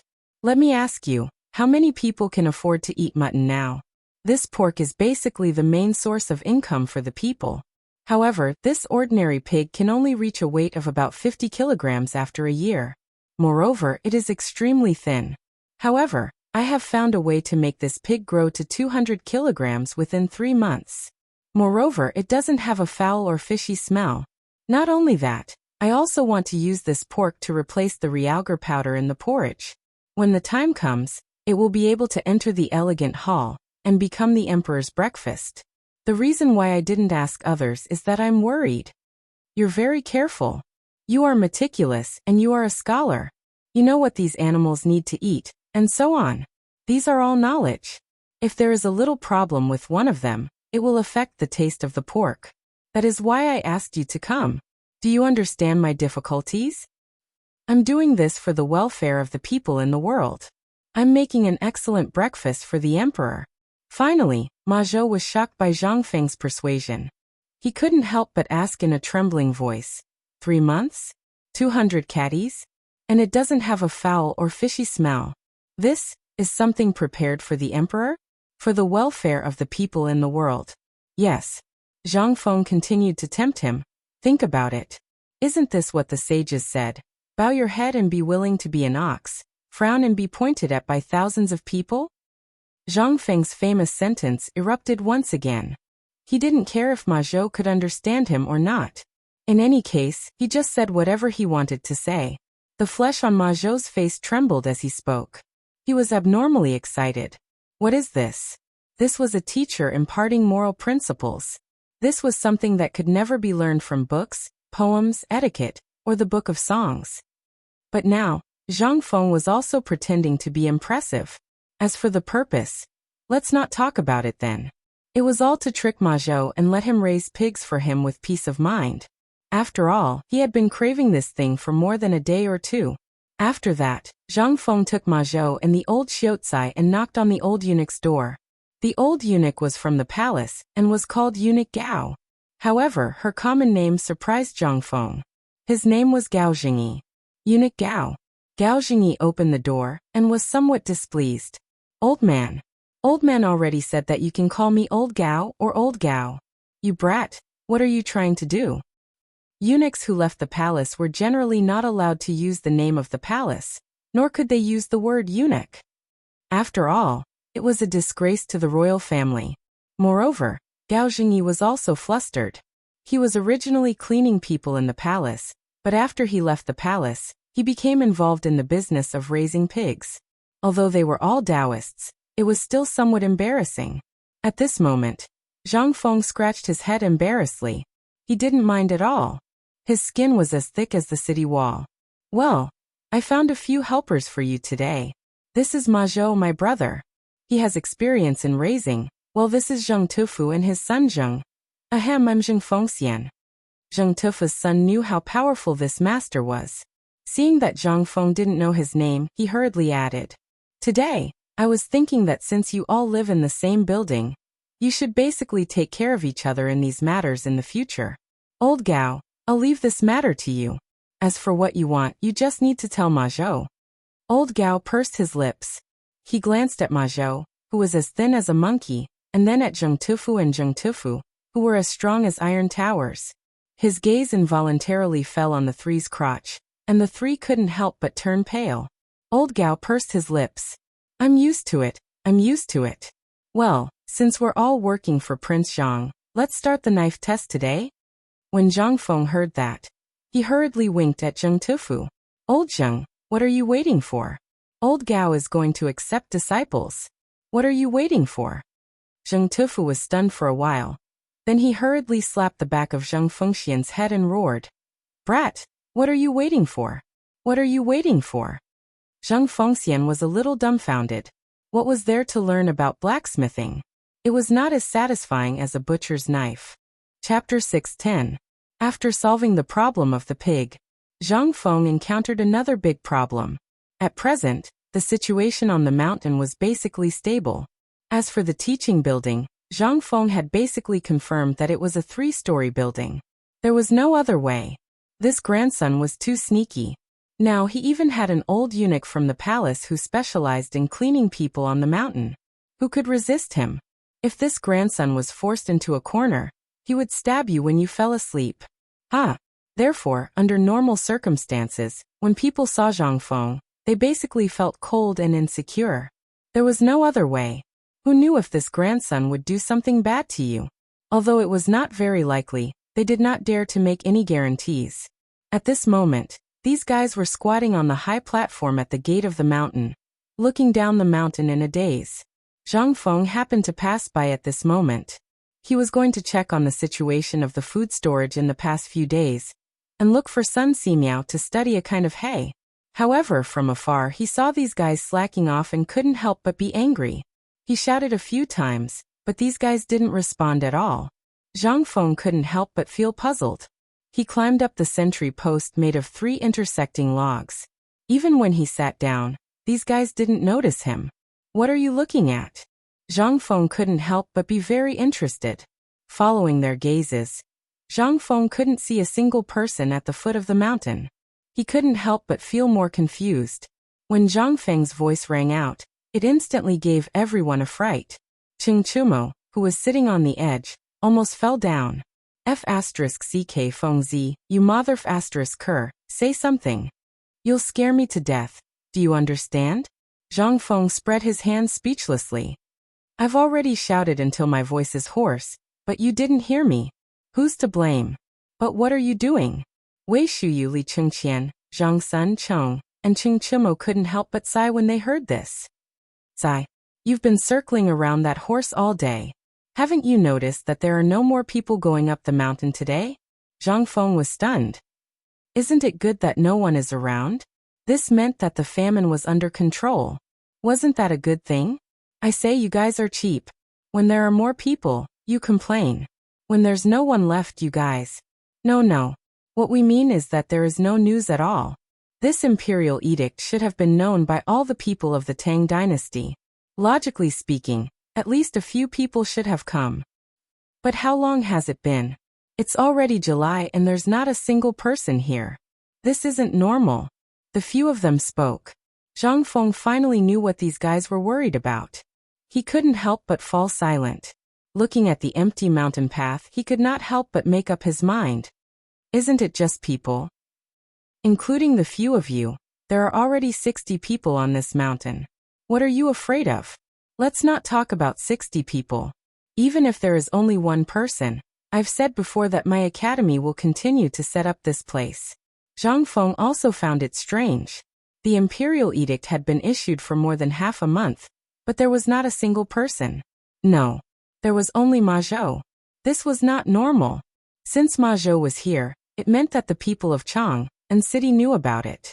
What about Hao Qujun and the others recorded in history? Where did they go? Moreover, not to mention Chang and city, it had been almost 20 days. Even if the person who delivered the imperial edict had crawled, he should have reached the place by now, right? Could it be that these people were all on the way? Zhang Feng shook his head. Who cares? If they're not here, then they're not here. Lao Tzu did not care. By the way, the situation on this mountain has basically stabilized. Li Gan, you have a lot of connections. Go to the city and find me dozens of top carpenters. I've already found carpenters. Look at these beams. These are all carpenters. I'm talking about carpenters who do delicate work. At the very least, carpenters who make carved fans and the like? Li Chengqian was stunned.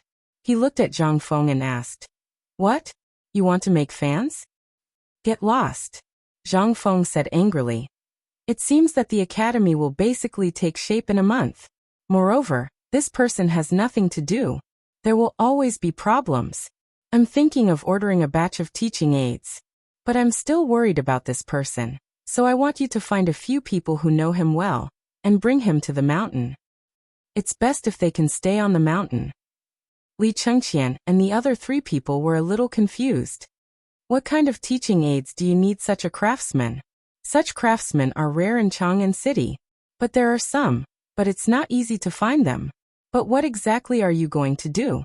Zhang Feng was too lazy to explain.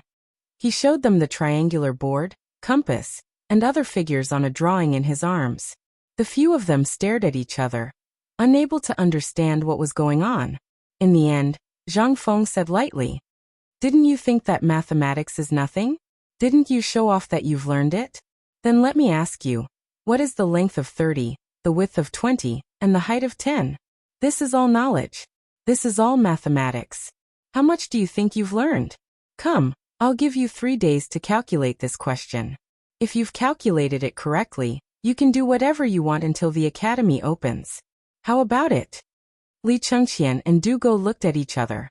Then Li Chengqian asked solemnly, "Feng, is this also mathematics?" "What else? This is real mathematics. Great knowledge." Li Chengqian took a deep breath. He solemnly folded the drawing and put it in his arms.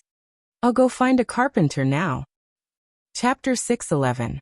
The reason why Li Chengqian left in a hurry without asking any questions was because he suddenly realized that the teaching tools Zhang Feng was going to make this time were the real skills he wanted to impart to them. Even the multiplication table and division table that he had mentioned before, what were those? Li Chengqian's intuition told him that it was a calculation method about the area. However, he was speechless when he was asked such a simple question. What kind of calculation method was this? In the past, when they calculated this kind of thing, they basically used steps and prints. But now, Li Chengqian's intuition told him that this thing, which he had never seen before, was a good thing. Although he didn't know what Zhang Feng was going to do this time, he still had to prepare these things. After all, although there might not be anyone coming, what if someone came? As soon as he went down the mountain, Li Chengqian hurried to the Ministry of Works. The Ministry of Works was a place where all kinds of strange and obscene skills were gathered. Basically, everyone who could enter the Ministry of Works was the best in the Tang dynasty. The Ministry of Works was undoubtedly the place to find such skilled people. However, before Li Chengqian entered Chang'an City on a fast horse, he was suddenly shocked by what he saw in front of him. At the city gate, countless people were rushing out of the city. Those people looked as if something terrible had happened in the city and wanted to escape. Li Chengqian had never seen such a scene. Even when the Turks were about to enter the Wei River, the people of Chang'an City didn't look like this. What was going on?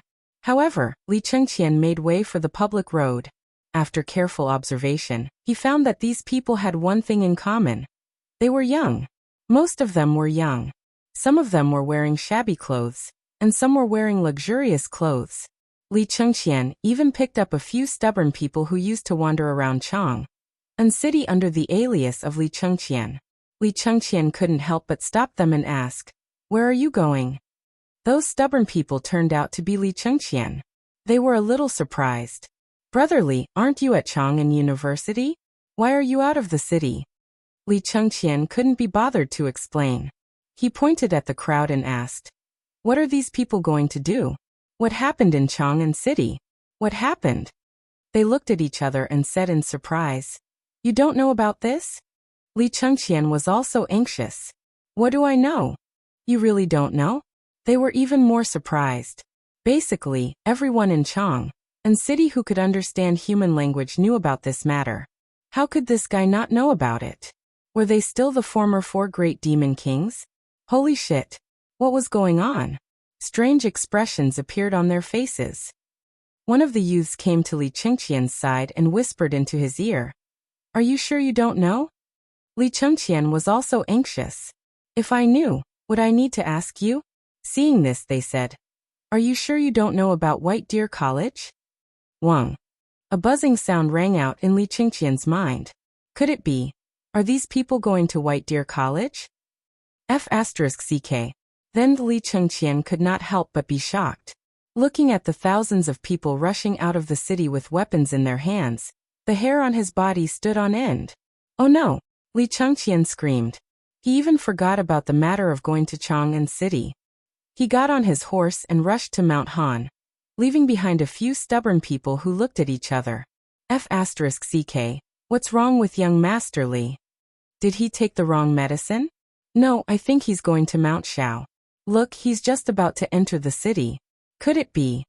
They could not help but look at each other again. At the same time, a sentence flashed in their minds. This guy had already gone to White Deer College. On the other side, Li Chengqian was shocked. He had always thought that Zhang Feng's college was too outrageous. He had read the sage's book, and it was very clear that one should not take a book for free. However, Zhang Feng did the opposite. Not only did he not want money, but he even wanted to arrange for him to enter an important department in the palace. Although Li Chengqian and the others thought that Zhang Feng's actions were outrageous, they could understand it. However, how could ordinary people accept it? But now? F***ck. It was not that they could not accept such a college, but they wanted to come together. Li Chengqian waved his whip, as if his life depended on it. He hated the fact that the horse was too slow. If only it had a pair of wings. That way, he would be able to see Zhang Feng's shocked face earlier. Giddy up! Giddy up! Giddy up! Li Chengqian waved his whip and rushed to White Deer College. Along the way, Li Chengqian ignored all the greetings of the people who were transporting materials to and fro. The onlookers were baffled by this scene. Before reaching the gate, Li Chengqian saw Zhang Feng and the others standing on the sentry post. He waved his white robe and shouted, "Fengzi, something happened. Something big happened in Chang'an." Chapter 6:12. Zhang Feng, who was arguing with Ching Chimo and the others about the importance of cement, wondered if he was playing the lute to a cow. And at this moment, Li Chengqian's voice at the foot of the mountain saved his life. How could you explain this to a few uncouth men and a monk? This was King fatal. Li Chengqian was simply a great savior. Before Zhang Feng could thank Li Chengqian silently in his heart, his next sentence scared Zhang Feng so much that his legs went soft. The few of them were basically in the same situation. They anxiously leaned on the railing of the sentry post and looked at Li Chengqian at the foot of the mountain in the distance. They shouted, "What happened?" However, the distance was too far, and Zhang Feng's lung capacity was not enough. Once he shouted, he felt suffocated and dizzy. Zhang Feng hurriedly grabbed Ching Chimo. Tainyo shout. Ask what happened. What happened? Zhang Feng was not worried about anything else. He was only worried about his small pub and the brewery, especially the basement that he dug. It was filled with money that he had saved up. There was also a book of 300 poems of the Tang dynasty that he had prepared to write to show off. If that place was destroyed by thieves, he would lose a lot of money. That was what he had prepared to present to the emperor when he entered the imperial court. He would use it to show off. The other one was the winery next to the tavern. Now that most of the workers in Tang had left, the workers there had been replaced by old Li's men. Although the sprouted wheat stored in the winery had been dried and stored to be used for brewing wine, it was still edible at a time like this where diseases were everywhere. If someone who was starving went to get it for him, that was basically the same as cutting off his only source of income. Seeing Zhang Feng begging, Cheng Chimo finally cleared his throat and shouted, "Young Master Li, Fengzi asked you what happened. Is there something wrong with the tavern?" This voice exploded like muffled thunder, instantly causing Li Chengqian's warhorse to tremble. Only then did Li Chengqian roar, "No, nothing happened to the tavern." Amidst the wind and the rustling of the tree trunks, that was all the crowd heard. "It's gone, the tavern is gone, something happened." When Zhang Feng heard this, he only felt his head sink, and was about to fall head first. "It's over. Mother ***, it's all over. I don't want to live anymore. It's Lao Tzu's money. Lao Tzu's poetry collection." Fortunately, Wei Shuyu and the others were skilled. Seeing that Zhang Feng was about to fall, they hurriedly pulled him back. At this time, everyone at the mountain gate also heard this sentence. Old He and the others could not help but explode. "What? Did you hear that, neighbors? Fengzi's tavern is gone. Workers of Tonghui Lane, get your weapons and go down the mountain. Let's see who has the guts to touch Fengzi's tavern. Go, go, go. Fengzi, don't take it too hard. We'll avenge you right now. Go, go, go, go, avenge Fengzi. Fengzi's tavern is in trouble." At this time, as this matter spread around the mountain gate, everyone was also talking about it. Unwittingly, as the rumors spread, the atmosphere changed. Fengzi is in trouble. Fengzi is gone. Fengzi is in trouble. Quick, go to the mountain gate. Someone is fighting their way up the mountain. Fengzi is in trouble. What? Everyone was dumbfounded. What happened to Fengzi? However, in the next moment, the people who were working at the construction site were furious. If it were not for Zhang Feng, how would they be able to eat their fill? If it were not for Zhang Feng, they would have starved to death. If it were not for Zhang Feng, how would their son have the chance to enter the school? If it were not for Zhang Feng, how would they be able to find a way to survive in this year of disaster? But damn it, someone dared to cause trouble? Brothers, Fengzi has given away his entire family fortune for us. Now someone wants to kill Fengzi. What is this? This is destroying our way of survival. I can't stand it. Let's go kill him. No matter who it is, if he dares to touch Fengzi, he will be my enemy for life. Let's go, let's beat him to death. At this moment, at the back of the mountain, which was the pig farm in the call of Shao Mountain, Zheng Tufu and his son, as well as Ma Zhou, were squatting on the ground, watching the old eunuch Old Gao sharpen a strangely shaped knife while explaining the techniques of pig slaughtering. At this moment, the dog suddenly rushed over. Oh no, something happened. Brother Fengzi is in trouble. The few of them heard that. They were instantly shocked. What? What's going on? Dog, what happened to Fengzi? The few of them hurriedly asked. Zheng Tufu picked up the butcher's knife and rushed to the dog. He shouted angrily, "What happened to Fengzi? Give me a clear explanation." The dog was also scared out of his wits. He hurriedly said in a trembling voice, "I just heard at the construction site that something happened to Fengzi at the entrance of the mountain. I heard that he was..." What? Zheng Tufu was shocked when he heard that. Damn it, who dares to touch Fengzi? Lao Tzu will not let him off. While shouting, Zheng Tufu hurriedly rushed out of the mountain gate with the butcher's knife. Old Gao, Ma Zhou, and Zheng Tufu's son looked at each other and hurriedly followed. Chapter 613. Mount Tai was not big. However, the news spread very quickly. As time passed, everyone knew one thing. Zhang Feng was killed. How could that be? Who the hell dared to cut off their livelihood? If it wasn't for Zhang Feng opening up the food supply, most of the people here would probably starve to death, or become beggars by the city gate. However, since Zhang Feng suppressed the food price, not only could they fill their stomachs, but they also had meat to eat for every meal. They also had jobs. If they did well, they could even earn a little money. Although the money was not much, at least it could get them through this disaster year. However, who had the guts to touch Zhang Feng now? Therefore, regardless of whether it was a 65-year-old man or a 12-year-old child, The stones on the mountain were free anyway. They grabbed 2 smooth pebbles and rushed to the mountain gate angrily. Kill! Avenge Zhang Feng. Who dares to make trouble on the mountain? Kill him! Cheng Chimo and the others who were at the mountain gate were dumbfounded when they heard that. He patted Zhang Feng, who was also dumbfounded, and said, Fengzi, what's going on? Why are these people shouting to avenge you? Who knows? Zhang Feng was also dumbfounded. Looking at the angry crowd running over, he had no choice but to stand on the big cart at the mountain gate and shout, What's going on? Don't you want to work? The one who rushed the fastest was Gan Ziyuan. However, he suddenly saw Zhang Feng climbing onto a big cart from afar. He could not help but slam on the brakes and spread his arms to stop the crowd. Only then did he stop 3 feet away from Zhang Feng and the others. At this moment, everyone saw Zhang Feng. They could not help but look at each other. What's going on? What's going on? Didn't Fengzi say something happened? Could it be? Is it a ghost? Is Fengzi really dead? Everyone was dumbfounded. When Zhang Feng heard this, he was in a bad mood. Who the hell said I'm dead? Who's the one with the rotten mouth who said I'm dead? Zhang Feng was trembling with anger.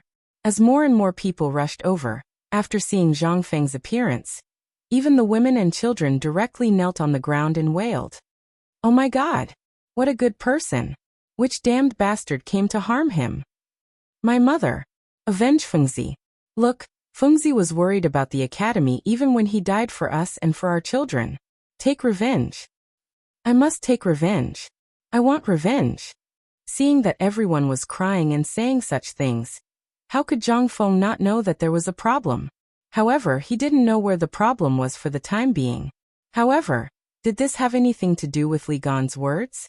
Holy shit. It was over. What the F***, CK, stop. Don't cry. Shut the F*** CK up, Lao Tzu. Cheng Chimo couldn't sit still anymore. Even though his brain was a beat slower than others, he understood the cause and effect of the matter. He wanted to laugh. Wei Shuyu, Zhang Sun, and the other 3 wanted to laugh as well. However, this was not the time to laugh. Under the instigation of several people, Cheng Chimo brought out his domineering aura of a stubborn demon king. Needless to say, this roar was really effective. The wailing stopped. Those who wanted to avenge Zhang Feng shrank into the crowd and didn't dare to make a sound. Zhang Feng pulled at his hair. He wanted to say something, but in the end he couldn't say a word. In the end, he could only sigh helplessly. Go back, I'm fine. Don't believe the rumors. At this moment, Zheng Tufu and the others squeezed through the crowd. When everyone saw this, their eyes couldn't help but light up. Zheng Tufu's murderous aura was the bane of spirits. He urged him, Zheng Tufu, go take a look at Fengzi. Are you sure he's alright? Yes, Zheng Tufu, your murderous aura is heavy. Go take a look. Zhang Feng had no choice but to let Zheng Tufu massage him. Zheng Tufu's face was about to explode. Wasn't Fengzi fine? At this moment, everyone couldn't help but hold their breaths. Zheng Tufu silently tidied up Zhang Feng's messy hair. Then he waved his butcher's knife and roared, Motherf *Ker Gozi, you piece of trash, come out from Lao Tzu. You Motherf *Ker dare to say that Fengzi is dead. Do you believe that Lao Tzu will kill you first? Gozi, who was squeezed in the crowd, shuddered. He quickly shrank his body and crawled out of the crowd. At this moment, under Zheng Tufu's confirmation, everyone finally knew that Zhang Feng was fine. Only then did they leave embarrassedly. It's good that he's fine. Ha, he's fine. Go and do your work. Are you slacking off here? Let's go. Fengzi is fine. Zhang Feng was speechless. He wished he could find someone to beat up. However, after looking around, Chen Tiniu couldn't beat him. Idiot Wei and Bug were even worse. There was only one soft and Du Dabing. But he was afraid. A beating was a beating. This grandson would surround you and recite scriptures for a few days. Who could stand that? In the end, Zhang Feng's eyes lit up. He looked at Li Chengqian, who was rushing down the mountain, and shouted angrily, Li Chengqian, you bastard, die.